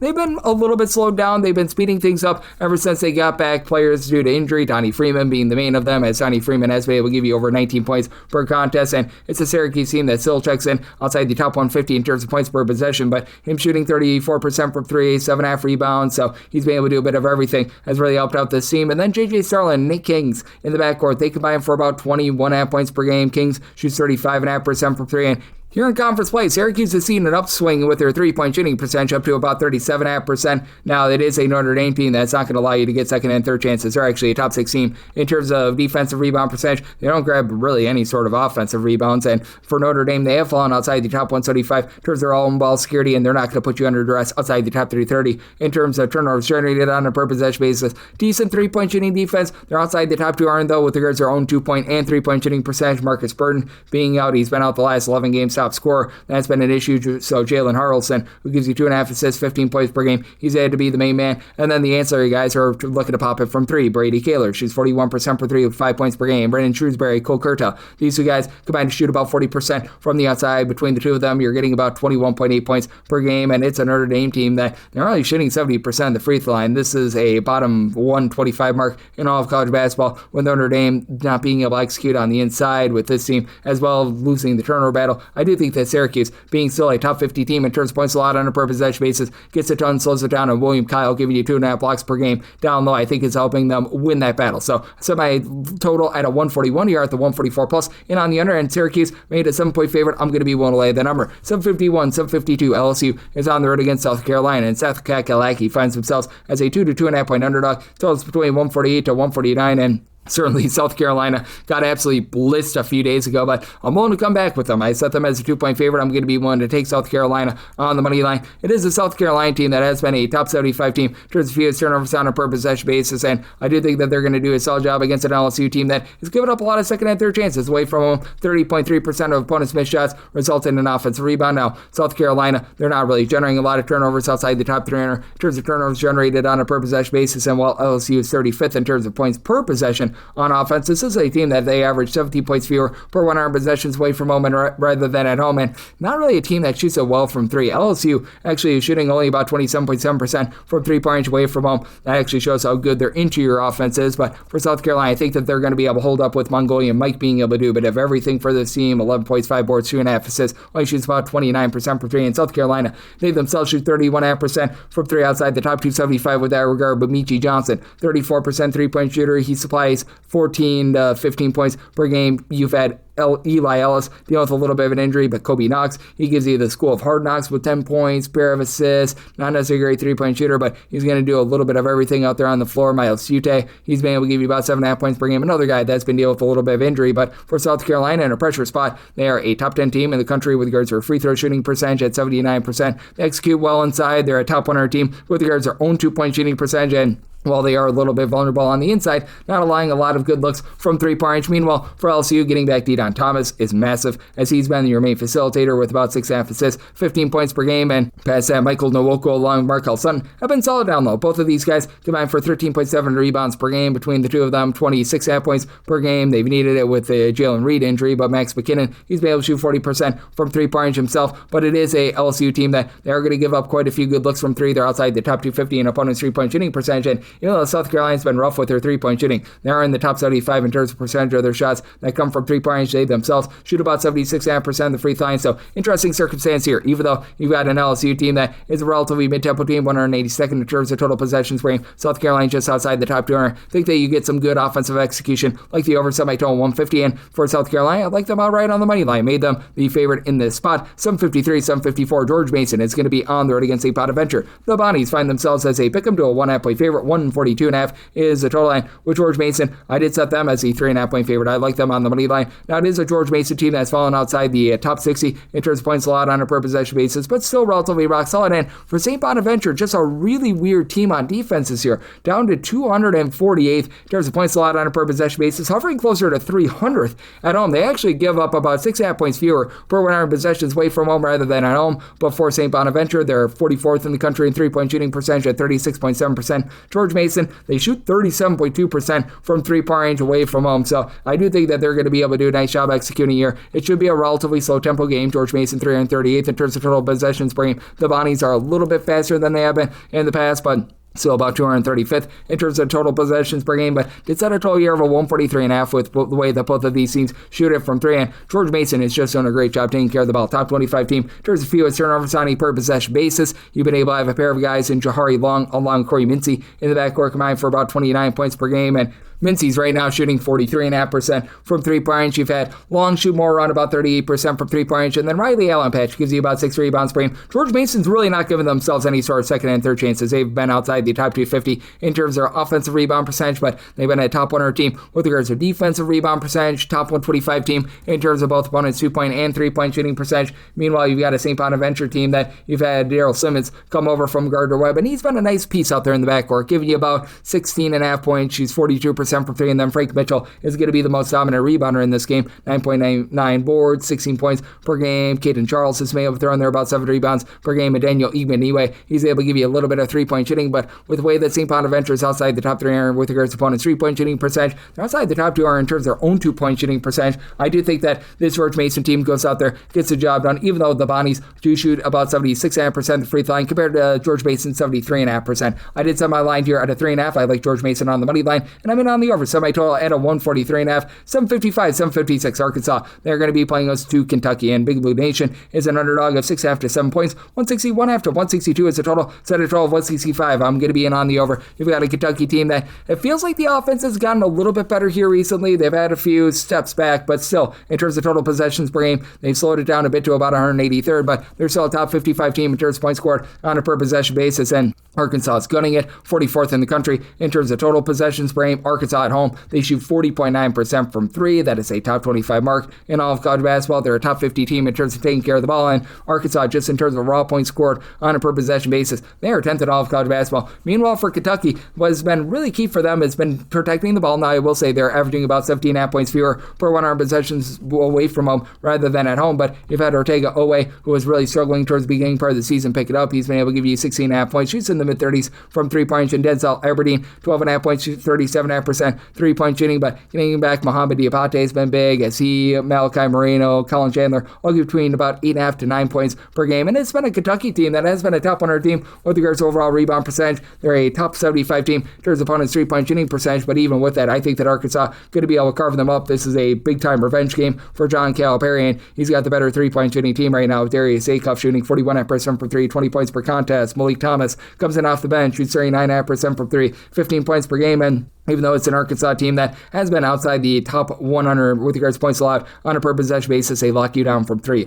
They don't allow good looks from three. They're a top 100 team with this regard. At home, teams are only shooting about 30% from the outside, and it's an Arkansas team that has a very versatile player in Trevon Brazil, who's been able to do a nice job, 12.5 points, 7 boards. He shoots nearly 40% from three. Malik Ewan down low has been able to give you a block per contest as well. So even though Arkansas can be at down low, they're outside the top 240 with regards to opponents' 2-point shooting percentage. I still do think that they're going to do a rock solid job here with the way that they take care of the ball, the way that they get to the free throw line. I think that Arkansas gets the job done in very much an up and down game. I did set my total at a 165, so like the over, and with Arkansas, made them a 7-point favorite, so I'm going to lay up to 6.5 with them. 757, 758. Rutgers is going to be on the road against USC. USC a 13 to a 13.5 point favorite. 145.5 to 146.5 is the total. Made a total of 147. I'm in on the over. This despite the fact that Rutgers is a slow and control team, 277th in terms of total possessions per game. USC is 35th in terms of total possessions per game, but ever since the Rodney Rice injury, they really have been slowed down, and that triple overtime game against Troy really warped their numbers. That said, you still have Chad Baker-Mazara, the Van Wilder of all of college basketball, who's been able to do a great job in terms of giving this team a bit of everything. Right now, he's throwing in there 18.5 points, 3 assists, 4 boards, shoots 37% from three-point range,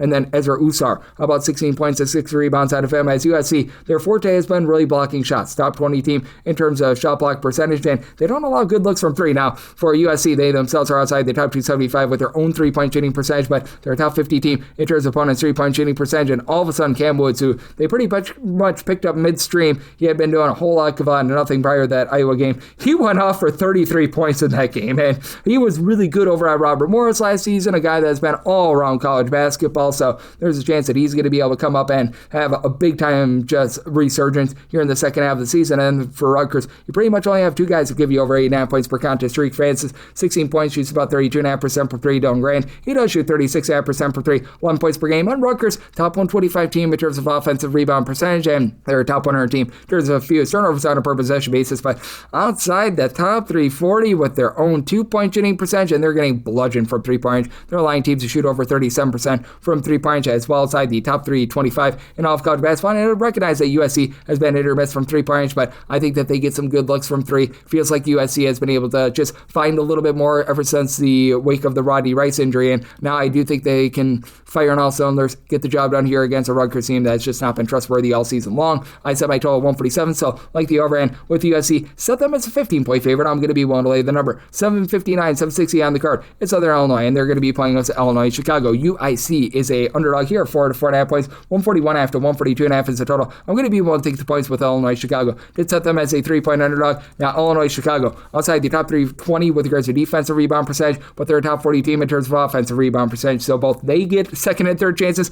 and their opponents get second and third chances. And while Illinois, Chicago overall is about 186th in terms of points per possession this season, you take a look at them away from home, that ascends into the top 125. And for Southern Illinois, outside the top 330 with regards to their 3-point shooting percentage, now they are a top 25 team in terms of percentage of shots that come from 2-point range, but they're not executing on offense. They're 258th in terms of points per possession. They're looking to gun it. They're 59th in the country in terms of total possessions per game. Illinois, Chicago, more of a mid-tempo team, but for Southern Illinois, they're outside the top 250 in terms of their ball security. You have an Illinois-Chicago team that they themselves have turned the ball over well over 12.5 times per contest as well. But for Southern Illinois, about 129th in terms of turnovers generated on a per possession basis. Meanwhile, you've got a Chicago team that they've been a top 35 team in terms of generating turnovers. So I do think that that's going to keep things a little bit more lively for Illinois-Chicago. Now, I did set a total of a 145. I'm going to be in on the over mainly because I do think that you get some late game fouls. And Illinois-Chicago, I recognize that they're not necessarily the world's greatest free throw shooting team, but they're better than the Southern Illinois team. For Illinois-Chicago, they shoot about 74%. The free throw line trio of guys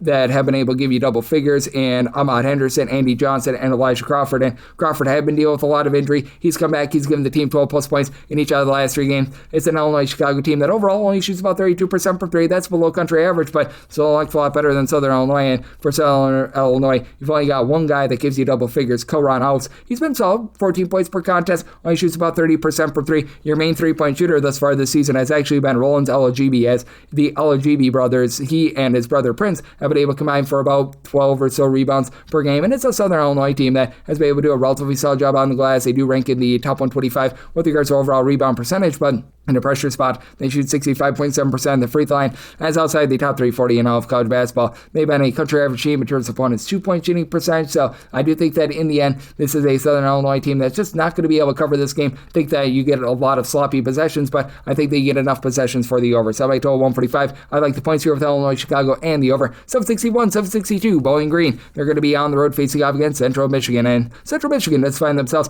as a underdog here of 9 to 9.5 points. 149.5 to 115.5 is the total. Me and Bowling Green, the 10-point favorite. I'm going to be willing to lay the number. Bowling Green, top 55 team in terms of defensive rebound percentage, top 40 team in terms of generating turnovers, and overall, you take a look at them, points allowed on a per possession basis. In a road or neutral court venue, this is a top 30 mark in all of college basketball. Meanwhile, for Central Michigan, they are very much giving it up. 332nd in terms of points allowed on a per possession basis, albeit they give up about 10.7 points fewer per 100 possessions at home rather than away from home. But even though Central Michigan does have a true 7-footer out there, Nathan Kleerbot, he's been able to give you about 13 points, 6.5 boards per contest. This team is not doing a great job in terms of executing just anything with regards to defense outside the top 300 with regards to opponents' 2-point shooting percentage. Top 100 team with regards to shot block rate, so that's good, but they're getting pounded from 3-point range. They shoot 30% from 3. They're outside the top 300 with that regard. They allow opponents to shoot over 34% from 3 themselves. You've got Tamario Adley be able to give you 36% 3-point shooting, about 11.5 points per contest, but also being outside the top 250 in terms of their ball security against a Bowling Green team that has got Javante Campbell, who's been able to give you 19 points, 5 boards, 3.2 steals per contest. I think that that's going to be costly. And then Mayor Wool stands right around 6'7", 6'8", 43% 3-point shooter, 12.5 points. Really like his game. It's a Bowling Green team that in a pressure spot, they shoot about 73.5% the free throw line. That's neither here nor there, but They execute well down low. They're a top 75 team with regards to their 2-point shooting percentage, with Central Michigan doing such a bad job in terms of guarding that. I do think the Bowling Green gets the job done. Do think that the Bowling Green defense rises up here, in Central Michigan is a quite slow team, 242nd in terms of total possessions per game. So in on the under, semi-total 144, and I'm going to be willing to lay up to 9.5 here with Bowling Green. 763, 764. Yale is going to be playing us Harvard. No numbers up on this game because these two teams played yesterday, but I've got my handicap as I did say Yale here as a 12-point favorite, willing to lay up to 11.5 with them. 12.5 or more, taking the points with Harvard, and set a total here of a 144.5. So 144 or less, in on the over, 145 or higher the under. Do think that the back-to-back aspect is going to be playing a little bit of a role, and you've got a Yale team that doesn't play fast to start with 284th in terms of total possessions per game. You know who's even slower?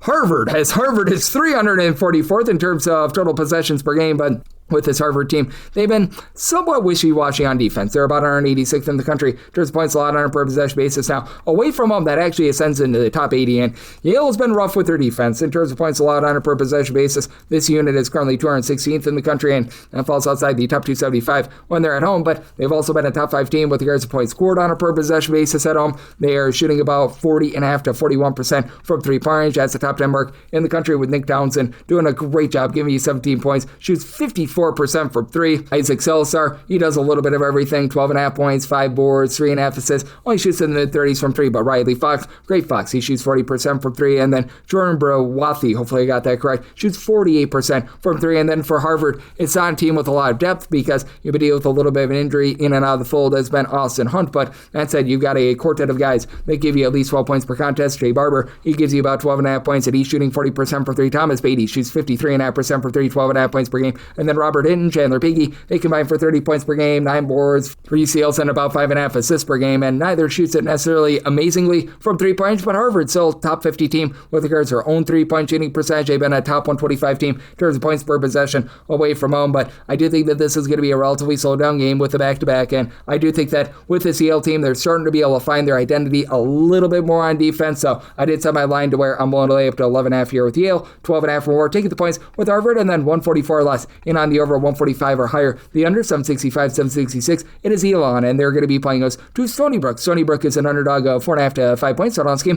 147 to 147.5. Made my line 6.5, so I'm going to be willing to lay it. You do have an Elon team that, in terms of points allowed on a per possession basis, leaving a lot to be desired outside the top 280 with that regard, and it is a Elon team that has been okay in terms of generating turnovers, neither here nor there. Stony Brook, they're the same way, but this is a Stony Brook team that's going to be looking to get things slowed down. They're about 262nd in terms of total possessions per game. Elon, fast but not warp speed fast. They're about 158th in terms of total possessions per game, but they're a top 65 team in terms of points scored on a per possession basis, and they've got one of the more underrated scorers in the country in Chandler Cottrell, being able to give you 21 points. He only shoots about 29% from 3, but the guys around him shoot it well from 3. Kepper Klonzich, Bryson Cockley, both shoot over 40% from 3, 12.1 points per contest apiece. Klonzich stands 6'6", 6 boards, 3 assists, a steal, a block per contest. Randall Pettis comes over from the Horizon League, 13 points, shoots 39% from 3-point, and it's a team that does a great job in terms of thriving inside as well. They're a top 55 team with regards to their own 2-point shooting percentage, pretty solid in terms of being able to get to the free throw line as well. Flip side, you got a Stony Brook team that has a very nice go-to scorer in Eric Pride, who's been able to give you 20 points per game, but it's a Stony Brook team that they're just really bad with their interior offense. They're outside the top 290 with their 2-point shooting percentage, albeit top 75 team in terms of opponents' 2-point shooting percentage, but they can get a little bit blasted from the outside. It is a Stony Brook team that is in the top 200 with regards to points allowed on a per possession basis, but just barely. It is also a Stony Brook team that has had a tough time on the glass outside the top 225 with that regard, as currently you've only got one guy in the roster with over 4.3 rebounds per game, Richard Goods, who comes over from Hampton, 8 points, 6 boards, pair of assists per contest, and does shoot 42% from 3, but I do think that in this ordeal, Elon, with their overall firepower on offense, is going to be able to overwhelm a Stony Brook team that I just don't know if they're going to be able to get some good looks on the inside, and I do think that this is going to be just close enough for late game felling, and it's an Elon team that's about country average with their free throw shooting percentage. Stony Brook, they're about 240th, so I did set Elon as a 6.5-point favorite. Want to lay up to 6 here with Elon, and I'm in on the over semi-total at a 148.5, 767, 768. Georgia State, they're going to be on the road against South Alabama. South Alabama is a a mid-sized favorite here. You're going to be laying with them between 5 to 5.5 points on this game, 137.5 to 138.5. Me, my line, 5.5. So we'll lay up to 5 with South Alabama. South Alabama entered in their game against Coastal Carolina a few days ago. They are just daring teams to shoot it from three. Going into that game against Coastal Carolina, teams were attempting 68.5% of their field goal attempts from three-point range, and that's going to be a little bit of an issue for a Georgia State team that they're just not great on offense. They're outside the top 3 in terms of points scored on a per possession basis, albeit they have been much better here over the last few games, as they've been able to ascend quite a bit here in conference play. In conference play, they're actually averaging about 73.5 points per game, and they do shoot about 36% from three-point range, but it's also a South Alabama team that is a top 100 team in terms of opponent's three-point shooting percentage, and for Georgia State, who has been able to lead the charge on offense, has been Delani Hamilton. 19 points, pair of steals. He was out for about 5 games due to injury, and he was playing through injury through a few more, and that's the big reason why this offense was just so bad. He shoots 36% for three. The defense actually might not be the world's worst thing for Georgia State because they're actually a bottom 10 team with regards to their own 2-point shooting percentage. They do a nice job locking things down from 2-point range as well. They're a top 100 team in terms of opponent's 2-point shooting percentage. They'll give up a little bit more from three, and for Georgia State, their 75.7% free throw shooting percentage is actually a top 10 mark in the country, but South Alabama, they're a top 3 team in the country in terms of fewest free throw attempts allowed on a per possession basis, and then you've been able to have the Chaz Harris give you 17.5 points. He supplies the team with about 5 rebounds per game. It is a South Alabama team that has been allowing quite a few second and third chances. They're not a team that's going to grab a lot of offensive rebounds either. They've been outside the top 250 in terms of offensive rebound percentage, but this is a unit that has been able to do a really good job in terms of just dictating games in general, with Adam Olson being able to give you about 16.5 points per game. You feel South Alabama in a tight spot. They only shoot as a collective about 67% at the free throw line. He shoots 87% at the free throw line. You've got Jaden Cooper, who gives you about 10 points per contest. I do think that Georgia State, a team that has been very suspect and shaky with their offense all season long, going to have a tough time with one of the most unique defenses in all of college basketball, though I do think that you're going to get some late game following here. I did set my total here at a 133.5, so I'm going to be willing to lay up to 5 here with South Alabama. And with regards to the total, I'm in on the under, set my total 133.5, 769, 770 on the card. Temple, we give our ode to Lane Kiffin. Go Owls. They are going to be playing with South Florida. South Florida is a favorite here of 7.5 points, so on this game, 156.5 to 157.5, and with Temple, I did set them as an underdog 4.5 points, so I'm going to be willing to take the points. Now, you've got a South Florida team that has been a top 75 team in terms of turnovers generated on a per possession basis, but when they don't generate turnover, they do allow some open looks. They're overall about 90th in terms of points allowed on a per possession basis, which isn't bad, but away from home, that goes outside the top 100. Temple has been rough with their defense. They're about 138th in terms of points allowed on a per possession basis, as they generate no turnovers whatsoever.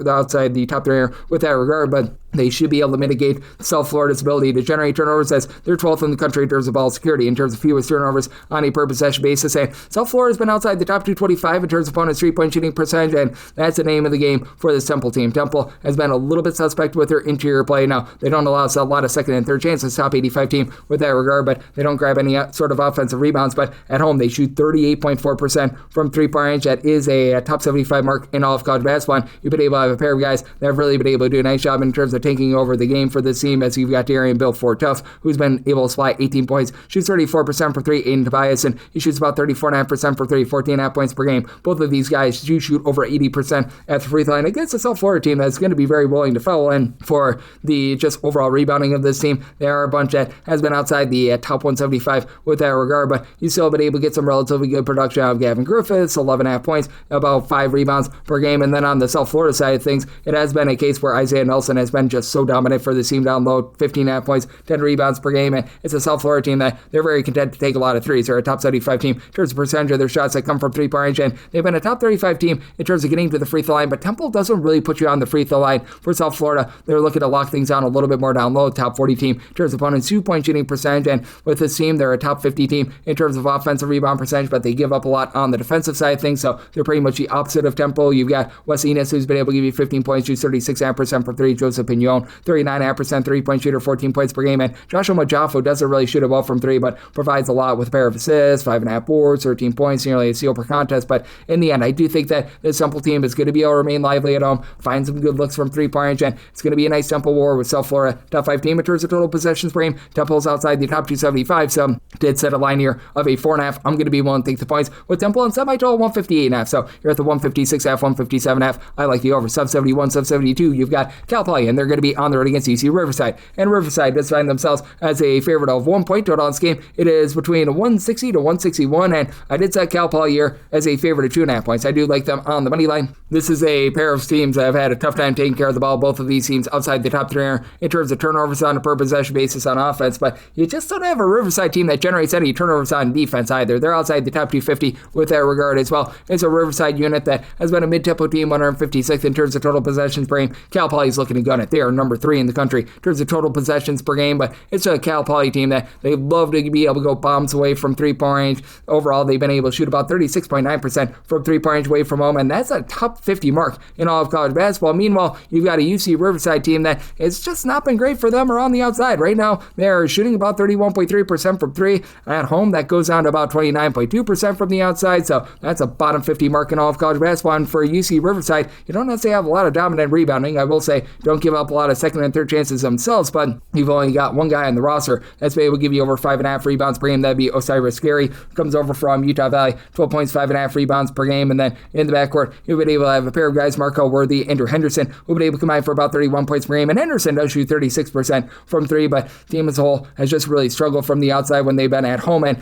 down low, they're outside the top 250 in terms of their own 2-point shooting percentage and opponents' 2-point shooting percentage. And for Cal Poly, you're going to have the best scorer in this game, Hamad Musa, 20.5 points, shoots 38% from 3, and then Peter Benjai shoots 40% from 3, 13.5 points per game. Cal Poly well outside the top 330 in terms of that ball security, but still in a pressure spot, they shoot 76.5% of the free throw line, top 55 mark in all of college basketball. They've also been a top 175 team with their own 2-point shooting percentage. Can be guys inside, they're outside the top 3 with regards to opponents' 2-point shooting percentage, and they have been well outside the top 175 in terms of points allowed on a per possession basis. Do expect very much an up and down game with Cal Poly being able to dictate the tempo. I do think that they get the job done in this ordeal. So Cal Poly is the favorite of 2.5 points. I like them on the money line, and here at the 160, 161, I'm in on the over. Sub 73, sub 74, it is Washington on the road against Northwestern. Northwestern is a 1.5 point favorite total on this game, 145.5 to 146.5, and with Washington, I did set them as an underdog of 2 points. So with Northwestern, I'm willing to lay the 1.5 down. We're willing to go a whole heck of a lot further. As for Washington, they just have not been able to shoot it well from 3 away from home. Away from home, this team shoots 29.3% from 3. That's well outside the top 320 in all of college basketball. And Northwestern is a really good 3-point shooting defense.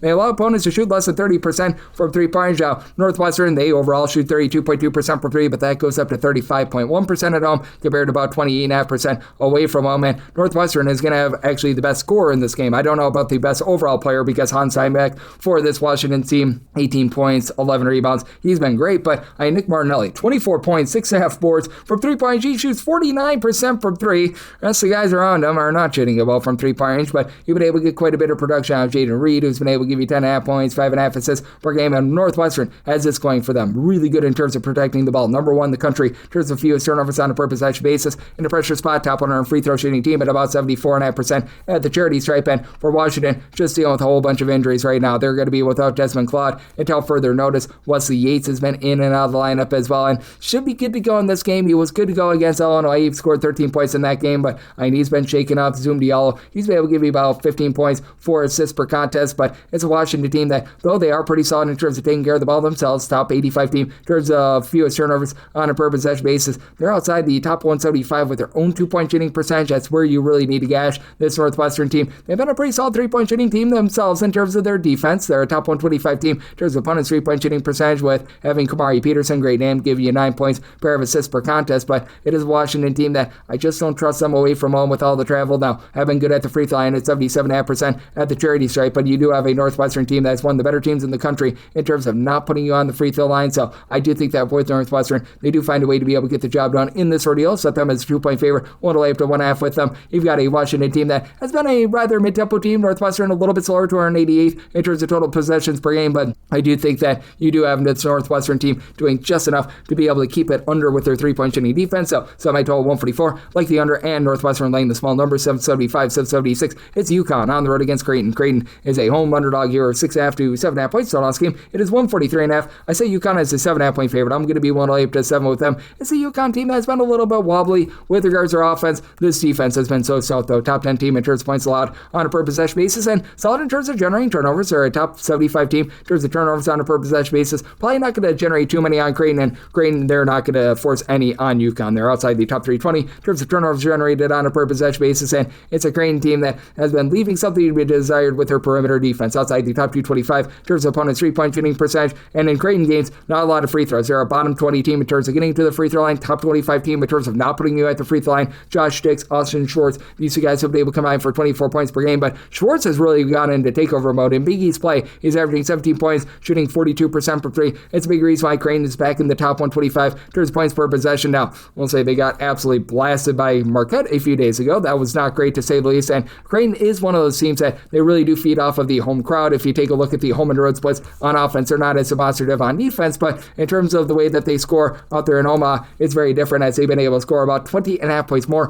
per 100 possessions at home rather than away from home. Meanwhile, you got a UConn team that overall is 66th in terms of points per possession on offense, but they only see a drop off of about 6 points per 100 possessions when they're away from home, and they should have Alex Karaban be able to take over this game with about 12.6 boards. He shoots over 40% from three, and right now for Creighton, you've only got one guy that gives you over 4.6 rebounds per game. That would actually be Jason Green. 10.5 points, 5 rebounds. Owen Freeman has been a bit of a disappointment for the team. You've been able to get a little bit of something out of Blake Harper as well, but for this UConn team, even though Solo Ball has been shooting less than 32% from 3-point, you still have some nice perimeter play, as you've been able to get a little bit of everything out of Silas Emery. 10 points, 4 rebounds, about 6 assists per contest, and he's been able to shoot right around about 43% from 3-point. You got Terrace Reed down low, who's been able to give you 8 boards, 14.5 points per game, and for UConn, they are only shooting about 71% at the free throw line, but the way that they just are able to dominate so many different facets of the game, top 15 team in terms of opponents' 2-point and 3-point shooting percentage, I think that they get the job done on the road, and I do think that they keep things a little bit more low scoring. I did set my total at 139.5. I'd like the under, and with UConn, I'm going to be willing to lay up to 7 with them. 777, 778. You've got UAB on the road against North Texas. North Texas is a favorite of a point total on this game. It is 139.5, and I did set North Texas as the underdog of 3 points. I'm going to be going with UAB on the money line. UAB, top 10 team in terms of fewest turnovers on a per possession basis. Now, what they do an awful job of is 3-point shooting, outside the top 340 with their 3-point shooting percentage, but they're a top 25 team in terms of percentage of their shots that come from 2-point range. And if you take a look at the way that the offense has performed in a road/neutral venue, it's traveled quite well. They've been a top 115 team in terms of points per possession away from home, even with that, shall we say, suspect 3-point shooting. But for UAB, you've been able to get really good production out of Chance Westry, who's come in. He's been able to give you about 15 points, 4 boards, 4.5 assists per game. You've got really one guy in the roster that shoots above 33.5% for 3, and so Liam London, who only gives you about 5 points per game, but Daniel Rivera, 12.6 rebounds per game. They do a really good job on the glass. This UAB team is a top 100 team with regards to overall rebound percentage. They've been a top 50 team with regards to defensive rebound percentage, and this is a North Texas team that their main forte on defense, a defense that is in the top 30 in terms of points allowed on a per possession basis, has been locking down around the perimeter, as this team is a top 20 team in terms of turnovers generated on a per possession basis, top 30 unit in terms of opponents' 3-point shooting percentage, a little bit weaker on the inside, especially with their offense that is outside the top 275 with regards to their own 2-point shooting percentage. Sean Stevenson gives you about 17 points per contest, and then you got David Terrell supplying about 12.5 points per game, but this is also a team that they only shoot about 31.9% from the outside. That's outside the top 270 in all of college basketball. We'll say they have been much better on offense when they've been at home rather than away from home. North Texas has exceeded 66 points once in a road/neutral venue, so they're averaging about 18.5 points more per 100 possessions at home rather than away from home. And UAB playing at a brisk pace, not necessarily warp speed, but they're about 33rd in terms of total possessions per game. That is a little bit of a, shall we say, set that has been altered by the fact that they played a few overtime games. North Texas, they're more around about 299th in terms of total possessions per game, but do you think that UAB finds a way to get the job done in a pressure spot? North Texas about 300th in the country with their free throw shooting percentage at 68.6%. UAB more around about 71.5%. I recognize that's not great, but I think that UAB takes care of the ball to be able to get the job done in a lower possession game. So I told 137, so I like the under and UAB on the money line, 779, 780. It's Morehead St. They're going to be on the road against Belmont, and Belmont does find themselves as the favorite here of anywhere between 4.5 to 5 points on this game. 166.5, made a total of a 165.5. So I'm going to be in on the under. You had a Belmont team that's actually ascended into the top 60 in terms of points allowed on a per possession basis, and Morehead St, they're doing a great job in terms of cranking up their tempo. They're 41st in the country in terms of points per possession, 37th in terms of total possessions per game. And Belmont is still a relatively fast team. They have slowed down from a season ago, though. They're down to about 113th in terms of total possessions per game, and Big key for Belmont, ball security. They're right around about 300th in the country in terms of turnovers on a per possession basis, but having Tyler Lundblade along Sam Orme, pair of guys with versatility, that helps out big time. And Lundblade, even for as bad as Belmont shoots at the free throw line at 67.4%, he shoots 93.5% the free throw line, 15 points per game, shoots 38.5% for three. Orme, 12 points, 5.5 boards, 35% three-point shooting, and Drew Skronowski down low is able to give you about 6 rebounds per game. Belmont, they don't grab a lot of second and third chances. They're outside the top 275 with regards to offensive rebound percentage, but they've been a top 175 team with regards to their defensive rebound percentage, so they've been able to do a little bit better job with that aspect, and they do not allow you to be able to get good chances inside. They're a top 20 team in terms of opponents' two-point shooting percentage, and it's interesting that they go up against a Morehead St team that they really push things to the inside. They're a top 10 team in terms of percentage of opponent shots that come from two-point range. As a matter of fact, they're number one, but Belmont is a top 15 team with their two-point shooting percentage, and I think that that's going to be a big key here. Now for Belmont, I just can't trust them with that three-point shooting. That's a big reason why. So my line at 3.5, so I'm going to be willing to take the points with Morehead St, especially with Morehead St shooting 76.5% at the free throw line, as you've got Roman Doman along with Javon Jackson being able to supply a combined about 30.5 points per game, and Doman shoots 41% for three, 41.5% out of Jackson. You got Fred King down low, pair of blocks, 8.5 rebounds, 13 points per game, but I do think that Belmont is going to be able to do a relatively okay job in terms of guarding the arc in this game. Top 150 team in terms of opponents' three-point shooting percentage, and for Belmont, they've been really good with regards to their interior defense, and this Morehead St team is a top 75 team with regards to opponents' two-point shooting percentage. So in on the underside, my total 165.5, and 4+ won't take the points with Belmont. 781, 782. UC San Diego, they're going to be on the road against Cal State Northridge, and Seton does find themselves as a underdog here of 2.5 points. So on this game between 159 to a 160, and with this UC San Diego team, set them as a 2-point favorite. So at 2.5, I'm going to be one to take the points with CSUN. It's a Northridge team that has been able to do a pretty solid job on the glass, even though they're not generating the same amount of turnovers that they did a season ago. And Northridge has been a little bit suspect with that offense. They're about 224th in the country in terms of points scored on a per possession basis, but averaging about 17.5 points more per 100 possessions when they're at home rather than away from home. And it's a UC San Diego team that has actually been really good on offense away from home. Away from home, they're a top 50 team in terms of points scored on a per possession basis, well outside the top 200 away from home, because for the San Diego team, they shoot 36.6% from three-point range away from home compared to 30.6% at home. No idea how or why, but I do think that that number is going to be starting to iron out a little bit, and it's a UC San Diego team that the one thing that you have to be cautious of is that this team actually shoots really bad at the free throw line, despite the fact that most of their guys are actual shooters. Right now, they're shooting 69.8% the free throw line. That's outside the top 260 in all of college basketball. Now, they do a nice job executing inside top 80 team with regards to their own two-point shooting percentage and opponent's two-point shooting percentage, with Leo Beth leading the way, 14.5 points, 5 boards. He shoots 36.5% from three, and then Al Shulkin has been able to shoot 44% from the outside, 10 points per game. Boldengo, he's been able to give you about 10.5 points, throws in there 4 boards, and Emmanuel Prosperi has actually been able to give you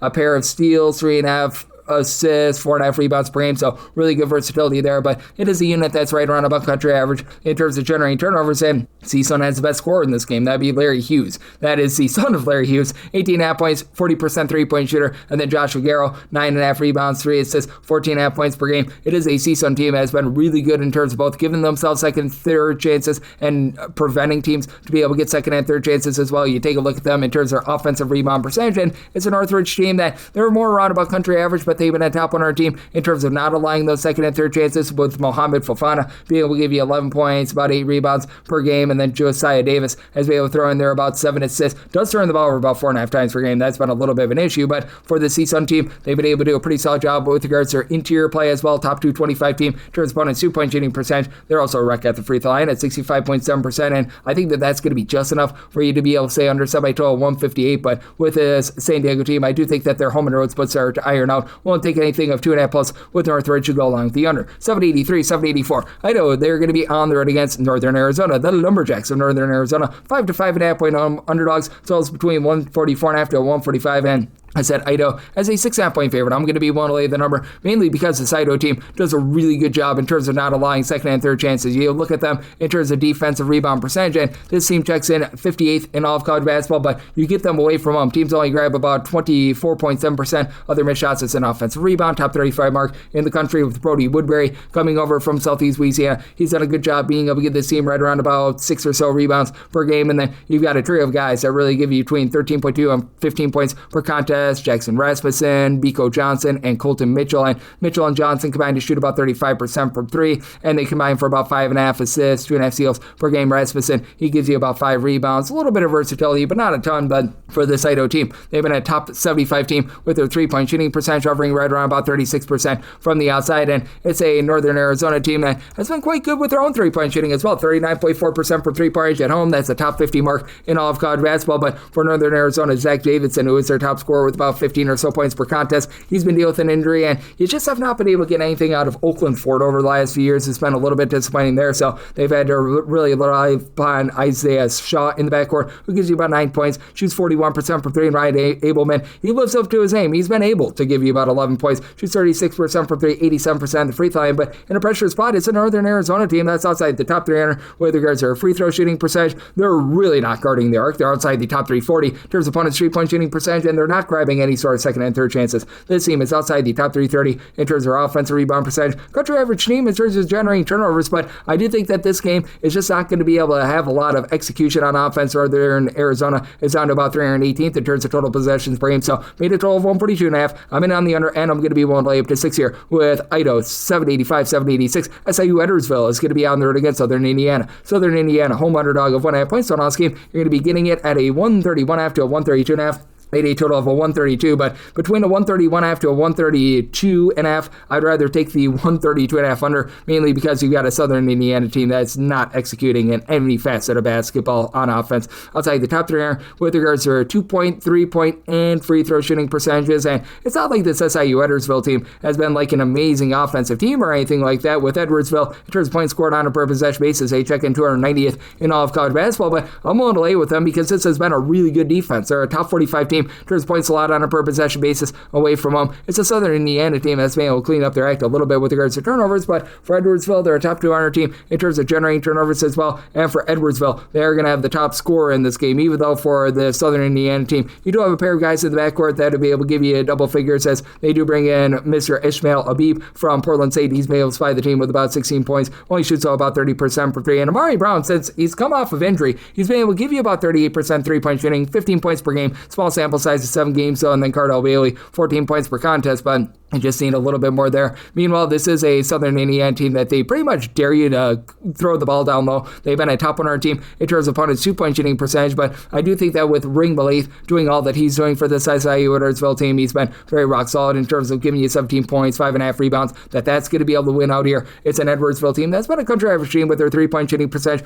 We'll say they're outside the top 275 in terms of their own 2-point shooting percentage, but they're also a top 55 team in terms of both opponent's 2-point and 3-point shooting percentage away from home. Edwardsville has been a top 150 team in terms of rebound percentage. They've been dealing with the injury to Miles Thompson, but you've had Darian Baker be able to step up, give this team 7.5 points, supply you with about 4 boards, and then Jack Champion, 5 assists to fewer than 2 turnovers per game as he was over at Southern Indiana. So, I mean, he's a guy that has come in and he's done a nice job there. And this is an Edwardsville team that does a better job in terms of taking care of the ball, only about 11.5 turnovers per game. Did set my line at 4. I'm willing to lay with Edwardsville, and I'm going to be in on the under of 132.5, set by total 132, 787, 788. You've got Auburn, and they're going to be on the road against Tennessee. Tennessee does find themselves as a mid-tier favorite here, as you're going to be laying between 5.5 to 6 points with them. Total on skin between 148.5 to 149.5. Set a total of a 148.5. So 149 plus. I'm going to be taking a shot on the under. We've got a Tennessee team that has been a relatively mid-tempo team in terms of total possessions per game, 135th, but a little bit of a warped stat with the overtime games that they played thus far this season. Auburn more around about 104th, and this has been an Auburn unit that has been able to click on all cylinders on offense. You take a look at them in terms of points scored on a per possession basis, and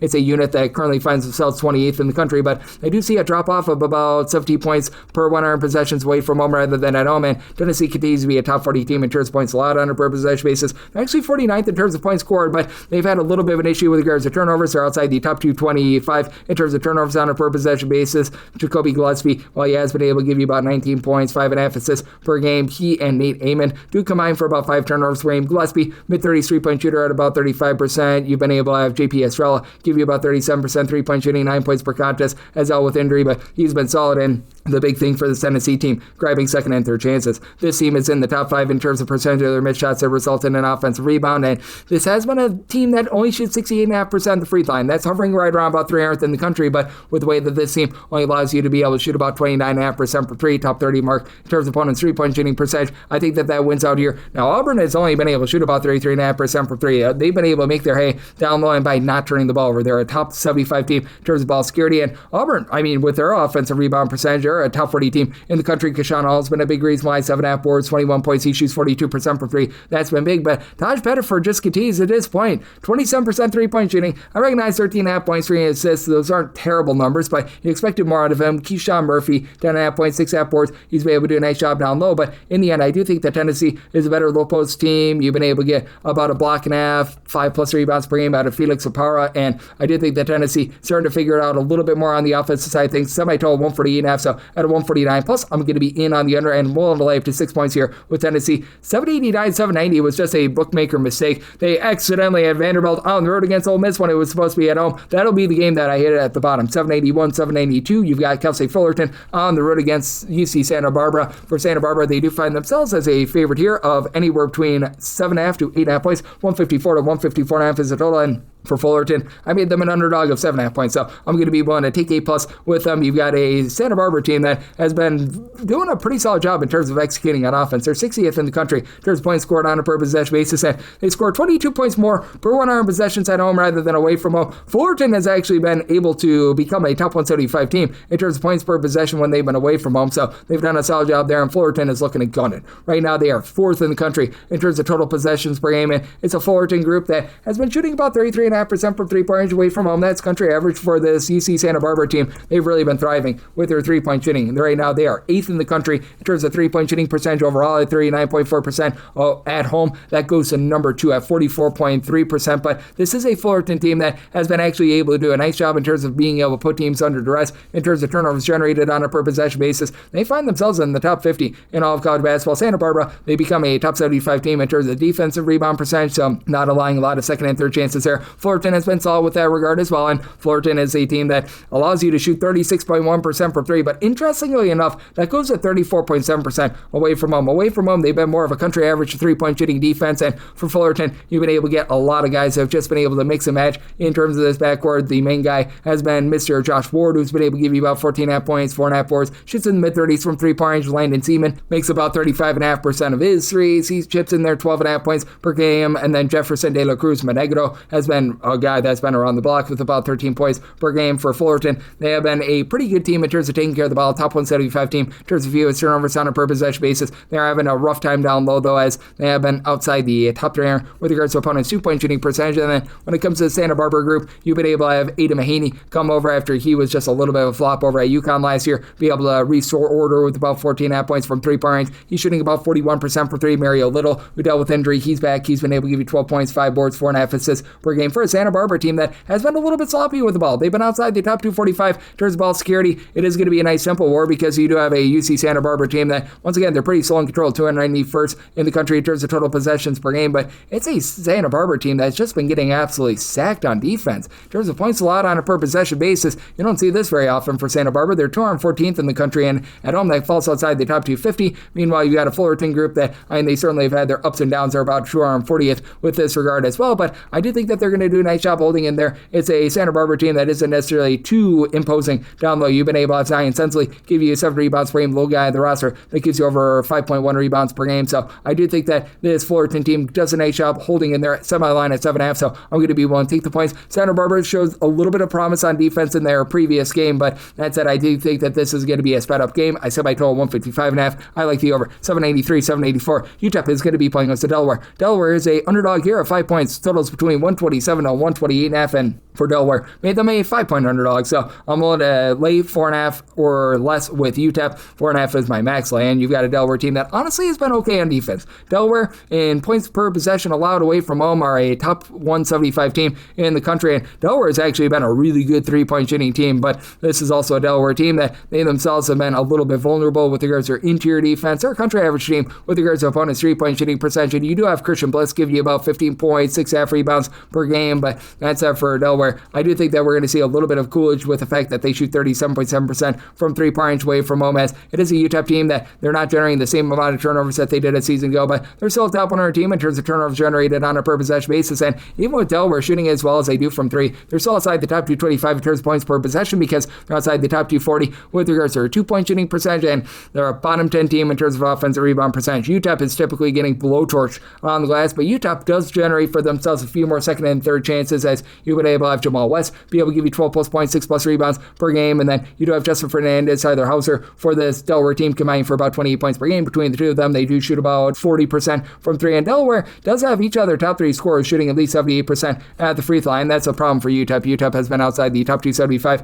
with regards to free throw shooting percentage, but you do have Elijah Jones, who's been the main guy for the team, give you about 14.5 points. He does shoot about 38% from three-point range. You've seen Kasim Watson now shoot 38.5% from three. So UTEP, after a really rough start to the season from three-point range here in conference play, they've been shooting more around about 35.5% from three. The offense, as we able to get back online, they have been outside the top 225 in terms of ball security, but Delaware not really generating a lot of turnovers. And with this UTEP team being one that has been able to pull in there a few second and third chances, I do think that they find a way to get the job done, especially with Delaware going through the travel that they do. And I do think that this is going to be close enough for late game following. Recognize that it's going to be a control game. Delaware 352nd in terms of total possessions per game. UTEP a little bit faster, but still 332nd. But even with that, I do like the over semi total 131 and we'll delay up to 4.5 here with UTEP 785, 796. Santa Clara, they're going to be on the road against Loyola Marymount, and Loyola Marymount is a underdog here of 9.5 to 10 points. 152.5 is the total, and I said Santa Clara is a 7.5 point favorite, so I'm going to be one to take the points. You've got a Loyola Marymount team that has been a top 85 team in terms of points allowed on a per possession basis. They're a top 35 team in terms of opponents' 2-point shooting percentage, and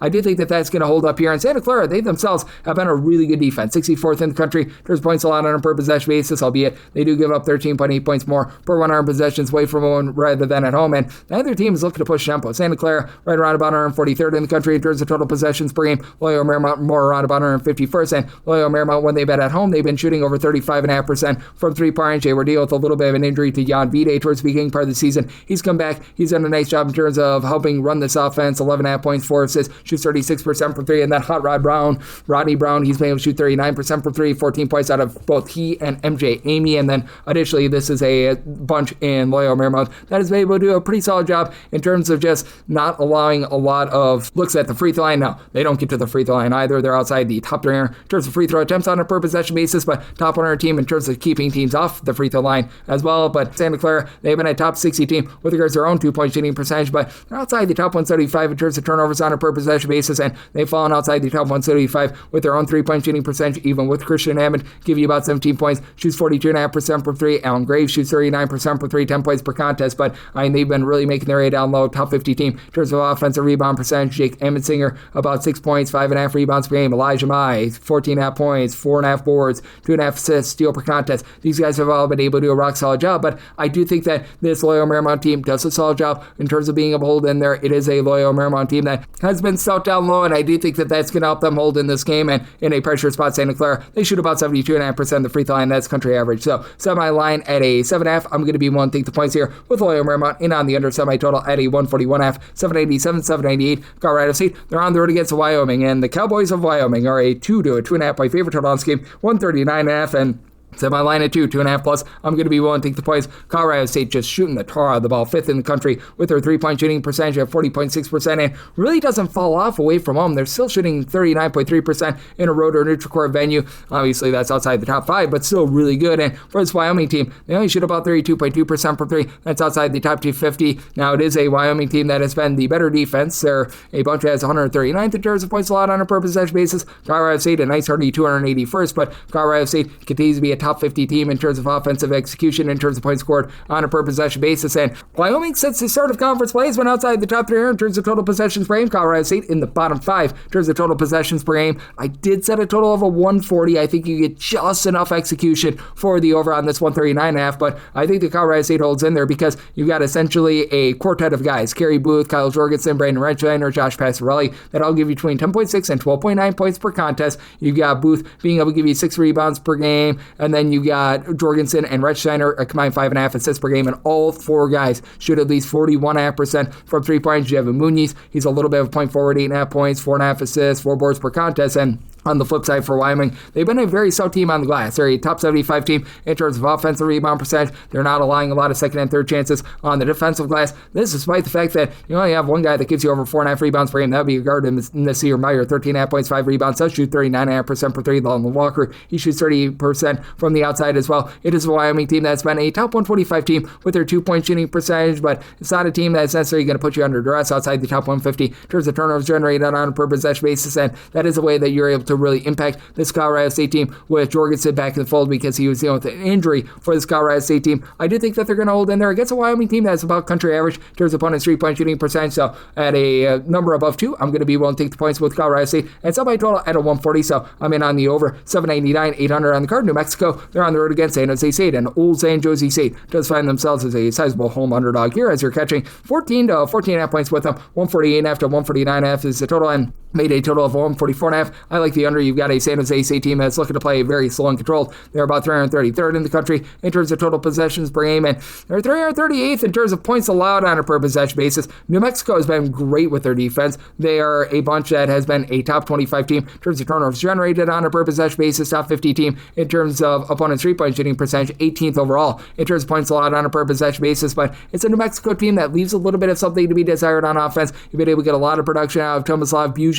along with Jake Hall. These guys combined for about 27 points per game, and Hall has been able to shoot 41% from 3. And New Mexico shoots about 35% from 3, a little bit above country average with regards to their 2-point shooting percentage as well. But this is a San Jose State team that they've been dealing with a lot of injuries, and now they finally do have back their top scorer as you've been able to have Mr. Kobe Garland be able to give you about 18 points, 4 assists per contest, shooting about 33% from 3-point. He was missing for about 4 or so games, and since he's come back, he's had double figures in every game, so should be all good to go here. Additionally, they've been dealing with an injury to Yafat Moody. He's their top rebounder. He's been able to give you about 8 rebounds per game, and he's expected to be out once again. I don't know when he's going to be able to return, so that hurts the San Jose State team that's outside the top 300 with regards to opponent's 2-point shooting percentage, but you've been able to get some good production in the interim out of Melvin Bell, who's been able to give you about 8 points, 4 boards, a steal per contest, and then additionally, you're going to need Cedric Nananana, who's only been able to give you about 4 boards, 6 points per contest to step up a little bit, but does have a little bit of versatility there. It is a San Jose State team that has been a solid 3-point shooting team, top 100 team with regards to their own 3-point shooting percentage,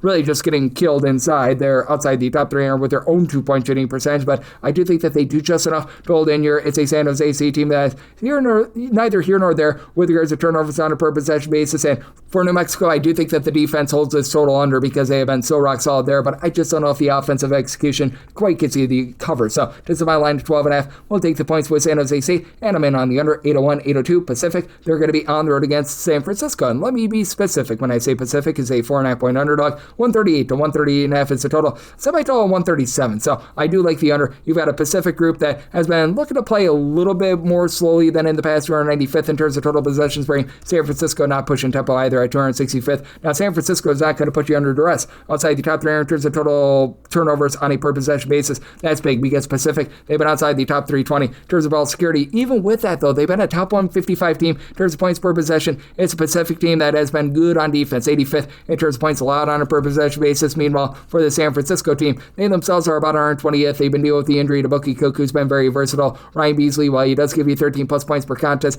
only shoots about 32 to 33% from 3-point range, and neither of these teams are going to allow you to be able to get a lot of second and third chances, especially Pacific. Pacific, 6th in the country in terms of defensive rebound percentage, only about 21.7% of missed shots by opponents become an offensive rebound. Meanwhile, for San Francisco, they're 28th in the country at home. 22.5% of opponents' missed shots become an offensive rebound, so that's a big reason for the under. And then for Pacific, you've been able to get really good production out of the man from Canada. Is you've been able to have Elias Rolfe give you 16.5 points, shoots over 40% per 3 at about 6'7", and then TJ Wainwright, he's been a 40% 3-point shooter with about 13 points per game. Isaac Jack, Justin Rochlin, they both give you about 6 rebounds per game apiece. And for the Pacific team, they're also a top 75 team in terms of opponents' 2-point shooting percentage, big against the San Francisco team that has been a little bit shaky with regards to their 3-point shooting. They only shoot about 35.5% from 3, but it feels like it sort of comes and goes in a pressure spot as well. They only shoot about 70% of the free throw line. I am willing willing to lay it, though, because it is a Pacific team that they themselves are a little bit untrustworthy at the free throw line. And for this San Francisco team, you do have Tyrone Riley along David Futures, who've been able to combine for 12 rebounds per game between the two of them, 23 points per contest. Riley shoots about 40% from three-point range, and then you've been able to have Zhuzhang Wang be able to give you about 37% three-point shooting. That's upped up in a nice way with 8 points per contest. I think you get a relatively slow and controlled game, but with the San Francisco team being in the top 125 in terms of both opponents' 2-point and 3-point shooting percentage, I think that they do just enough to be able to get the job done on their home floor. So we'll lay up to 4.5 with San Francisco, and I'm in on the under 803, 804. Montana, they're on the road against Sacramento State, and Sac State does find themselves as a underdog here of 3.5 to 4 points. 156.5 is the total line with Montana. I did set them as the favorite of 6 points, so I'm going to be willing to lay the number. It's a Montana team that away from home, they have been a really good 3-point shooting team. They shoot 38.5% from 3 away from home. That's a top 35 mark in the country. And for Sacramento State, they're outside the top 340 with regards to their own 2-point shooting percentage. And when they're at home, they shoot 39% from 3 away from home, 26.7%. Overall, it's 30.1%. So I do think that that's going to be ironing out a little bit. Good news is Mikey Williams, who's been able to give you 13 plus points over 4 assists per contest, he's back in the full, but losing their main big man towards the beginning part of the season and Mr. Jeremiah Cherry has really been hurting this team, as right now you've got Prophet Johnson, who's been able to give you about 16.5 points, 8 rebounds per game, and Mark Lervinoff has been able to give you about 7.5 rebounds per game. One of the guys on the roster that give you over 3 rebounds per game. This team is getting blasted down low. That bad 2-point shooting percentage on offense compounds with being outside the top 275 in terms of opponents' 2-point shooting percentage, outside the top 250 with regards to rebound percentage as well. And for this bunch, they're also outside the top 240 in terms of opponents' 3-point shooting percentage. Now, Montana's not allowing in there any sort of second and third chances. They are outside the top 320 in terms of offensive rebound percentage, but they've got money. Money Williams, 19 points, 5.5 assists, 4 boards. He doesn't pop it well from 3, but Tyler Thompson, he shoots about 43% for 3 points with his 9.5 points per contest. Brooklyn Nix, he's been able to shoot in the high 30s from 3, 9 points per game. The big issue for Montana, they're outside the top 325 in terms of turnovers on a per possession basis, but in a pressure spot, they are able to cover. They shoot 78% of the free throw line, top 20 mark there, and they've been able to do a nice job with regards to their exterior defense. They're a top 100 team in terms of opponents' 3-point shooting percentage. Compound that with them being in the top 30 with regards to 2-point shooting percentage. I do think that Montana gets the job done in a relatively up and down game. Sacramento State 43rd in terms of total possessions per game. Montana is 110, so set a total of 162. I like the over, and with Montana, I'm going to be willing to lay it. Set them as a 6-point favorite, 805, 806. You've got Louisiana Tech. They're going to be on the road facing off against Sam Houston. Sam Houston does find themselves as a 10 to a 10.5 point favorite. 142.5 to 143.5 is the total line. I did set my line at 11.5. I'm going to be willing to lay with Sam Houston. I am also on the under because Louisiana Tech, they are a team that is outside the top 275 in terms of points per possession on offense, and boy, oh boy, are they playing slow. In terms of total possessions per game, 359th in the country. Sam Houston's looking to fly 70th in the country in terms of total possessions per game, but for the Sam Houston team, they've been relatively okay on the glass. Top 175 team with regards to defensive rebound percentage. That's big because the one thing that Louisiana Tech has been able to do well on offense, they've been a top 100 team in terms of percentage of their missed shots that result in an offensive rebound, and you've got a Louisiana Tech team that actually has 2 really good pieces in the backcourt, as you've been able to have DJ Dudley along with AJ Bates be able to combine for 25 points per contest between the two of them. They do shoot in the mid-30s from 3-point range, but what you're able to get outside of them is a big giant question mark, especially against the same UNC State team that has been very much a holes greater than some of its parts team. You've got Kashai Knott for the same UNC State team doing a little bit of everything for them, as he's right now supplying 12 points, 2.5 steals, shoots 50% from 3, and same UNC State, they shoot 36% from the outside. That's a top 100 mark in all of college basketball. Now Louisiana Tech, top 125 team in terms of opponents' 3-point shooting percentage, but same UNC State is in the top 150 in terms of both opponents' 2-point and 3-point shooting percentage, and they've been a top 50 team in terms of their own offensive rebound percentage. Po Boy King, great name, 13 points. He gives you about 36% 3-point shooting. They've been without one of their main guys in Isaiah Manning, who transferred on in from TCU, but so you've had Justin Begg, Jacob Walker be able to combine for about 18 points per game. They've stepped up in the interim, and then Damon Nichols Jr. being able to give you about 5.5 rebounds per game. I do think that this same UNC State team gets the job done against the Louisiana Tech team that just has not proven all season long that they're able to put points up on the board. Semi-line at 11.5. I'm going to be willing to lay the number, and I'm going to be in on the under. I semi-total at 137.5, 807 to 808. St. Mary's is going to be on the road against Gonzaga. Gonzaga is a favorite here of 9.5 to 10 points. Totals between 144 to a 145. The opener was actually a 149, but that's it. I still like the under. I set my total at 143.5. with St. Mary's. They're once again outside the top 3 in terms of total possessions per game, and they're, as always, doing a pretty lockdown job on defense. As for St. Mary's, they're overall about 311th in terms of total possessions per game. Gonzaga, still a top 50 team in terms of total possessions per game, but Gonzaga's forte this year has actually been on the defensive side of things. It's still a solid Gonzaga offense. They're 16th in the country in terms of points per possession, but that said, they've been, in terms of their home games and their home games only, top 2 in terms of points allowed on a per possession basis, and for St. Mary's, they clock in 28th in the country in terms of points allowed on a per possession basis. They're going to be able to do a really good job down low that I think is going to help them hold in their semi-line at 7.5 as a result. But for the St. Mary's group, what has been big for them is the fact that you've had Joshua Dent along with Mikey Lewis in the backcourt do a nice job thriving with 13.2 to 13.3 points per contest apiece. They combine to shoot about 36% from 3 and in a pressure spot. These guys shoot over 90% of free throw line as a whole. St. Mary's number 1 in the country. They shoot 81% of the free throw line. Polias Marsoukas, he shoots 84% of the charity stripe, 19.5 points, 7.5 boards. He's been the main man there. He's also been helped out by Andrew McKeever in terms of the down low play, as McKeever has been able to give you about 9 rebounds per game. Harry Wessels is a 7-footer that's able to help, and with Graham Ike back, that's big, but who knows if he's going to be 100% or not for this game, as he's been able to supply 18 points, 8.5 rebounds. You're still going to be without Braden enough. Dion Grant Foster, he's been versatile with about 11.5 points per game, but it is a Gonzaga team that hovers right around about 1/1 with their 3-point shooting percentage at 35.5%. You've had Adam Miller be able to pop a few threes for this team, as he's right now supplying about 7.5 points. Shoots in the mid-30s from 3. Davis Vogel actually shoots 47% from 3. Mario Saint Supri, he's been able to give you 8.5 points. Both of these guys have shot it well from 3, but they're more ancillary guys.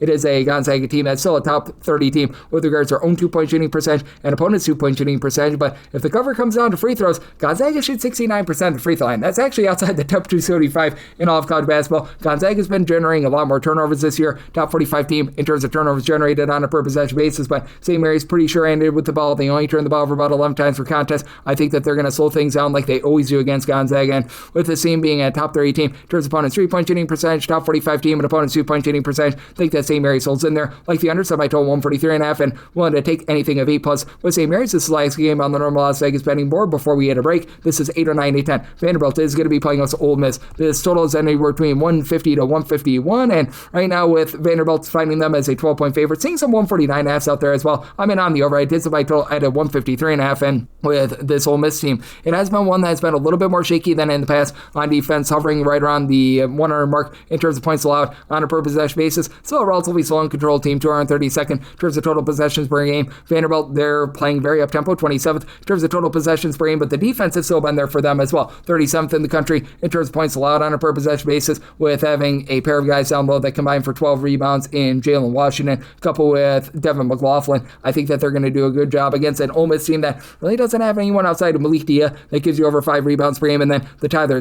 Nickel, Tyler Tainer. These two guys combine for 32.5 points per game. They both shoot it well from 3. They both shoot above 39% from the outside, and then Duke Miles, 2.8 steals, 16.5 points per contest. I think that that's just going to be a little bit too much in this spot, even though Ole Miss has been able to get good production out of A.J. Storr. Storr has done a nice job shooting in the high 30s from 3-point range. He's been able to give you 10+ points per contest, and then you've been able to get some relatively good production as well out of one Mr. Elias Cardine, who's been able to give you about 11 points. Throws in there 4 assists per game, and Ole Miss is still a top 50 team in terms of fewest turnovers on a per possession basis. Vanderbilt has been a top 50 team in terms of generating turnovers. I think that Ole Miss is able to keep it relatively clean, but with Ole Miss being outside the top 140 in terms of opponents' 3-point shooting percentage, and them just not being good on the inside, they're outside the top 250 in terms of opponents' 2-point shooting percentage. I think that Vanderbilt goes out there and gets the job done, especially with Ole Miss outside the top 190 in terms of rebound percentage. So I total 153.5. I like the over, and with Vanderbilt, made them the 13-point favorite. Willing to lay the number, and coming up next, we're going to hit the extra games right here on Cusco Seats with myself, Craig Peters, and now a part of the VSiN Family Podcast. Side edge this college basketball season? Well, VSiN experts use CBB Analytics, the most comprehensive college basketball analytics platform in the world. See injury impact, on and off data, clutch time performance metrics, first versus second half splits, and so much more. Utilize the promo code of VSiN, that is VSIN, to get $30 off and find your betting edge over at CBBAnalytics.com. That is CBBAnalytics, all one word, .com. For anyone that is new new to VSiN? Well, I wish you a friendly hello. This is an attention to anyone that is new to VSiN because you're able to get some free stuff with our daily newsletter. It's a great way to catch up on everything that's happening in the sports betting world. It's delivered straight to your inbox every single morning. VSiN's newsletter offers picks, data, strategies for the day's betting menu, and so much more. Sign up for free today over at VSiN.com/newsletter. That's VSIN.com/newsletter and start receiving your free newsletter tomorrow morning. That is VSIN.com/newsletter. Stay ahead of the game and bet smarter with VSiN. And we're back here in lovely Las Vegas for Coast to Coast Hoops with myself, Greg Hoops Peterson, now part of the VSiN Family Podcast. We've gotten through the normal Las Vegas betting board games. Now let's hit the extra games board and try to find you guys some more winners. The normal betting board picks are complete, but there are some extra games today, so we go into the bonus. 306-555, 306-566. You've got Holy Cross. They're going to be on the road against Army. Army does find themselves as 2.5 to 3-point favorites. So on this game, 144 to 144.5. And I said Army is a 3.5-point favorite. I'm going to be willing to lay it. It's an Army team that they take over 50% of their field goal attempts from 3-point range. And it's a Holy Cross team that has obviously been a top 150 team in terms of opponents' 3-point shooting percentage, but they're still 312th in the country in terms of points allowed on a per possession basis, while outside the top 300 with regards to turnovers generated on a per possession basis. Very weak down low. And for this Holy Cross team, last year they were one of the best 3-point shooting teams in all of college basketball. Right now they're shooting 29.8% from 3-point range in a roadside shoot-score venue. That is well outside the top 300 in all of college basketball. And it's an Army team that has Ryan Curry on their side. Ryan Curry has been able to do a nice job with his overall versatility. Right now supplying you with about 15 points, 4.5 boards, 4.5 assists per game. And this is not necessarily a world's greatest rebounding team, but you do have Tate Lazowski. He's able to give you 5.5 rebounds per game. The Jacksons, Jackson Holloway, Jackson Bell, they've been able to combine for about 22.5 points per contest. Bell shoots 40% from 3. And Army at home, they shoot around about 34-35% from 3. Now, they've been outside the top 250 in terms of points scored on a per possession basis at home themselves, but they've also been a top 125 team with regards to their defensive rebound percentage as well. The Army defense, I'm not going to call it prolific or anything like that, but they are checking in right around about 335th in terms of points allowed on a per possession basis, which should be helped by the fact that this Holy Cross team just does not play with any sort of tempo whatsoever. In terms of total possessions per game, 342nd in the country, and you do have Joe Nugent for this Holy Cross team who's been able to do a nice job. Shoots in the mid-30s from 3-point range at 6'6". He's supplying about 12 points, 3.5 rebounds per game. Tyler Boston, 14 points per contest, and his 3-point shooting percentage is up to 37%. Gabe Bourne, 10.5 points per contest, but outside those three guys, you don't have anyone else that shoots over 28% from 3-point range, with Holy Cross not giving themselves any sort of second and third chances. They are outside the top 340 with regards to offensive rebound percentage. I do think that Army is going to be able to go out there, get the job done, and I do think that's going to be a relatively efficient offensive game, but again, with how slowly this Holy Cross team plays, I do think that keeps it under, and neither team grabs a lot of second and third chances. So my total at a 143.5. I'm in on the 144 plus to the under, and with Army, I'm going to be willing to lay up to 3 with them. 306-557, 306-558. Fairleigh Dickinson on the road against Wagner. Wagner is a 1.5 point underdog to a pick'em. Total on this game between 135.5 to a 136, and as Wagner is a 5.5 point favorite, I'm going to be willing to lay with them. This Fairleigh Dickinson team just getting absolutely blasted from the outside. Right now, they're outside the top 300 with regards to opponent's 3-point shooting percentage, outside the top 275 with their own 3-point shooting percentage. Not a team that's going to put you under duress outside the top 225 in terms of generating turnovers. They've been just not having the same guard play as in the past, as they went a little bit bigger. 7-footer Surreal Martinoff, 8 points, 5.5 rebounds per game. Should be able to cause a little bit of stress for Wagner, but still, this is a Wagner team that's been a top 15 team with regards to their own 3-point shooting percentage, and with Fairleigh Dickinson not guarding the arc, that really hurts them. Joey Neesmith, Eric Parnell for this Fairleigh Dickinson team. They give you a combined about 24 points per contest and don't shoot it bad from 3-point range, and it's a Wagner team that is back below the top 300 in terms of total possessions per game. They've been dealing with Don Copeland being on leave, so they've got an interim coaching regime in there, but Nick Jones has been able to find it from 3-point range, as he's been able to give you about 14.5 points, 4 boards per contest, and then Eduardo Placer, Jaden Baker, they both give you 9 points per contest. They combine to shoot about 35% from 3-point range. Travis Gray in conference play has actually shot 48% from 3, and he's been able to really emerge, as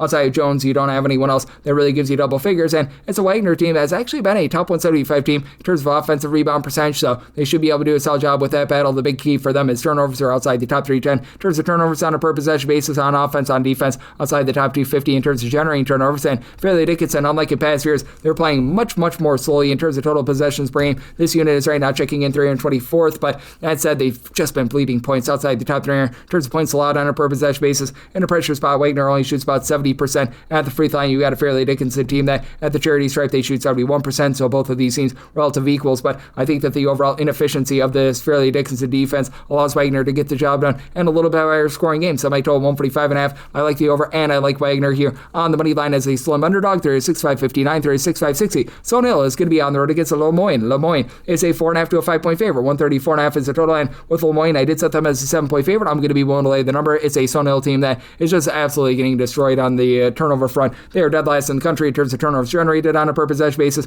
outside the top 3 in terms of taking care of the ball. Now, it is a Stone Hill team that has been relatively okay with their 3-point shooting away from home. 33.5% country average mark, and for Lemoyne, this team has been really good with their interior defense. They're actually a top 30 team with regards to opponents' 2-point shooting percentage outside the top 3 with regards to opponents' 3-point shooting percentage, but also 85th with their own 3-point shooting percentage, shooting at a clip of about 35.5%. And for Lemoyne, they're going to be able to win the battle down low as you've got Shiloh Jackson, who's done a nice job providing this team with 13 plus points, 8 plus rebounds per game. You got Trent Mascara, who's been able to give you about 14 points from 3-point range. He's been able to shoot about 39% from the outside. Ja'Kai Sanders, Tennessee Rainwater, they combine for 20 points per game, and Rainwater shoots 54% from 3, still saying the name Rainwater, but you know what? For Lemoyne, they do a solid job there. The biggest thing is taking care of the ball. They've been outside the top 275 in terms of turnovers on a per possession basis, and again, Stone Hill, they don't generate any turnovers whatsoever, so that's going to be big for them. Stone Hill, they had Will Batchelor go down with an injury. He was a solid recruit coming in from Holy Cross. Herman Coffey, though, has been able to give you 40% 3-point shooting, 14 points per contest. Savante Hackett, he's certainly able to hack it with 11 points. Only shoots about 31% from 3, but you've been able to get some good production out of Raymond Espino Guzman, who's been able to give you 7.5 points, 6.5 rebounds for him, and then Ravon Tudvik, he's been able to give you 8.5 boards. At Stone Hill, not the world's worst rebounding team. They've actually been a top 175 team with regards to rebound percentage. You're not allowing a lot of second and third chances, but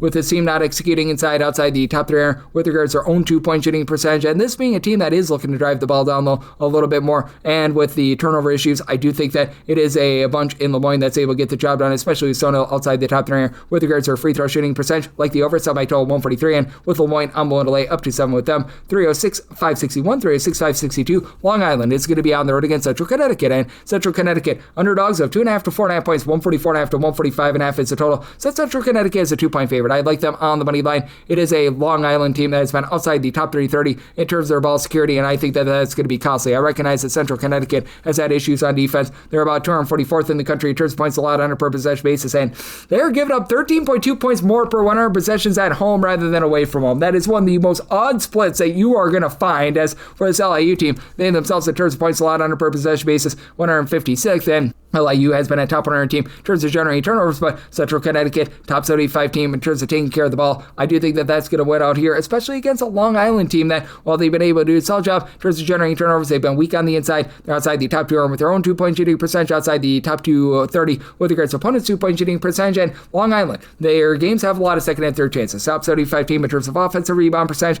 outside the top 310 in terms of defensive rebound percentage, and they've got a big 3. For this Long Island team, you've got Jamal Fuller filling it up, 16.5 points, 5.5 boards. He shoots 46% for 3, and then Malachi Davis, Craig Gecko Gordon, they don't shoot it well from 3, but they do combine for about 29.5 points per game, and between the two of them, you get just under 7 assists per contest. But on the flip side, you got a Central Connecticut team that I think has the best overall score in this game, as you've been able to get darn near 20 points per contest. Darren Smith Jr., 5.5 boards, shoots 36.5% per 3 at 6'7", and then additionally, you've got a pair of guys in Jay Rogers along Max Frazier that combine for about 23.5 points per contest. Rogers, 7 assists per contest, with Central Connecticut doing as good of a job as they do in terms of taking care of the ball. And, well, they don't generate turnovers either. They're outside the top 320 in terms of turnovers generated on a per possession basis. I do think that they find a way to persevere here in Central Connecticut. Their games don't involve a lot of free throws. Bottom 50 team in terms of getting to the free throw line, top 40 team in terms of keeping you off the free throw line, and they've been a country average team in terms of opponents' 3-point shooting percentage. So with Central Connecticut, made them 2-point favorite. I like them on the money line. Somebody told 146, so at the 144.5, 145.5, I'm in on the over. 306.563, 306.564. Radford is on the road against Presbyterian. Presbyterian, a favorite of 1.5 to 3.5 points. 152.5 to 153.5 is the total. Made Radford the 1-point favorite. I like them on the money line. Presbyterian outside the top 275 in terms of turnovers on a per possession basis, and it's a Radford team that's a top 100 team in terms of generating turnovers. Presbyterian looking to play slow, 336th in terms of total possessions per game. Radford looking to gun it. They're 21st in terms of total possessions per game. Radford has been a little bit shaky on defense, but away from home, they do crack the top 200 in terms of points allowed on a per possession basis, and for Presbyterian at home, they've been outside the top 250 in terms of points points allowed on a per possession basis. And I do think that the guard play for Radford is going to be able to win out in this ordeal, especially against a Presbyterian team that they are outside the top 275 with regards to free throw shooting percentage and a pressure spot. Dennis Parker, he gives you 19 points per contest, comes in from NC State, 40% three-point shooter with about 6 boards per contest, and then you get about 3.5 assists, 17 points per game. Abdel Jones, who comes over from Clemson, and Luca Walls has been able to now shoot about 46% from three, so even more pop from the outside for this Radford team. Now, Radford's big kryptonite is giving it up from three. They've been outside the top 3 with regards to opponents' three-point shooting percentage, but Presbyterian's forte is down low. You've got Jalen Peterson, great name, along with Jonah Pierce, who've been able to combine for about 16.5 rebounds per game. Carl Parrish has been able to shoot 42% for three, but team as a whole outside the top 300 with regards to just being able to execute in terms of turnovers on a per possession basis, and they're about 300th in terms of generating turnovers on a per possession basis, all while being outside the top 240 with their own three-point shooting percentage and opponents' three-point shooting percentage. I do think that Radford does find a way to be able to persevere, get the job done, even though they might be at a little bit of a disadvantage. Down low, Tyson Brown does give you 5 rebounds per game, though. So by total 147, think that things get slowed down. I do like Radford on the money line, and I'm going to be willing to take a shot on the under. 3-6-5-65, 3-6-5-66. Queens NC is on the road against Bellarmine. Bellarmine is a home underdog of 5.5 points. 165.5 is the total line. So by total 166.5. I like the over for Queens NC, top 75 team in terms of points scored on a per possession basis. One of the worst teams in terms of defense in all of college basketball, 345th in terms of points allowed on a per possession basis, and somehow, some way, Bellarmine is even worse. Bellarmine 364th in terms of points allowed on a per possession basis, but this Bellarmine group has done a great job down low, top 40 team with regards to their own 2-point shooting percentage, and they're now in the top 100, shooting 35.4% from 3-point range. Queens NC, solid but not great 3-point shooting team at 35.1%, 40.8% at home, 30.8% away from home. I do think that irons out a little bit, especially against a Bellarmine team that they're really giving it up from 3-point range, but that's it for Queens NC. You do have the man in Nasir Man give you about 13.5 points, 5.5 rebounds per game. Lone guy that gives you over 5 rebounds per game, and Jack Krasinski on the flip side for this Bellarmine team, 19 plus points. He's able to give you about 6 rebounds per game. Should be able to win that battle down low. Yov Berman, he does give you about 12 points per game, but he has seen his 3-point shooting percentage go below 30%. Avante Parker, 45% 3-point shooter. Really good versatility there, but for this Bellarmine group, you've been able to have a lot of guys who have been able to mix and match for a team that's right around about 300th in terms of total possessions per game. Queens NC more around about 100, so a little bit of a tempo war there, but that said, Brian Waddell along with Keenan Gooding, these two guys combine for about 28.5 points per game between the two of them. They shoot about 41% from 3-point range, and for Bellarmine, top 125 team in terms of ball security, they grab no offensive rebounds whatsoever. Bottom 10 team with regards to offensive rebound percentage, but being such a good 2-point shooting percentage team, top 20 team with that regard, and being a bottom 10 team with regards to opponents' 2-point shooting percentage, well, Queens NC, top 35 team with regards to their own 2-point shooting percentage, right around 300th in terms of opponents' 2-point shooting percentage. I think you can get points upon points. Set Queens NC as just a 2.5 point favorite. Won't take the points with Bellarmine, and I'm in on the over as well. 306.567, 306.568. Boston U, they're going to be on the road against Bucknell. Bucknell is a 1.5 to 2-point underdog total this game between 141.5 to 140.5. Semi-total 140.5. So at a 141 plus, I'm in on the under. I just don't know if you get enough possessions for the over, as Boston U 323rd in the country in terms of total possessions per game. Bucknell 271st, and Bucknell getting blowtorched on defense. Really, both of these teams are. Boston U 318th in terms of points allowed on a per possession basis, but they give up 5.1 points fewer per 100 possessions away from home rather than at home. Bucknell is 287th, and Boston U has been a top 35 team with their 3-point shooting percentage. Right now for Boston U, they shoot as a collective 37.2% from 3-point range, and Michael Air McNair has been able to give you 12 plus points per contest. He's shooting over 42% from 3-point range, but then you've been able to have Sam Hughes be able to come in there, shoot 36.5% from 3, 9.5 points per contest. Ben Defty, true 7-footer, he's able to give you 7 rebounds per game, and that's a big reason why I did set Boston U as a 2.5 point favorite. I'm going to be willing to lay it, even with Amon Doris coming over from Germany, 12 points, right around about 5 rebounds per game for Bucknell, but Rujat Bajak, who's been able to give you about 6 or so rebounds per game, he's been dealing with a lot of injury. You just have had a lot of guys that have not been able to be out there on the floor for Bucknell, so that's been really hurting them. Meanwhile, you've got Ben Roy, who's been dealing with injury for Boston U. When he's been out there, he's been able to shoot about 46% from 3-point range. He's going to be out the full once again for this team, but even with that, it is a Boston U team that they've been able to be a much better, just overall efficient offense. They're a top 75 team as well with regards to their 2-point shooting percentage. They're not going to put you under duress. They're outside the top 3 in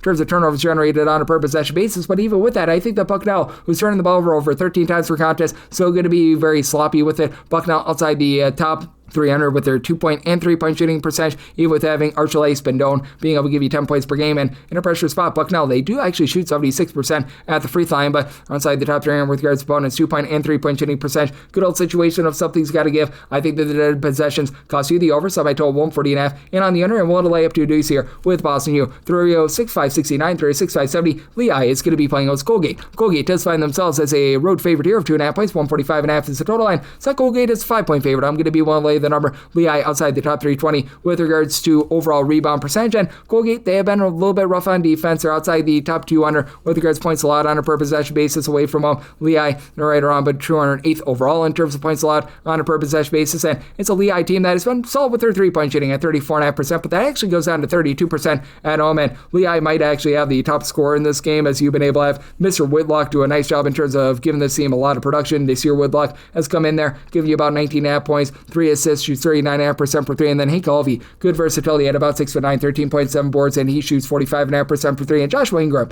38.5% 3-point shooter as well, but his team is well outside the top 320 in terms of their offensive rebound percentage. And it is a Lehigh team that they sort of dare you to shoot it down low. They're a top 15 team in terms of percentage of the opponent's shots that come from 2-point range, but they're not really going to put you under too much stress. Country average team in terms of generating turnovers. And for Colgate, this has been a team that's done a nice job with regards to their efficiency on offense because they don't turn it over. Top 75 team in terms of fewest turnovers on a per possession basis. Top 100 team with regards to both their 2-point and 3-point shooting percentage. Jalen Cox, 18.5 points, 5.5 assists, shoots 50% for 3. And then you got Andrew Alaseco along with Ben Tweedy, who combined to shoot about 35% from 3 with Alaseco, about 14.5 points per contest. It's not a team that's going to generate a lot of second and third chances for this Colgate group, but they've been a top 175 team in terms of opponent's 3-point shooting percentage, and in a tight spot, they do shoot about 72.5% at the free throw line. I think that that's just enough to be able to get it done. I set Colgate as a 5-point favorite, so I'm going to lay it. Semi total 145. Both of these teams are outside the top 170 in terms of total possessions per game, so at the 145.5, I'm in on the under. 306.571, 306.572. Winthrop is playing OC UNC Asheville. Asheville is an underdog of 8.5 to 9.5 points. 149.5 is the total line with Asheville. I did set them as an underdog of 11 points, so I'm going to lay with Winthrop. Winthrop has become a top 75 team in terms of points per possession, and Winthrop, they're playing at a fast pace, not necessarily warp speed, but 76 in terms of total possessions per game. Asheville has slowed themselves down quite a bit this year, 241st in terms of total possessions per game, and for Asheville, they are about 190th in the country in terms of points allowed on a per possession basis.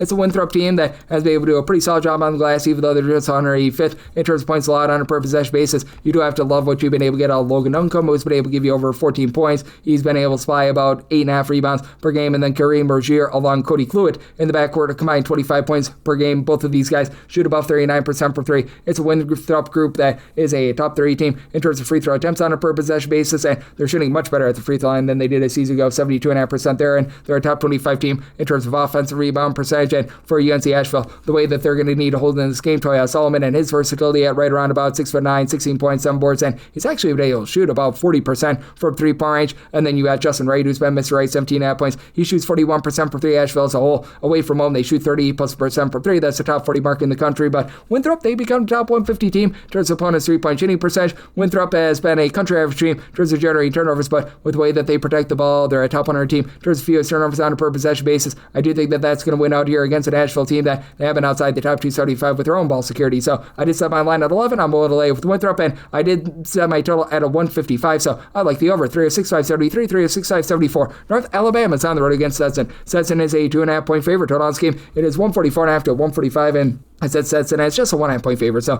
going to be one take the points. Both of these teams have been all sorts of disastrous with regards to just their defense. Both of these teams outside the top 250 in terms of points allowed on a per possession basis. Another team looking to push tempo. North Alabama 287th in terms of total possessions per game. Stetson has become more of a mid-tempo team, 189th in terms of total possessions per game, but for the Stetson group, it's just really, really rough to be able to trust in them because their forte is supposed to be 3-point shooting. They're shooting just 32.7% this year. Now, I will say they're shooting 40.5% at home, 28.2% away from home, but still have to have some question mark there for North Alabama. They do shoot about 32.5% from 3 away from home. That's a top 250 mark in the country, but they have been well outside the top 250 in terms of points scored on a per possession basis. This despite the fact that they're going to have by far the best low post presence in this game, and Mr. Cornelius Williams, about 13.5 points, 9.5 rebounds per game, and then Kenyon Jefferson, Dante Bacchus, they both give you about 13 to 13.5 points per game, but both shoot 30% or worse from 3 points. But it is a Stetson team that, boy oh boy, are they giving it up from both 2-point range and 3-point point range. Good news for them is that their main returner from a season ago in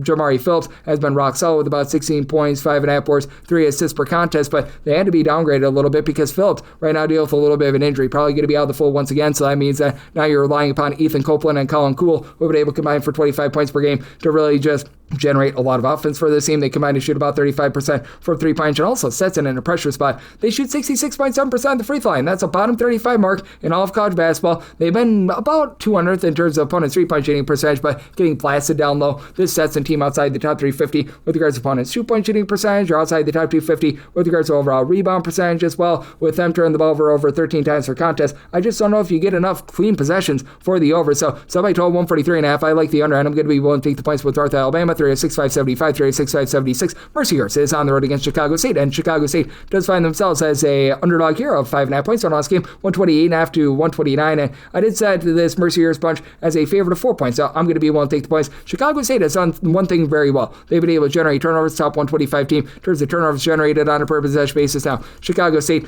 may only shoot about 32% from 3, 267th in the country, and Mercyhurst are right there, 32.3%, so both teams are relatively equals there for Mercyhurst. They've been able to do a solid job in terms of not allowing second and third chances on glass. They themselves do not pull in second and third chances outside the top 3 with regards to their offensive rebound percentage, and Chicago State does not have a single guy that gives you over 5 rebounds per game. So Kadir Martin, 2.5 blocks, 6 rebounds, 9.5 points per game. He's got the advantage here, and McCullough Ivanowskis with his 6 rebounds per game, that helps out big time, but these are the lone 2 guys on the roster with over 2.7 rebounds per game. Now, Bernie Blunt, 16 points. Bluntly, he's been able to shoot about 35% from 3, and Jake Lellerman shoots 41% from the outside for 13 points per contest, so they're going to be able to win out with regards to that perimeter war, and this has been a Mercyhurst team that's been a top 100 team themselves in terms of turnovers generated on a per possession basis. Big thing for Chicago State, they're just rough down low. They are dead last in the country if you include non-D1 games in terms of both their own 2-point shooting percentage and opponents' 2-point shooting percentage. That said, they've been much better here in conference play in terms of being able to can threes at about 36.5% from the outside, and they've cut down on the turnovers. In conference play, they're only turning the ball over about 8.5 times per game. Doyle Cockrell, 13.5 points per contest. He shoots 43% from 3, and part of the reason why Chicago State's metrics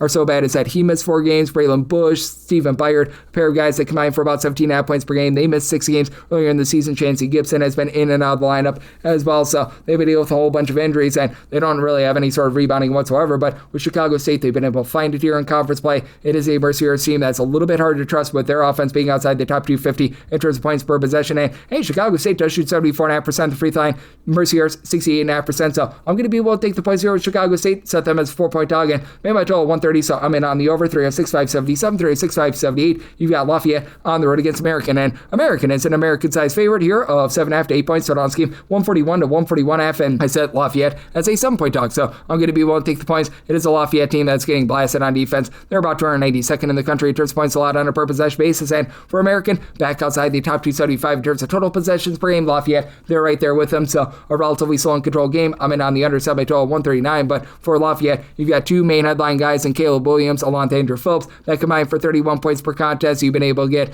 Williams to really click from 3-point range at about 39.5% from the outside, and does shoot 88% free throw line. Big for a Lafayette team that outside the top 250 with regards to their free throw shooting percentage, and the big key for Lafayette, got to be better with the interior offense. They're outside the top 320 with regards to their own 2-point shooting percentage. Lafayette has also been outside the top 275 with regards to their overall rebound percentage, and American should have a little bit of a leg up there. You've been able to have both Julian Eteribe along with Maiden Collins give you 5 rebounds per game between the two of them, about 23.5 points per game, and then Greg Jones, he's able to throw in there 12.5 points, 4.5 rebounds per game as well. Jeff Spruce, love the way that he shoots it from 3 at 39.5%. It's a American team that they shoot about 34% from 3 country average, and they've been pretty solid on the inside. They're a top 125 team with their own 2-point shooting percentage in a tight spot. They do shoot about 76% of the free throw line, and American's forte has been generating turnovers. Top 100 team in terms of turnovers generated on a per possession basis, but they're also outside the top 240 with regards to their overall rebound percentage. It is an American team that they are going to very much put you on the free throw line. They're outside the top 300 in terms of free throw attempts allowed on a per possession basis, and they themselves struggle to get to the free throw line and think that that's just enough for Lafayette to be able to hold in this game. So my total at 139, I like the under, and at 7.5 plus, going to be willing to take the points with Lafayette. 306-579, 306-580. Maine is going to be on the road against UMass Lowell, and Lowell does find themselves as a favorite of 5.5 points. So on this game 134 to 136, and I did set my total 132.5. I'm in on the under. Maine is one of the slowest teams that you're going to find in all of college basketball in terms of total possessions per game, 353rd, and Lowell, they've been playing a little bit more quickly this year, 164th in terms of total possessions per game, but I do think that you're going to get a lot of dead possessions. Lowell's outside the top 3 in terms of ball security, in terms of turnovers on a per possession basis. Now they're 295th in terms of points allowed on a per possession basis. Maine, to their credit, they're 111th in terms of points allowed per possession, but Maine is a bottom 10 team in the country in terms of points scored on a per possession basis. Ace flag has clearly not been Cooper flag for this team, as he's right now only giving you about 6 to 7 points per contest. TJ Beal, your lone double figure score, 11.5 points, shoots 33.5% for 3. Maine's outside the top 3 with regards to their 3-point shooting percentage. They're also turned the ball over 13 times per game. Considering their tempo, they're outside the top 320 with that regard. It is a Maine team that if you put them at the free throw line, they're not going to hit their free throws. They're outside the top 350 with regards to their free throw shooting percentage. And for this UMass Lowell team, I recognize that they've been rough and tumble with regards to their offense as well, but you've got Austin Green, who's able to give you about 13.5 points, 7.5 rebounds per game. Maine does not have a single guy that gives you over 5.5 rebounds per game. And then Xavier Spencer, 11 points, shoots 34.5% for 3. Daryl Yepto shoots 36.5% from the outside. Now UMass Lowell, they shoot 66% of the free throw line, a little bit better than Maine, but that's still outside the top 340 in all of college basketball. I think that this is going to be a very, very ugly game, but in the end, I do think that with UMass Lowell having a little bit more down low, them being at home, and them being a country average team with their 2-point shooting percentage, Maine, while they do a great job in terms of generating turnovers, they're just not very strong down low in terms of opponents' 2-point shooting percentage outside the top 225. I think that UMass Lowell gets the job done. Willing to lay up to 6 with UMass Lowell, and on the underside, my total 132.5, 306.581, 306.582. Lipscomb is going to be on the road against North Florida, and the mighty Osprey of North Florida do find themselves as a underdog here of 11.5 points. 166.5 is the total, and I said North Florida as the underdog of 8.5 points. I'm going to be one to take the points with this Lipscomb team. They're a team that, in terms of points allowed on a per possession basis, really sees a diminishment away from home. They give up about 14 points more per 100 possessions away from home rather than at home. Overall, 168th in terms of points allowed on a per possession basis, and should get a lot of possessions in this game. And North Florida, they're currently dead stinking last in terms of points allowed on a per possession basis. But hey, they play with some tempo. 32nd in terms of total possessions per game. Lipscomb a little bit slower, but hey, they're 85th in the country away from home. They're in the top 75 as well. And this is a Lipscomb team that they've been able to shoot about 36.5% from 3-point. That's a top 60 mark in all of college basketball. North Florida, they're shooting about 35.8% from 3. That's a top 75 mark in the country. So both of these teams should be able to knock down quite a few threes. It's a Lipscomb bunch that has been a little bit shaky with their own 3-point shooting percentage. Defense are outside the top 150 with that regard, but you've got Grant Hansman, 14 points at 6'10", shoots 37% from 3-point. Charlie Williams, he shoots 35% for 3 at 6'10", 10.5 points per contest. You've got a Lipscomb team that doesn't really fight for second and third chances. They're outside the top 275 in terms of offense rebound percentage. North Florida, bottom 10 team in terms of defense rebound percentage, so they should be able to get more second and third chances. But for North Florida, even though over 50% of their shots come from 3-point range, they should be able to carve up a Lipscomb defense that has been outside the top 240 with regards to opponents' 2-point shooting percentage. As when North Florida takes those 2-point shots, they have been a top 100 team with regards to their 2-point shooting percentage. And Cameron Oriole gives you 28 points, shoots 40% from 3. You've got Dalton Gaiman shooting 41% from 3-point range. North Florida, they're outside the top 250 with regards to their own ball security, and they're not going to put you under duress on defense either. But that said, I do think that with the way that they can so many threes, and hey, in a pressure spot, they shoot 78.5% of the free throw line, top 20 mark in the country. Think they get high scoring expose, and North Florida holding in there. Set my total at a 170.5, so I'm in on the over, and I'm going to be willing to take the points with North Florida. Made them an 8.5 point dog. 306.583, 306.584. This was supposed to be Gardner Webb against Charleston Southern. This game has been postponed, so we move on. 306.585, 306.586. Florida Gulf Coast is going to be on the road against Jacksonville. Jacksonville does find themselves as a home underdog here, as you're going to be finding them between 1.5 to 2-point underdogs. So this game, 139.5 to 140.5. And for Florida Gulf Coast, I set them as a 5.5 point favorite. I'm going to be willing to lay the number. Jacksonville just has not been able to do anything whatsoever, really on offense or on defense. Jacksonville's forte is supposed to be defense, and in terms of points allowed on a per possession basis, they check in 303rd in all of college basketball. Recognize that this Florida Gulf Coast team has left something to be desired as well. They're about 298th in the country in terms of points allowed on a per possession basis, but at the very least for Florida Gulf Coast, good 3-point shooting team. They shoot 36% from 3-point range overall. That's a top 65 mark in all of college basketball. Ascends into the top 55 away from home. And Jacksonville, they just don't have that pop from 3-point range. Right now, they're about 268th in all of college basketball. Those go up to about 36.5% when they are at home. But still, this is a Florida Gulf Coast team that I think is going to be able to do a solid job down low against a Jacksonville team that, depending on the game that you look, they either have 1 or 0 guys with 5 rebounds or more per game, with Donovan Rivers being the lone lone guy that approaches that. Jared Konsinski, 15.5 points, 6.5 boards. He's been rock solid for the team now. Has been dealing with quite a bit of an injury and probably is going to be out of the fold once again. But in the interim, you've got Ramir Barnum, who's been able to shoot about 32.5% from three, gives you about 12 points, 5.5 assists per contest. Ron Ellerby, he's eating good in the neighborhood, shooting 39% from three, 13.5 points per contest. And Isaiah Malone,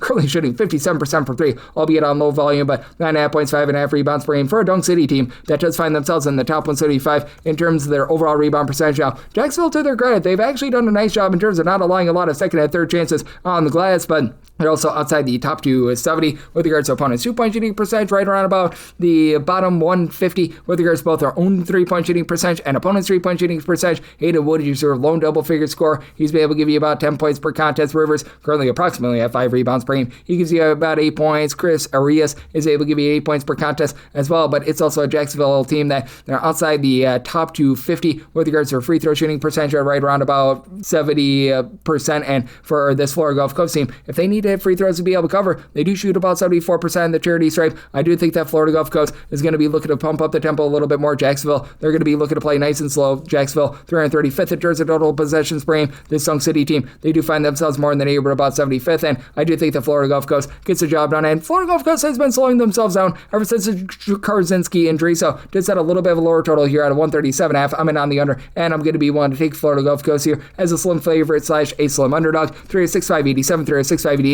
High Point hopes to not be a low point. They're on the road against Longwood. Longwood is a underdog of 10 to 10.5 points. 156 to 157 is the total, and made High Point the 12.5 point favorite. Going to be one to lay the number. It's a High Point team that can be a little bit suspect on defense, 75th in terms of points allowed on a per possession basis, but top 15 team in terms of turnovers generated on a per possession basis. And Longwood, they are outside the top 320 in terms of ball security. That is doomsday for them. Longwood playing a little bit more up tempo, 132nd in terms of total possessions per game. High Point is much faster than in years past. They are 82nd in terms of total possessions per game, and this is a High Point team that has been able to shoot about 35% for three. They're overall a top 25 team in terms of points scored on a per possession basis. As they're a top 15 team in terms of taking care of the ball. Now, they've been dealing with an injury to Cameron Fletcher. That's their top scorer, who's been able to give this team over 7 rebounds, 15 points per contest, but Scary Terry Anderson, Rob Byrne, they combine for about 29.5 points per game, and they both shoot above 38% from three. Owen Aquino has been able to give you versatility, 8 points, 5.5 boards, a steal, a block and a half per contest, and for this High Point team, they should be able to do the better job on the glass. They've been a top 125 team with regards to their overall rebound percentage. And Longwood, to their credit, they've been able to do an okay job in terms of being able to give themselves second and third chances. Top 150 team in terms of offensive rebound percentage. Shukoy Hutchinson, Elijah Tucker have been able to combine for about 25 points per game. But that said, you've got one guy on the roster that shoots above 32% per three, other than Elijah Kelly, who only gives you like 2 points per contest. And that'd be Red Thompson, who shoots 37% per three, 10.5 points per game. And then you do have Jonaya Nazemi, who's been able to give you about 6.5 rebounds per game. But it is a Longwood team that also gets blowtorch down low. They're outside the top 275 with regards to opponents' 2-point shooting percentage. To the credit of Longwood, they've been a 75.5% free throw shooting team, top 75 mark in the country, but High Point does a solid job not putting you on the free throw line. I do think that this High Point team is going to be able to protect the ball, really carve up a Longwood team that if they don't get the turnover, they really get gashed on defense. So somebody told 162.5, I like the over, and I'm going to be willing to lay up to 12 here with High Point, 306.589, 306.590. You've got Howard, and they're going to be playing Western Norfolk State, and Norfolk State does find themselves as a underdog here of 5.5 to 6.5 points. 144.5 to 145 is the total line. I did set my total here at a 138. I'm in on the under. You've got a Howard team that has been a top 125 team. Turns points allowed on a per possession basis, and they're playing quite a bit more slowly than in past years. 166 turns of total possessions per game. Norfolk State, as the season has went along, they've actually bumped up tempo. They're up to about 181st in terms of total possessions per game, and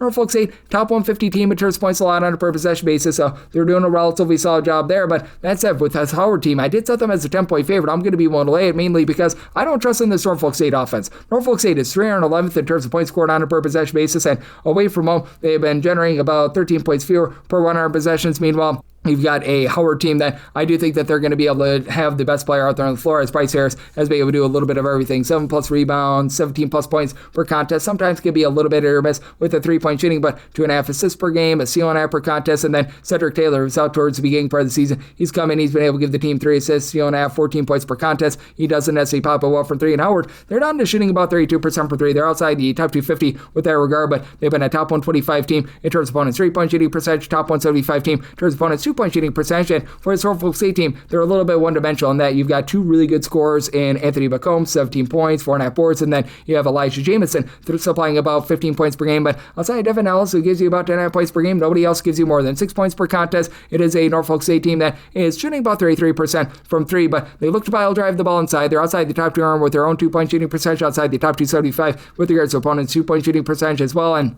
for Norfolk State, they shoot 67.5% of the free throw line. That's outside the top 300 in the country, and they actually get to the free throw line quite frequently. So I do think that Howard is going to do a nice job powering their way to victory. I'm going to be one way with Howard. I set them as a 10-point favorite, and like the under semi-total at a 138, 306.591, 306.592. NC Central and South Carolina State has been postponed. We go 306.593, 306.594. Alabama State is going to be playing against Bethune-Cookman. Cookman is a 1.5 to 2-point favorite. Total game between 152.5 to 153.5, and with Alabama State, I did set them as a 4-point favorite. I'm going to be one to lay the number now. Bethune-Cookman, they are going to be able to get an upgrade on offense as Dr. Bradley, he's back. It took him a few games to get acclimated, but over the last few games, he's been giving the team double figures, so that's big. And then you've got Daniel Rouzon down low, who's been able to give you about 5 or so rebounds per game. Jacoby Heedy and Quinn Eady, these two guys have been really good in the backcourt, with Jacoby being the main outline scorer, 17 points per contest, shoots 42% from three. And then you've had Quinton Eady shoot about 38% from three, but for Bethune-Cookman, they're not great on the inside. They're outside the top 270 with regards to their own 2-point shooting percentage. With regards to a rebound percentage, they're outside the top 275 with that regard, even with having Arterio Morris giving you double figures, 4+ rebounds per game. And then for this Alabama State team, you've got a team that does shoot over 33% from three. That's a top 250 mark in the country. And for this Alabama State group, they've been a top 75 team in terms of turnovers generated on a per possession basis. And it's a Bethune-Cookman team that they've had a tough time taking care of the ball outside the top 300 with regards to turnovers on a per possession basis. As John Anderson, along with Micah Simpson, have been able to combine for about 31.5 points per contest. Between the two of them, they shoot about 33.5% from three. Both shoot above 78.5% at the free throw line as well, and they combine for about 7 assists per game. And then you've been able to get really good production out of Jaquarius Stanback down low, pair of blocks, 5 rebounds per game. You've also been able to have Campbell not give you a ton of scoring with about 4.5 points per game, but he throws in there about 4.5 rebounds. So I do like what he brings to the table. Shoots about 34.5% from three-point. Alabama State has been a little bit shaky here in conference play, but still they've been a team that's been able to do a solid job being able to find a way to put points upon the board. The defense has been really lingering on them, and you do have a pair of teams that are going to be looking to push a little bit of tempo for Bethune-Cookman in terms of total possessions per game. They do find themselves in that neighborhood about 73rd in the country in terms of total possessions per game, and Alabama State, they're 60th. So I just said Alabama State a 4-point favorite. I'm going to be willing to take them here, and with regards to the total, I'm going to be in on the over semi-total at a 154. 306.595, 306.596. Loyola Maryland is on the road against Navy. Navy is a favorite here of 9 to 9.5 points. So on this game, it is 139 to 140.5, and with Navy, I set them as a favorite of 11.5 points. I'm going to be willing to lay the number. Navy has been really good in being a top 50 team in terms of opponents' 3-point shooting percentage, top 75 unit, in terms of points allowed on a per possession basis, and they really slow things down, 326 in terms of total possessions per game. Loyola Maryland, relatively slow team as well, 180th in terms of total possessions per game, and not really executing on offense. Loyola Maryland is about 241st in terms of points per possession. Maybe not like a super duper offense. You've got Aiden Kaoye though, that's really good down low. He's been able to give the team 14 plus points, nearly 10 rebounds per game, as Navy has ascended into the top 160 in terms of points scored on a per possession basis. And Austin Benjini, 17 plus points. He shoots just a hair below 50% from 3-point. That's going to be tough for Loyola Maryland to match up with, as Loyola Maryland has been a country average team with regards to opponents' 3-point shooting percentage. They really get blasted down low outside the top 300 with regards to opponents' 2-point shooting percentage. Braden Speed along Jacob Theodusu have been able to combine for about 30.5 points per contest, and Speed does shoot 35.5% from 3-point. Theodusu, though, he's right now dealing with injury. He was out in the team's last game. He's probably going to be out once again in this game, so that means that Jordan Steinke, who shoots 35% from 3, about 9 points per game, he's going to need to step up, but it's a Navy group that they're okay, not necessarily amazing in terms of generating turnovers, but Loyola Maryland, they've had a tough time in terms of taking care of the ball when you throw in there someone like a Don Draper, 7 points, 6 boards, 2.5 assists, a steal per contest, Jim Kim,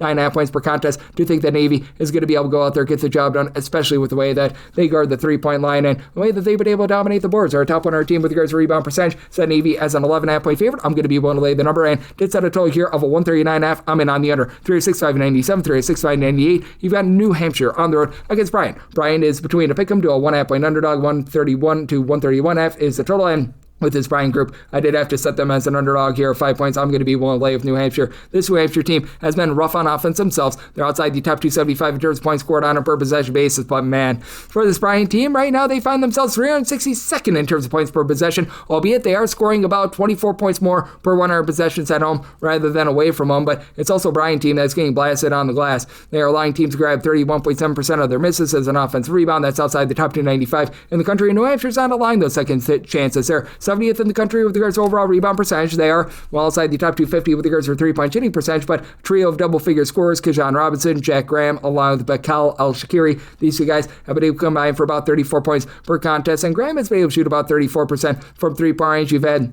David Pozier do a nice job with his versatility. He's been able to give out about 2 assists, 7 points, 3 rebounds per game, and then John Squire, not much of a scorer, but does give you about 5 rebounds per game for a New Hampshire team that has also been a country average team with regards to opponents' 2-point shooting percentage. They're outside the top 300 with their own 2-point shooting percentage, but for this Bryant group, you just don't have a lot of reliability for this team, especially on the turnover front. For Bryant, they're not taking care of the ball. They're outside the top 320 in terms of turnovers on a per possession basis on offense, outside the top 320 in terms of generating them on defense. They've been good down low, top 125 team in terms of opponents' 2-point shooting percentage, but they're also a bottom 15 team with their 3-point shooting percentage. To file Radulski gives you about 12 points per contest, shoots 34% per 3, and Aaron Davis has shot 40.5% per 3. Lone 2 guys on the roster that shoot above 27.5% per 3. Quincy Allen, he's been dealing with injury. He was giving you about 10 points per contest. You really don't have anyone on the roster that gives you over 5 rebounds per game, with Ashley Sims, his approximate 5 rebounds and 2 assists per game. That is right now leading the way. I do think that Brian going to have a very tough time being able to just find any sort of offense whatsoever, and with both of these teams playing very slow and controlled, New Hampshire, in terms of total possessions per game, about 199, so they've been able to speed up Brian. They are super slow, 341st. I think they get a low-scoring slog semi-line at 5-1 to lay with New Hampshire, and I'm in on the under semi-total 127, 365.99, 36600. It's rambling. They're going to be on the road against Jackson State, and Jackson State does find themselves as a home underdog here of 2.5 to 3.5 points. 150 to 150.5 is the total. Set a total of 146. I'm in on the under, mainly because Grambling, they're outside the top 320 in terms of ball security, in terms of turnovers on a per possession basis on offense. On defense, top 40 team in terms of generating turnovers, and for this Jackson State team, they're well outside the top 320 with their own ball security, and Jackson State does shoot about 35.9% for 3-point range at home compared to 29.9% away from home, but I do think that Grambling is just going to be able to overwhelm them here. I'm going to be willing to lay the number, mainly because you just don't have anyone other than Dejounte Thomas who's able to give you more than 4 rebounds per game for this Jackson State team. Meanwhile, for Grambling, not saying that they're an amazing rebounding team, as they don't have a single guy that gives you over 4.5 rebounds per game, but that guy that does give you 4.4 boards, that'd be Roderick Coffey, 9.5 points, 4 boards, 4 assists. He shoots 46.5% for 3. Comes over with his coach Patrick Curry from Florida A&M, and then you've had Antonio Muniz be able to give you about 12 points per game. Darius Ward is able to give you about 11 points per contest, and with the way that they just really assert their will with their ball pressure, I think that that's going to be able to win out. And it has been a Grambling team that has been a top 225 team with regards to their own 2-point shooting percentage, one of the best teams in the country in terms of free throw attempts on a per possession basis. And this is a Jackson State team that they just haven't been able to have quite that. You do have Deshaun Ruffin, who gives you 22 points, 5.5 assists per game, not necessarily a great 3-point shooter, though, at about 30% from 3. Jamie Mitchell shoots 36% from 3, 13 points per contest, but Jackson State is outside the top 300 with their 3-point shooting percentage. Bottom 15 team in terms of both their 2-point shooting percentage and opponents' 2-point shooting percentage, with them really not pushing the issue in terms of generating turnovers and being absolutely blasted on the glass. I do think that this Grambling team does find a way to get the job done. I did set my line at 4. I'm going to be willing to lay the number, and like the under semi-total at a 146, 306, 601, 306, 602. It is Southern, and they're going to be on the road against Alcorn State, and Alcorn State is a home underdog, so you're going to be catching with them anywhere between 6 to 7.5 points. Draw this game, it is between 148.5 to 149.5, and with Southern, I did set them as a favorite of 9.5 points. I'm going to be willing to lay the number. It's a Southern team that was having a little bit of a tough time towards the beginning part of the season in terms of generating turnovers, and they need to generate turnovers because this team is right now 290th with regards to defensive rebound percentage away from home. They allow about 35% of missed shots by opponents to become an offensive rebound. But Alcorn State, despite the fact that they're a top 125 team with their 3-point shooting percentage, they're 352nd in terms of points per possession because they just turn the ball over so much. They turn the ball over more than 15 times per contest, a bottom 5 team in all of college basketball in that regard, and they don't have a single guy in the roster that gives you over 5 rebounds per game, and with Southern being a team that ranks in the top 70 in terms of turnovers generated on a per possession basis away from home, they should be able to have their way there. And for Alcorn State, you really only have one double-figure scorer on the roster. You've been able to get about 11.5 points per contest. Shane Lancaster shooting 48% per 3 now. Dyson McDaniels up to 10.3 points per contest. With what we've seen over the last week, he's been able to ascend there. He's got 5 boards, about a steal per contest to his name. And Alcorn State, they have been a top 175 team in terms of turnovers generated on a per possession basis, but just getting tattooed down low. They're outside the top 350 in terms of both their own 2-point shooting percentage percentage, and opponents' 2-point shooting percentage are well outside the top 340 in terms of points allowed on a per possession basis. And with Southern having a 20-plus point per game score in Michael Jacobs, he's also able to dole out about 5 assists, shoots 38% from 3. And then Cameron Broey has been dealing with a little bit of an injury when he's been out there. He's been able to give you about 2.5 steals, shoots the ball from 3, probably going to be out the full once again in this game. But even with him being out, you've been able to get good production out of Fuzzy Oshadi, who's been able to give you about 8.5 points. He's up to about 33% 3-point shooting, give you over a steal per contest. I do think that they get the job done, especially with Malik Ashewald. His 7.5 rebounds per game allows them to be able to control the glass. So semi-line at 9.5, I'm going to be willing to lay it. You've got a Southern team that's really looking to push tempo, by the way. In terms of total possessions per game, 28th in the country. So did set a total here, more of a 155.5. I'm going to be in on the over. 306, 603, 306, 604. Vermont plays also NJIT. NJIT, an underdog here of 12.5 to 13 points, 137.5 to 138.5 is the total. And with NJIT, I made them a 13-point underdog. So 108 to 12.5 with Vermont. Vermont, a top 30 team in terms of defensive rebound percentage. And while they do allow teams overall to shoot over 34% from 3 at home, teams shoot less than 31% from the outside. And this is an NJIT team that just has not been able to take care of the ball. They're a team that's outside the top 250 in terms of turnovers on a per possession basis on offense. They don't force the issue on defense. Now Vermont, they're not going to go out there and generate turnovers. 339th in terms of turnovers generated on a per possession basis, but they've been doing a nice job in terms of giving themselves good clean possessions. Now interestingly, Vermont shoots 36% for 3-point away from home, 30.4% at home. I do think that that's going to iron out a little bit. They've been dealing with an injury to one of the TJs, as you've got TJ Long and TJ Hurley. Hurley, 14.5 points. He from 3-point has been able to shoot about 38% from the outside. Long has been missing for a few games, shooting about 34% from 3. He supplies the team with about 13.5 points per contest, and he's probably going to be out once again. But Gus Yalden at 6'7", one of the most versatile players in the conference, 5 boards, 16 points, shoots in the mid-30s from 3-point, and then Lucas Mary, he's been able to step up with the injury to Long. He's been able to give the team 6 points, 4.5 boards, pair of assists. He's shooting about 34% from 3-point, and NJT is well outside the top 300 with regards to their overall rebound percentage. Now, that's been going northward as they do bring in the UMKC transfer in Melvin Ikamamboli. Ever since he's come back about 10 games ago, he's been able to supply about 8.6 rebounds per game. And Sebastian Robinson, who dealt with injury towards the beginning part of the season, here in NEC play, he's up to about 19 points per game.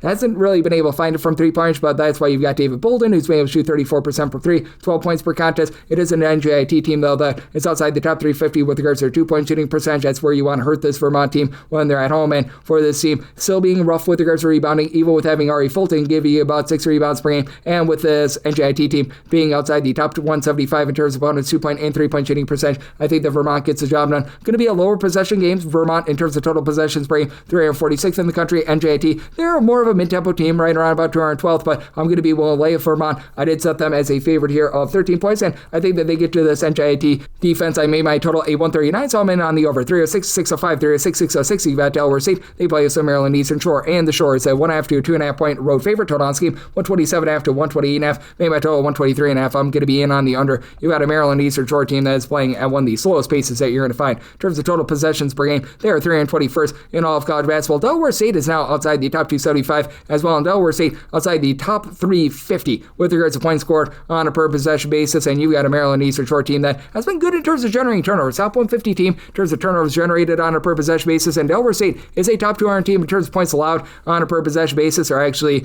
at home a top 25 team in terms of turnovers generated on a per possession basis. A Maryland Eastern Shore bottom 10 team in terms of taking care of the ball. But even with Maryland Eastern Shore having all those turnover issues, I did make them the 3.5 point favorite. I'm going to be willing to lay the number. They do have a nice double figure score that's been able to help them out with Joseph Lusardo being able to give you about 10.5 points, 3.5 rebounds per game, and Zion Obalana about 9.5 points, 5 rebounds per game. Maryland Eastern Shore bottom 15 team themselves in terms of points scored on a per possession basis, but country average team with their 2-point shooting percentage. With regards to opponents' 2-point and 3-point shooting percentage, they're in the top 250 in both of those categories. With them being able to generate turnovers, I do think that's going to cause a lot of strife for a Delaware State team that just has not been able to find anything on offense all season long. You've been able to have Ponce James be a Ponsation with about 14.5 points, shoots 35.5% from 3, and then Miles Webb does give you about 6.5 rebounds per game, but he is the lone guy on the roster right now that gives you over 3.9 rebounds per game. You've had Sensi Sarabara be able to give you only about 2.5 points, does throw on their 3 rebounds per game, but they're just looking for any sort of offense whatsoever. I think that this is going to be a defensive slog. Neither of these teams play up tempo, and for Delaware State, outside the top 3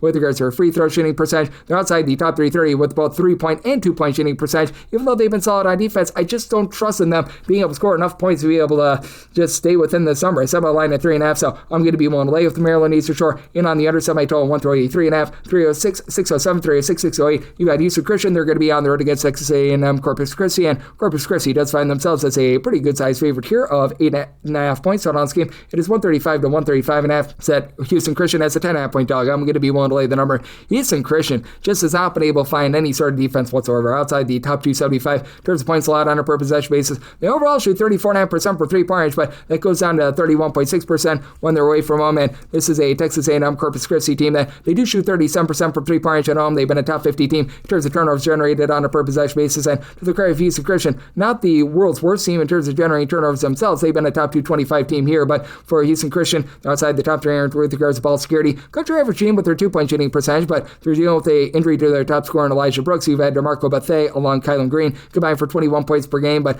Bethea doesn't even shoot any threes whatsoever. You don't have a single guy in the roster that gives you over 5 rebounds per game, and with this Houston Christian bunch, even with that, they've been a top 250 team with regards to their overall rebound percentage, but that said, this Corpus Christi team, even though it's going to be a very slow and controlled game, as this Houston Christian team is in terms of total possessions per game, 343rd. Corpus Christi, they're not a team that's really looking to bump up their tempo as well. In terms of total possessions per game, they clock in 258th in the country, but they're going to be able to control it with their way to be able to win turnover battle. But additionally, for Texas A&M Corpus Christi, top 125 team in terms of rebound percentage, with Sheldon Williams giving you 11.7 boards, shoots in the mid-30s from 3. Mason Gibson, he's been able to shoot 41% from 3, 11 points per contest. Nicholas Shamboyo, he's been able to give you about 11 points, a little bit over a CO per contest, with the way that the team mixes and matches with regards to generating turnovers, despite the fact that this Corpus Christi team, 65.8% the free throw line, that's the bottom 20 mark in all of college basketball. I do think that the persevere, get the job done in Houston Christian, not going to get any good looks from 3-point. Houston Christian has to face off against a Corpus Christi unit that is a top 40 team in terms of opponent's 3-point shooting percentage, so I think that you get a slog of a game, semi-total 132.5. I'm in on the under, and I said Corpus Christi as a 10.5 point favorite. I'm going to be willing to lay the number 306, 609, 306, 610. Morgan State on the road against Coppin State. Coppin State is a home underdog of 2.5 points, 155.5 to 156.5 is the total, and I said Morgan State is a 4-point favorite. Going to be willing to lay the number. Coppin State is just so rough in so many different aspects. Bottom 25 team in terms of both points scored and points allowed on a per possession basis. It's a Morgan State team that's honestly been able to generate a few turnovers. Top 225 team in terms of turnovers generated on a per possession basis. Coppin State, they've actually been 205th themselves, so I do think that the sloppiness costs you an override. It's semi-total at a 154, despite the fact that Coppin State, man, they're just giving up so many points. And Morgan State has not necessarily been the most up-tempo team in the world. Coppin State, they're about 169th in terms of total possessions per game. You got a Morgan State team that's up to 94th. They've really cranked it up here in conference play, and they've been able to have a pair of guys in the backcourt, Rob Lawson and Alfred Worrell, combined for just under 32 points per contest, with Worrell does shoot 38% from 3-point and over 80% the free throw line. Morgan State has been a solid free throw shooting team. Now for Morgan State, they look to make you pile drive the ball inside, but they have been outside the top 300 with regards to their own 2-point shooting percentage and opponents' 2-point shooting percentage. But even with this Morgan State team having so much to be desired on defense, you've got a Coppin State team that I just don't know if they're going to be able to execute, because they don't have a single healthy player right now that is giving you over 9.5 points per contest. Demontari Hall should be good to go in this one. He was missing for about 9 games. He and Khalil Horton combined for about 17.5 points per contest, and Horton does here who from 3-point range, shoots 42% from 3, but for Coppin State, 15.8 turnovers per game, bottom 5 mark in all of college basketball, outside the top 300 in terms of 3-point shooting percentage, outside the top 300 in terms of 2-point shooting percentage. On defense, outside the top 320 in terms of opponents' 2-point and 3-point shooting percentage, outside the top 300 with regards to rebound percentage. They're doing absolutely nothing right whatsoever. Hall is a lone guy in the roster that gives you over 4.6 rebounds per game. I do think that this Morgan State team takes it to them. I'm going to be willing to lay with Morgan State, set them as a 4-point favorite, and I'm in on the under. Semi-total 154, 306, 611, 306, 612. You've got Austin P. They're going to be on the road facing off against West Georgia. West Georgia at 7-7.5 point underdogs. So on this game, 149.5, and made Austin P the 5-point favorite, so I'm going to be one to take the points. Now, this Austin P team, really good at generating turnovers. How about 28th in the country in terms of turnovers generated on a per possession basis? And West Georgia has had a little bit of a tough time with regards to their own ball security, and they're just 300th in the country in terms of generating turnovers themselves. But for this West Georgia team, they've been able to shoot about a country average mark from 3-point range, and for West Georgia, they do have some good versatility. Sheldon Williams, he stands right around 6'6". He's been giving you about 20.5 points, 9 boards, shoots about 32% from 3. It's a West Georgia team that overall shoots about about 35% or so from 3-point. They've just been vulnerable on the inside, outside the top 3 with regards to own 2-point shooting percentage and opponent's 2-point shooting percentage, but they've been a top 150 team with regards to offensive rebound percentage as well. You've been able to get good production out of J.R. Daniel. Doesn't give you much scoring with about 6.5 points per game, but 2 blocks, 5.5 boards, so he's been good there. And also shoots 57% from 3. That's on a very, very low volume amount of 3-point shots. And then you've had Chase Lulis dealing with a little bit of an injury, so Josh Smith stepping up, giving the team 16 points per contest has been big. And then for Austin Peay, well, they do a nice job in terms of generating turnovers. They are vulnerable on the inside as well. Only about 200th with regards to their own 2-point shooting percentage. In terms of opponent's 2-point shooting percentage, outside the top 225 there. Now they do have a nice rebounder. Rashad Marshall has come in, giving you about 13.5 points, 6.5 boards, just under a steal on a block per contest. And then Tyree Collins, Colin Parker, they combine for 29.5 points per game. Parker, main 3-point shooter at 42% for 3. Collins, head of the sink on the defense, 2.4 steals per contest. But this is a Austin Peay team that they can be a little bit hit or miss from 3. They shoot about 34%, 177th in all of college basketball. I do think that that's going to be just enough for them to be able to get the job done, but it is an Austin Peay team that in a pressure spot, they are about a country average team, shooting 73.5% at the free throw line, and with them having a little bit of vulnerability down low, I do think that this West Georgia team going to be able to hold in there. I did set my line at 5, so I'm going to be willing to take the points with Austin Peay. An Austin Peay team that is a relatively mid-tempo team in terms of total possessions per game. They do check in about 136th in all of college basketball. West Georgia, they've really cranked up their tempo. They're up to about 109th in the country in terms of total possessions per game, made by total here a 149, so 149.5. That's by minimum by a point on the under. 306, 613, 306, 614. Central Arkansas, they're going to be playing Eastern Kentucky. Eastern Kentucky underdogs of 6.5 points, 151.5 to 152.5 is the total, and made Central Arkansas the 8.5 point favorite. I'm going to be willing to lay the number. This is a Central Arkansas team that does a nice job cutting out from 3. Top 150 team in terms of opponent's 3-point shooting percentage. They themselves at home are shooting 38.5% from 3 points. That's the top 75 mark in all of college basketball. And for Eastern Kentucky, they're outside the top 275 in terms of turnovers generated on a per possession basis. Very uncharacteristic of them. Now they are a top 150 team with regards to their own 3-point shooting percentage, and you've had Matavius Myrick do a nice job down low. He's been able to supply the team with about 7.5 or so rebounds per game. Turner Buttery, he's been able to give you mid-30s 3-point shooting, and he's been supplying the team with about 10.5 points per game. Juan Cranford comes over from St. Francis of PA, 12.5 points, shoots 37% from 3, but with this Eastern Kentucky team, they are a team that's just really fallen off with regards to their interior defense or outside the top 3 with regards to opponents' 2-point shooting percentage. It is a Eastern Kentucky team that they don't get to the free throw line. They're a bottom 75 team in terms of free throw attempts allowed on a per possession basis, and it's a Central Arkansas team that they're so vulnerable on the inside. They're outside the top 330 with regards to opponents' 2-point shooting percentage, but they're a top 100 team with their own 2-point shooting percentage, and you've been able to get Cameron Hunter going for about 18 points, steal and a half, 2.5 assists per contest. He and Ty Robinson both shoot between 34.8 and 35% for 3. Robinson about 14.5 points per game in a pressure spot. It is a Central Arkansas team that they shoot about 65.7% at the free throw line, but that said, they've been able to do a nice job with regards to that, shall we say, 3-point shooting defense. I do think that this team is going to be able to control the boards as well. They've been a top 100 team in terms of defensive rebound percentage, and I do think that that wins out in this spot. Central Arkansas, I made an 8.5 point favorite. I'm going to be well the number, and did set my total here at a 152.5. You got an Eastern Kentucky team that is looking to play at a relatively moderate pace, 175th in terms of total possessions per game. Central Arkansas, they're fast. They're a top 150 team in terms of total possessions per game, so I'm going to be willing to lay it here with Central Arkansas, and with regards to the total, set mine at a 152.5, so at a 151.5, 152 in on the over. 306, 515, 306, 616. You've got Alabama A&M playing OSU, Florida A&M. Florida A&M an underdog here, 4.5 points, 138.5 to 139.5 is the total. Made my line 5.5. So I'm going to be willing to lay it. Florida A&M, they're outside the top 340 in terms of ball security. Now, they've been able to generate turnovers themselves. They're a top 70 team in terms of turnovers generated on a per possession basis away from them. Alabama A&M,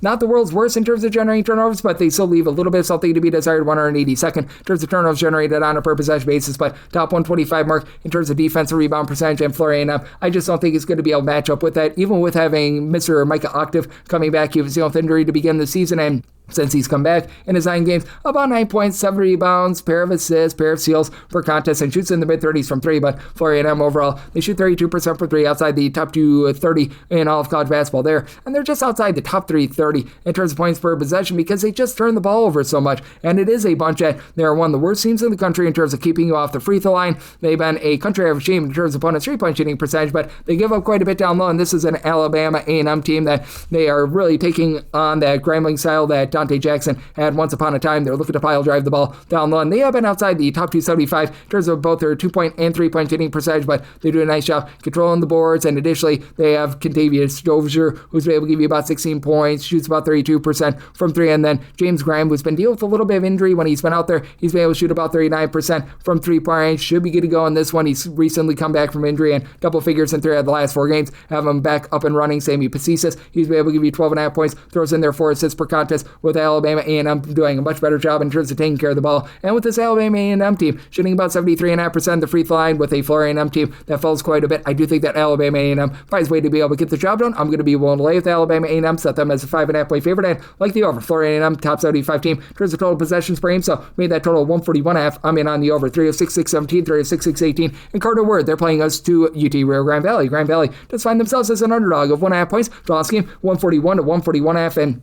Grand Valley, the underdog of 2 points. I'm going to be willing to lay the 1.5 with Carter Word. Should be a relatively slow and controlled game for Carter Word. They're outside the top 290 in terms of total possessions per game, and you do have a UT Rio Grande Valley team that has been very interesting with regards to their tempo, as they've slowed down quite a bit. They're outside the top 275 in terms of total possessions per game, and for UT Rio Grande Valley, it's a team that away from home, they shoot over 39% from 3-point range. At home, they shoot less than 32% from 3-point range. I don't quite know why, but that's for this Grand Valley team. It's been very much a whole greater than the sum of its parts approach, as you've got a top scorer in Corey Cotton, who's been able to give you 12.5 points, 5 rebounds per game, but it's also been a Grand Valley team that's been able to do a relatively solid job on the glass, back inside the top 200 with regards to overall rebound percentage, despite the fact that you don't have a single guy that gives you over 5 rebounds per game. Marvin McGee, the former Meet CS Bakersfield Roadrunner, 10 points, 5 boards, and he shoots 42% from 3. They've been able with the injury to Kai Dixon, who's shooting 40% from 3, but Philip Brankovic, 11.5 points, 4 boards. He's been rock solid there. And then on the flip side, you've got yourself a bunch that has been able to do a very solid job in Incarnate Word of being able to find good looks from 3-point ranges. You've got a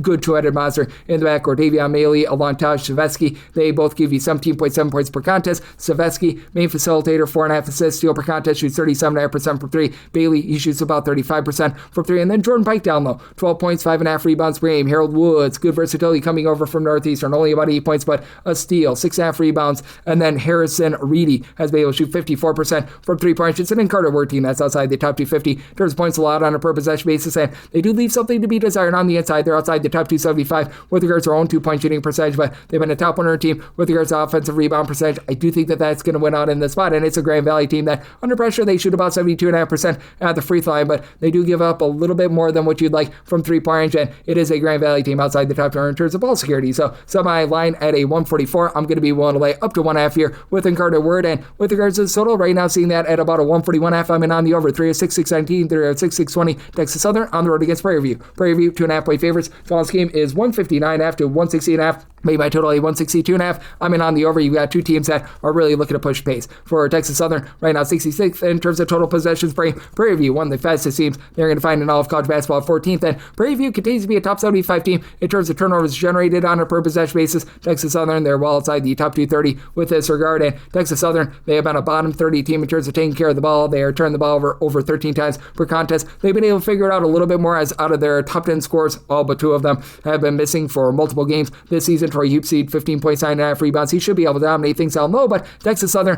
overall, they're outside the top 230 with their 3-point shooting percentage at 33%. To their credit in conference play, that's gone up to about 37.5% from 3-point range, but still, this is a team that has been having their issues with regards to rebounding outside of Hoopseed. They're a team that has been also relying a lot on the inside, and this is a Prairie View team that, while they do generate a bunch of turnovers, they really focus on perimeter play. This is a team that they're very content to pile drive the ball down low, as they're a top 35 team with regards to percentage of their shots that come from 2-point range. Sherion Joseph comes over from Southern, 20.5 points per contest. Only shoots about 31.5% for 3, but Corey Wells, Sante Horn, both of these guys combined for 31 points per game. They both shoot above 36% from 3. Prairie View, also a really good free throw shooting team. They shoot 76%. The free throw line, Texas Southern, one of the most frequent fouling teams in the country, and Prairie View has been a top 50 team in terms of percentage of their possessions that end in a free throw, so they do a great job there. This is a Prairie View team that they themselves outside the top 235 in terms of ball security, but they become a top 275 team in terms of both 2-point and 3-point shooting percentage of defense, so I do think that Prairie View finds a way to be able to get the job done in a little bit of a tighter spot. I set Prairie View as more around an 8.5 point favorite with the way the Texas Southern has not covered games all season long. They've only got 3 covers, so willing to lay it with Prairie View, and I'm going to be in on the over. 306-621, 306-622. Northwestern State on the road against New Orleans. New Orleans does find themselves as a 4 to 4.5 point favorite. Total on this game 153.5, and I did set my total here at 154. I'm in on the over despite Northwestern being outside the top to 70 in terms of total possessions per game. Have a New Orleans team that has been about a 100th in terms of total possessions per game, and they are certainly not a team that's going to put you under duress. New Orleans 341st in terms of turnovers generated on a per possession basis, while they themselves outside the top 3 in terms of generating turnovers. Northwestern State, they're about 193rd in terms of turnovers on a per possession basis, but New Orleans should be able to dominate down low. Willie Williams for this Northwestern State team, 7.5 rebounds per game. He's the lone guy in the roster that gives you over 4 rebounds per game. Now, you do have Micah Thomas, who's been able to give you 17 points. Shoots about 37.5% for 3. Izzy Miles is at 47%, 3-point shooter, 10.5 points per contest. Chris Mambaru has been able to give you about 8 points per contest, and then you've been able to have Roderick Turner down for what? Be able to provide about 3 rebounds per game as well, but it is a Northwestern State team that is outside the top 320 in terms of both opponents' 2-point and 3-point shooting percentage. And New Orleans, while they do turn the ball over a ton, you've got 2 guys in Jacavian Buckley along Colton Benson in the backcourt who've been able to combine for about 29.5 points per contest. Benson has been able to shoot 36% for 3. Both of these guys combined to shoot about 80% of the free throw line as well. And then MJ Thomas, 8 rebounds, 11.5 points per game. Churchill Abis, 5.5 boards, block and a half per contest. They should be able to dominate things down low. It is a New Orleans team that has been a top 150 team in terms of opponents' 2-point shooting percentage, top 225 team in terms of opponents' 3-point shooting percentage, with Northwestern State not really putting them under too much stress with regards to generating turnovers. And this being a Northwestern State team that will put you on the free throw line. New Orleans, they shoot about 75% of the free throw line. I do think that New Orleans gets the job done here. I set my line at 8. I'm going to be willing to lay the number in. Did set a total here of a 154. I'm in on the over 306-623, 306-624. Nichols is going to be on the road against East Texas A&M. East Texas is a 1 to 1.5 point favorite. Total on this game between 145 to 145.5. Made Nichols a 2-point favorite. I'm going to be willing to take them on the money line. It's a Nichols team that is a top 20 mark in terms of turnovers generated on a per possession basis. And away from home, they shoot 34.9% for 3. That's a top 110 team in all of college basketball. East Texas A&M. Man, it has been rough for them with regards to their overall offense. They're back outside the top 275 in terms of points scored on a per possession basis. They only shoot 30.5% from 3-point range at home. That's outside the top 3 in all of college basketball. And for this East Texas A&M team, it has been just a lot of issues in general with regards to their low post play. As for East Texas A&M, you've been able to have a lot of production out of the Tarleton State transfer and Ronnie Harrison, 15 points, 6 rebounds per game. One guy on the roster that gives you over 5 rebounds per game. As for this East Texas A&M team, not the world's worst with regards to 2-point shooting percentages. Top 225 team with their own 2-point shooting percentage. Top 200 team with regards to opponents' 2-point shooting percentage, but they are back outside the top 320 with regards to overall rebound percentage. And then you've got Damian Garcia, who shoots 37% for 3, 11 points per contest. Vinny Sanguna has been able to give you about 8.5 points, shoots 39.5% from 3 himself, but in a spot where they need to hit free throws, they just don't do so. They're outside the top 330, shooting 67% at the free throw line. This is a Nichols team that, with their aggressive style in terms of generating a lot of turnovers, they will put you on the free throw line. They're a top, shall we say, 75 team in terms of free throws allowed on a per possession basis. Now, they get bludgeoned down low. They're outside the top 10 with regards to opponents' 2-point shooting percentage, but you do have a pair of guys, Jalik Dunkley, along Julian Surreals, who have been able to combine for about 28 points per contest. Surreals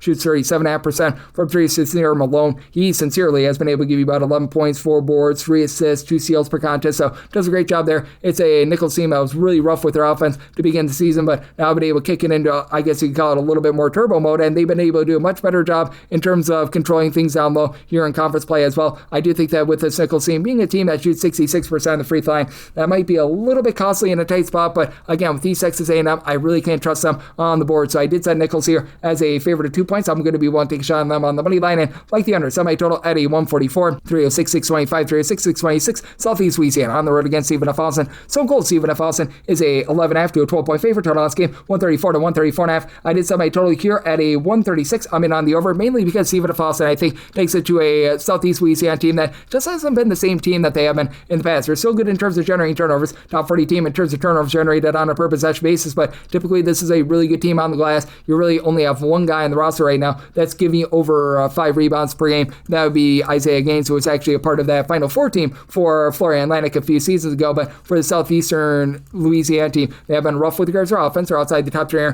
with regards to points scored on a per possession basis, mainly because they can't shoot threes. They shoot 27.5% per 3. That's the bottom 5 mark in all of college basketball. Jeremy Elise, he does give you 11 points per contest. Gaines is the only other guy that gives you over 8.5 points per game. But we have seen Mekhi Miles come in give you about 37.5% three-point shooting. That's been a little bit encouraging, but Southeast Louisiana, they're going to put you on the free throw line. They're a bottom 25 team in terms of keeping you off the free throw line. They've been outside the top 175 in terms of both opponents' 2-point and 3-point shooting percentage, and with Seton Austin doing such a great job taking care of the ball. They're a top 35 team in terms of fewest turnovers on a per possession basis, dominating the glass. They're a top 75 team with regards to rebound percentage. I do think that they do a lot. With regards to the total line, you've got Cam Burton, who shoots 44% from three. He's been able to supply 7 points per contest. Nurek Kananovich has been able to give you 10.5 points, shoots 40% from three, and then Keon Thompson, Mr. Do-It-All, 5 rebounds, 4.5 assists, 18 points per game. Now, we'll say Stephen F. Austin, 65.5% free throw shooting percentage. That is a bottom 15 mark in all of college basketball, but with the way that this team shoots over 35.5% from three, with this team being a top 35 team in terms of both opponents' 2-point and 3-point shooting percentage, I think that they go out there, dominate this game. I'm in on the over, and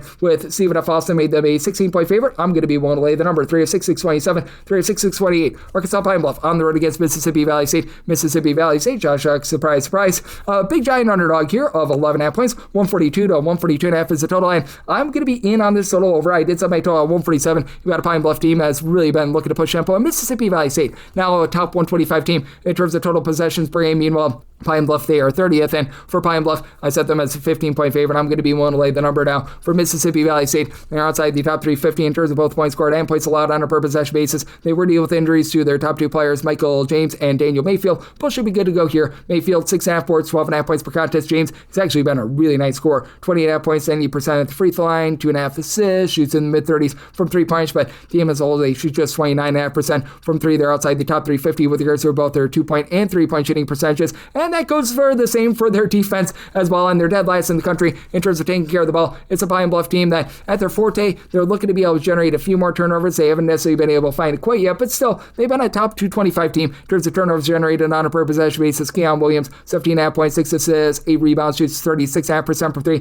Jaquan Squad, a similar 36.4% 3-point shooting percentage, 15.5 points per game. It is a Pine Bluff team that has ascended into the top 225 in terms of their 3-point shooting percentage. They do a good job getting to the free throw line. They shoot 76% the free throw line. Top 75 mark there. Milan Charles has been able to give you about 10.5 points per contest. As now you've got essentially 5 different guys, including Trevon Payton, who have been able to give you at least 10 points per game. I think that they overwhelm a Mississippi Valley State team that their metrics right now, a big giant sea of red. I set my line at 15. I'm going to be willing to lay the Pine Bluff, and I'm in on the over. Set my total at a 147. This will be the last game that I hit before our final break. 3 of 6-6-29, 3 of 6-6-30. New Haven, they're going to be on the road against St. Francis, Pennsylvania. St. Francis does find themselves as a slim 1 to 1.5 point favorite. 131.5 to 132 is the total line. I did set my total here at a 137. I'm going to be in on the over. St. Francis, a now top 125 team in terms of total possessions per game. Now, New Haven, out of 365 teams, 365th in terms of total possessions per game. They are outside the top 3 with regards to points scored on a per possession basis and have been a little bit more respectable on defense. They've been a top 225 team in terms of points allowed on a per possession basis, but the way that you beat this New Haven defense is by going bounds away from 3 points. They've been outside the top 280 with regards to opponents' 3-point shooting percentage, and you do have a St. Francis team that is going to have the best player out there on the floor. Sky Wicks, 17.5 points, 7.5 boards, 2.5 assists, shoots 35% from 3, and St. Francis, they're shooting about 34% from 3 points. That's a top 225 mark in all of college basketball. And if you look at specifically the home games for St. Francis of Pennsylvania, they've been able to shoot right in the neighborhood about 36.5% from 3 points. Meanwhile, for New Haven, they shoot 27.3% from 3 points away from them. Now, St. Francis outside the top 320 in terms of both opponents' 2-point and 3-point shooting percentage. St. Francis, top 125 team in terms of turnovers generated on a per possession basis, but they're well outside the top 3 in terms of points allowed on a per possession basis. So, situation of something's got to give. Ahmad Henderson, by the way, for the St. Francis team, 8.5 points per contest. Zion Russell, he's been able to throw in there about 11.5 points per contest. And then Jamari Fitzpatrick on the flip side for New Haven, he's been their top scorer. He's been able to lead the way with about 11.5 points, 4.5 boards per contest. And then you do have a pair of guys in Andre Pasha along Stefano Falapala, who have been able to both give you about 5 rebounds per game. Najami George has been able to throw in there 11 points, but it's a New Haven team that they just have had an almighty struggle all season long. Even in conference play, they're only averaging about 61.5 points per contest. Now, I do think that St. Francis, with the way that they speed things up, they are going to allow some open looks, but I mean, this is a New Haven team that allow opponents to shoot 36.5% from 3 points. New Haven, if it comes down to free throws, they shoot 66% of the free throw line. That's a bottom 25 mark in all of college basketball. And St. Francis, I think, is going to do a nice job in terms of winning the battle on glass, make some threes, and get the job done. Set my line at 3. We'll on the lay with St. Francis, and I'm in on the over, and we'll let a break. And our final few games right here on Coast to Coast Hoops with myself, Craig Peters, and now a part of the Beast and Family Podcast.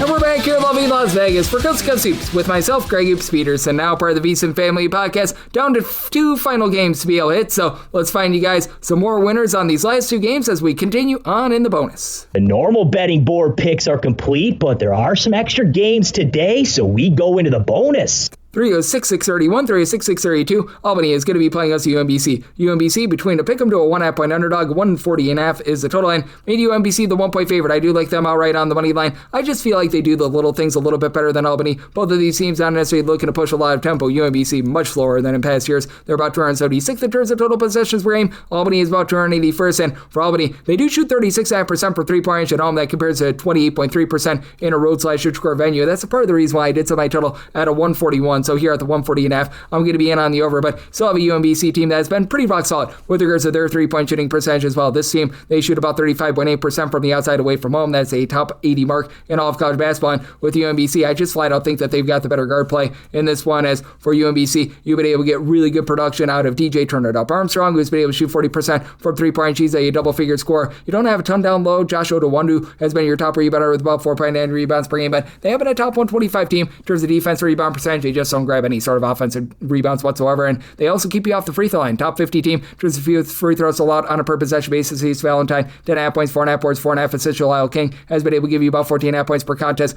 as well. And then on the flip side, you've got an all-media team that has Amir Lindsey, who's been able to do a nice job stepping up on offense, as he's been your main guy with about 17.5 points per contest. Nobody else on the roster gives you double figures. Now, for Albany, they're the better rebounding team with regards to grabbing second and third chances, and they've been a top 125 team with regards to their rebound percentage. They've been a top 150 team with regards to their own 2-point shooting percentage, but that said, they only shoot about 32% from 3-point range. Again, they shoot much better from 3-point range when they're at home, but in a pressure spot, they shoot 65.6% of the free throw line. Hard to touch some in this sort of a spot, even with Jaden Kempson being able to give you 9.5 points, stealing off per contest. He throws in there about 4 boards, and then you've had Akushu Okeke be able to give you about 1.8 blocks per contest, so he's been pretty solid there. But even with that, UMBC, they shoot about 73% of the free throw line. They've been a top 175 team with regards to their own and opponent's 2-point shooting percentage. Think that that's enough to get it done, like the over, and UMBC on the money line. And wrap things up with 306-633, 306-634 McNeese on the road against Lamar. Lamar finds themselves as a home underdog here of 10.5 points, 144 to 144.5 is the total line.